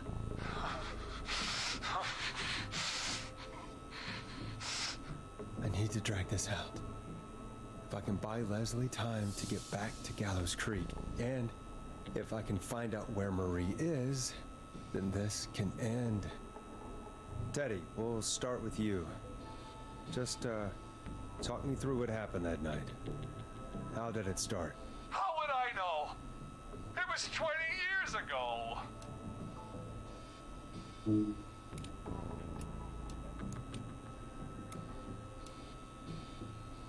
Do you want to die, Teddy? Because if you don't start talking... Yeah, she's gonna kill the shit out of you. What the hell? God damn it. Okay. Our first team party was coming up. And when I saw the date it was scheduled for, I had an idea for a way we could prank the new guys.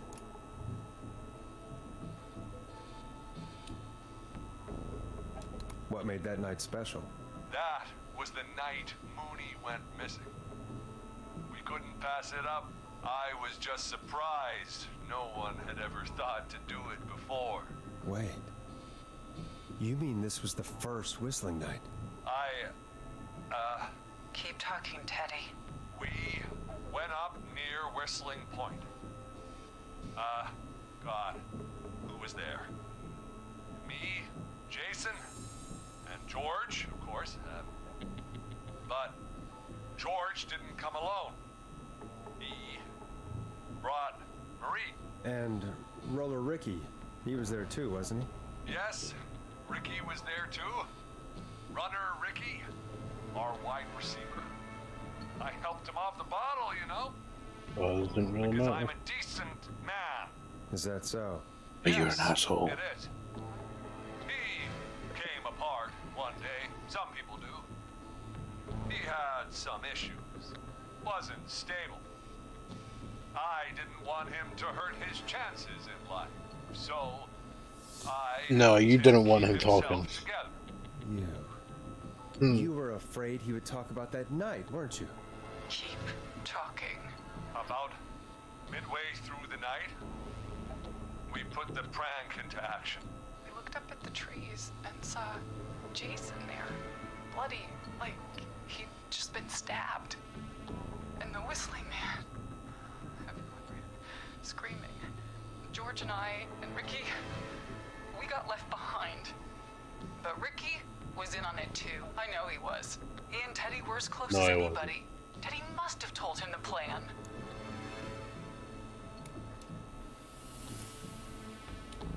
No, Marie, you're wrong. Ricky didn't know. What? Did you miss that part of the broadcast? I spoke to him earlier. He had no idea what was happening. He said he was as terrified as anybody. Isn't that right, Teddy? You didn't tell him, did you? Ricky never could keep his mouth shut. If we told him, he would have given everything away. But he, well, it doesn't matter. He didn't run his mouth enough to tell anybody about it afterwards. He's still guilty. It was just a stupid prank. I'm still tempted to go for that, but that's a bad idea. How can you still say it was just a prank? Oh, come on. He died. Oh, God damn it. You made George think Jason had been murdered. He thought his best friend was dead. And so tonight you stabbed him for real? It's the role he wanted to play. Jason's still alive, Marie. He was with a friend. We talked her through how to stop the bleeding and got him professional help just in time. Oh. good sense to die earlier. He's gonna regret that. Enough about him. Me and George took off running, but somehow we got separated in the woods. I ended up near the bottom of Whistling Point, and when I noticed George wasn't with me, I panicked. And then, I don't know how he snuck up on me, but the Whistling Man grabs me. I scream, and he starts laughing, telling me it's just a joke. I can stall for time here.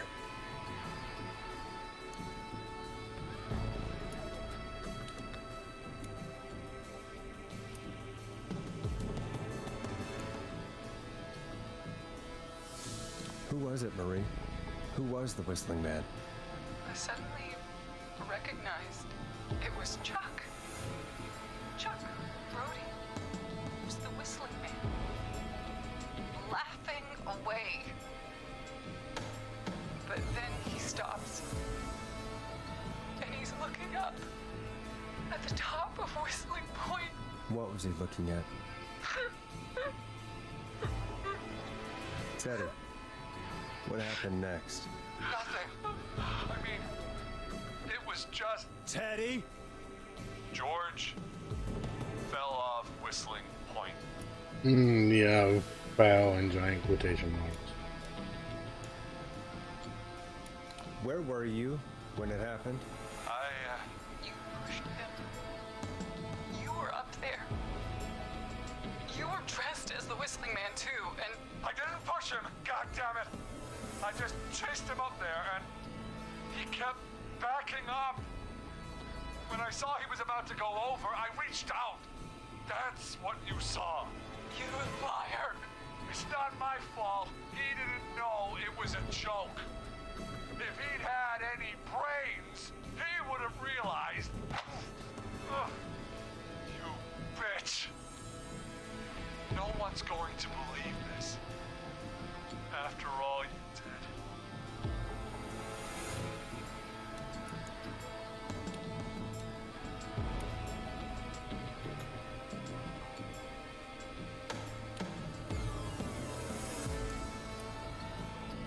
I believe her.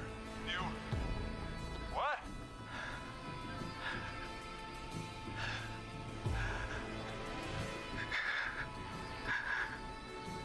Oh, if I believe he intentionally did stuff. Future was at stake, Nash. You know what it's like.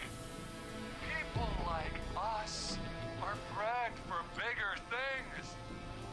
I'm going to be mayor of this town, Forrest. And then How governor. the hell is like... And then, who knows?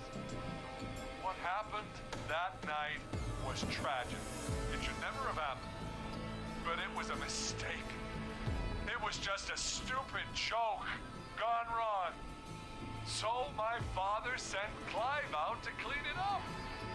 Why should a blip ruin my future?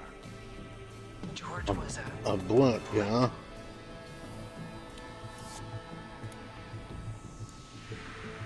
That's an evil thing to say, Teddy.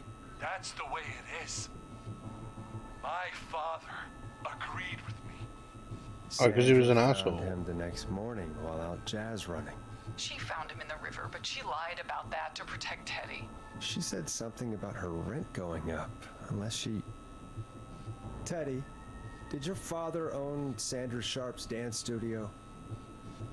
It's Gallows Creek, not Sharp Creek.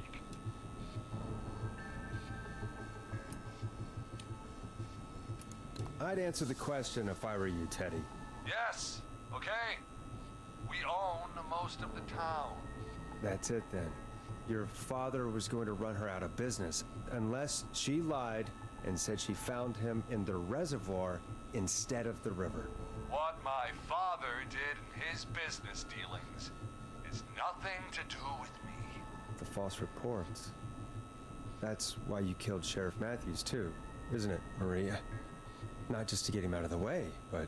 Everyone was in on it, Forrest. Even the coroner wrote a fake report. Said George was drinking. That he'd just got himself into trouble. And I saw. I'm sorry.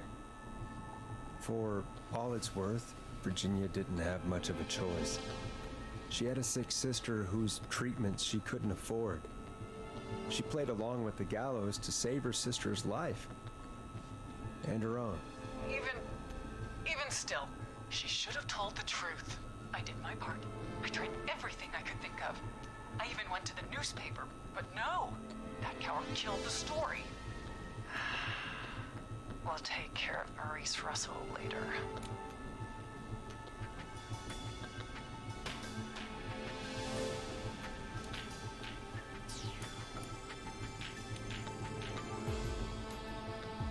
You've been through hell, Marie. I'm sorry. You've got no idea. Never should have started. He shouldn't have pushed my George off the cliff. He should have been punished. It's coming to a stop. At least for now. Here, where George and I first met, before he joined the football team, was right after he shot the winning throw. Wait a sec.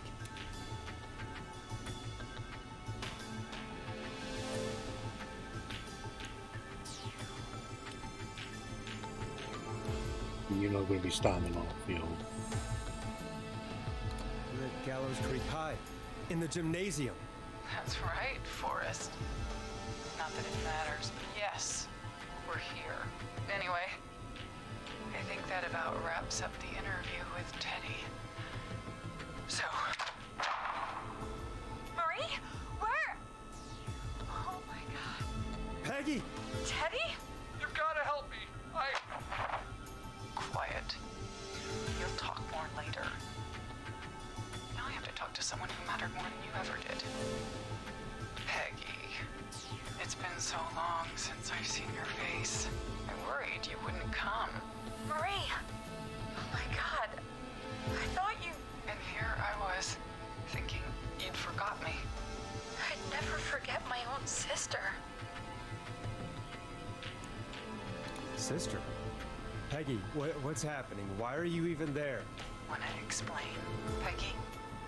Earlier, while you were speaking to Jason, I got a call. Do you remember? Well, it was from Dawn. She said that my sister Marie was there that night George died, and that I should come to the gym for a reunion. And when you walked in, you found out That my sister is the Whistling Man. Good to see you too, Peggy. Why didn't you tell me any of this? She said that it was my last chance to see my sister. I knew if I told you, you'd try to stop me or come with me when we need you on the radio. And I just...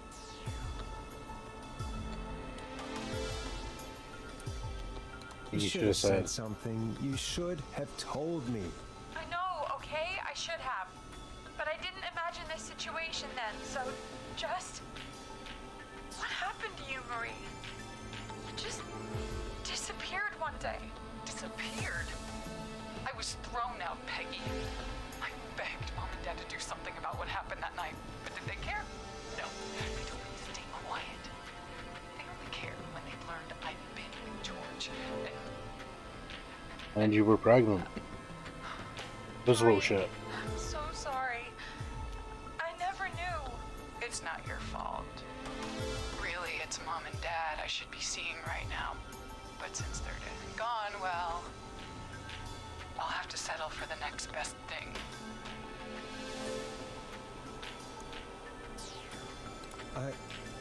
Wait.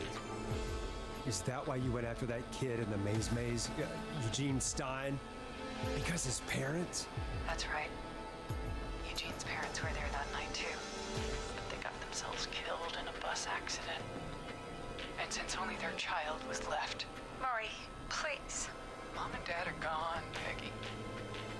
Besides, you forgot me. Just like the rest. You forgot. Marie, Peggy never forgot about you. Keep your mouth shut. She kept a card from you. She kept it here on her desk. What card? The card you made me for my 8th birthday. Got Kitty on it and everything. Say then. Happy birthday, Peg. Now you're great and 8. Love, M.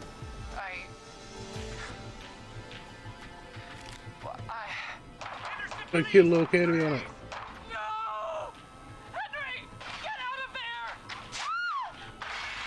Better run in there. Two wounded, and we're in pursuit of the suspect.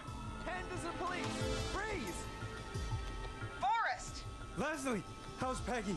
She's been cut pretty bad, but we're here now. I'll be okay. God, Marie! Hey, Zara! I need you to look after Peggy. She needs help. Now, we got here just in the nick of time. Where's Marie? She bolted right as we got here. The police are right on her heels. It won't be long now. It's over, Forrest. Well, folks, it was a long night, but we made it through together. I'm gonna head off to go check on Peggy. This has been Forrest Nash.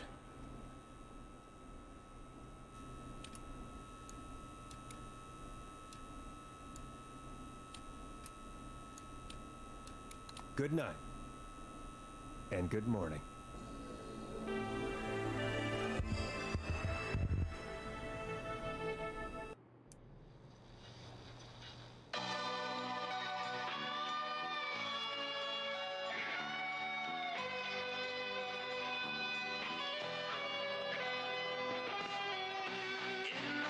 Oh damn, yeah, they all got fucking nailed.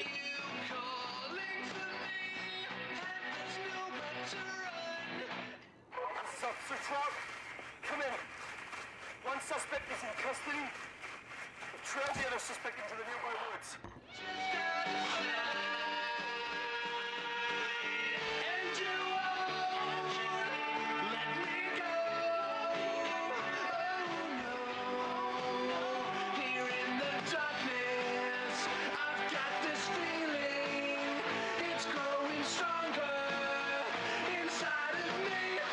It's a killer frequency.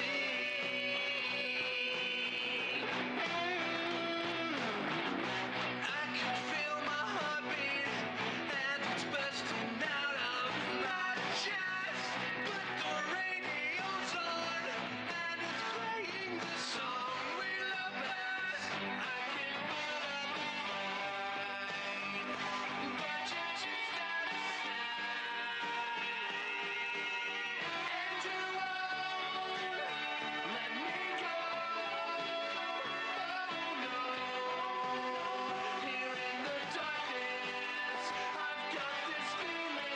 Oh yeah, spoiler alert, they oh,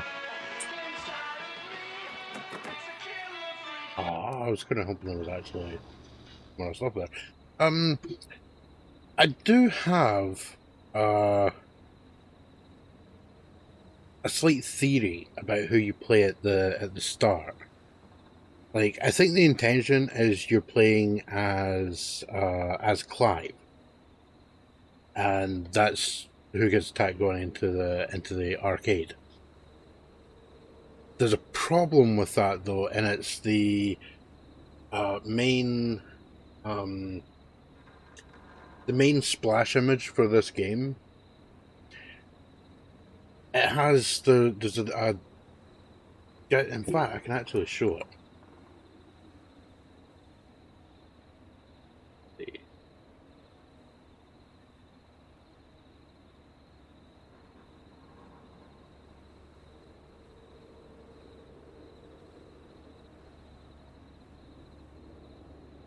Here in first.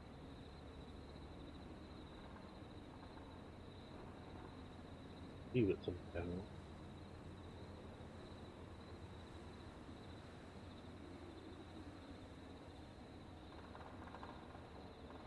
Yeah, this here. So this is the main splash image that you see for the game. This is the thing here that makes it weird.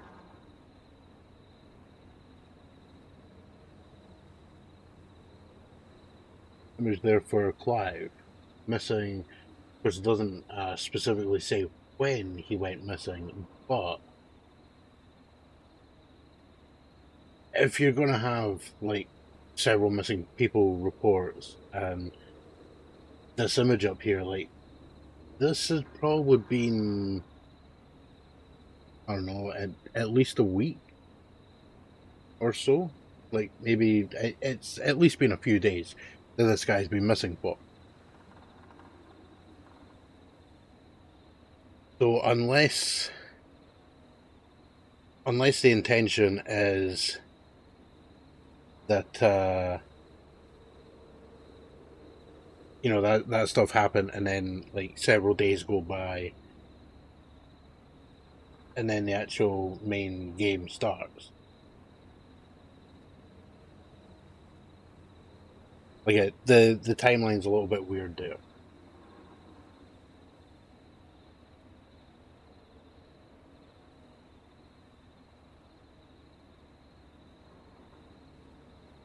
But yeah, so the general idea is, of course, Teddy, he's the mayor's son, or whatever. Like I assume the mayor at the time would have been his father. So of course, Clive works for him. He sends Clive out to hush everything up, get the coroner report and everything changed. It's probably him, specifically, that moved the body and you know, led to the arm injury that was post-mortem. And then of course they own half the city, so they own the jazz studio and everything, and just sweep it under the rug. You know, who cares? Who cares if this kid's dead? He's just some blip, you know? Doesn't matter if a guy dies here, we'll just make everything go away. Actually quite a common plotline in a lot of stuff. But yeah, I mean, I enjoy the game. I know it's not super interesting to watch, but I mean, it's one wee game, a lot of interaction, really good soundtrack though. Or well, there's like 3 songs I really like on the soundtrack.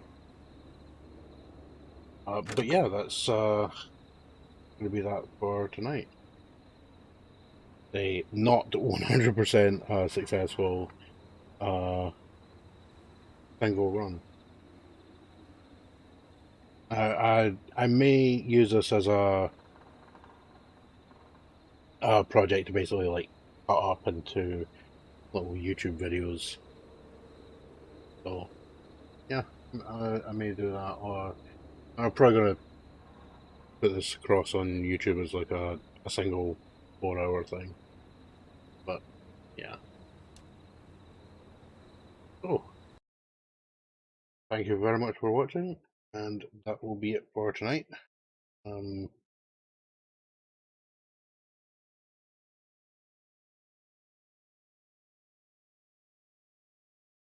yeah, that's going to be that. So thank you very much for watching, and I will catch everyone later. Bye.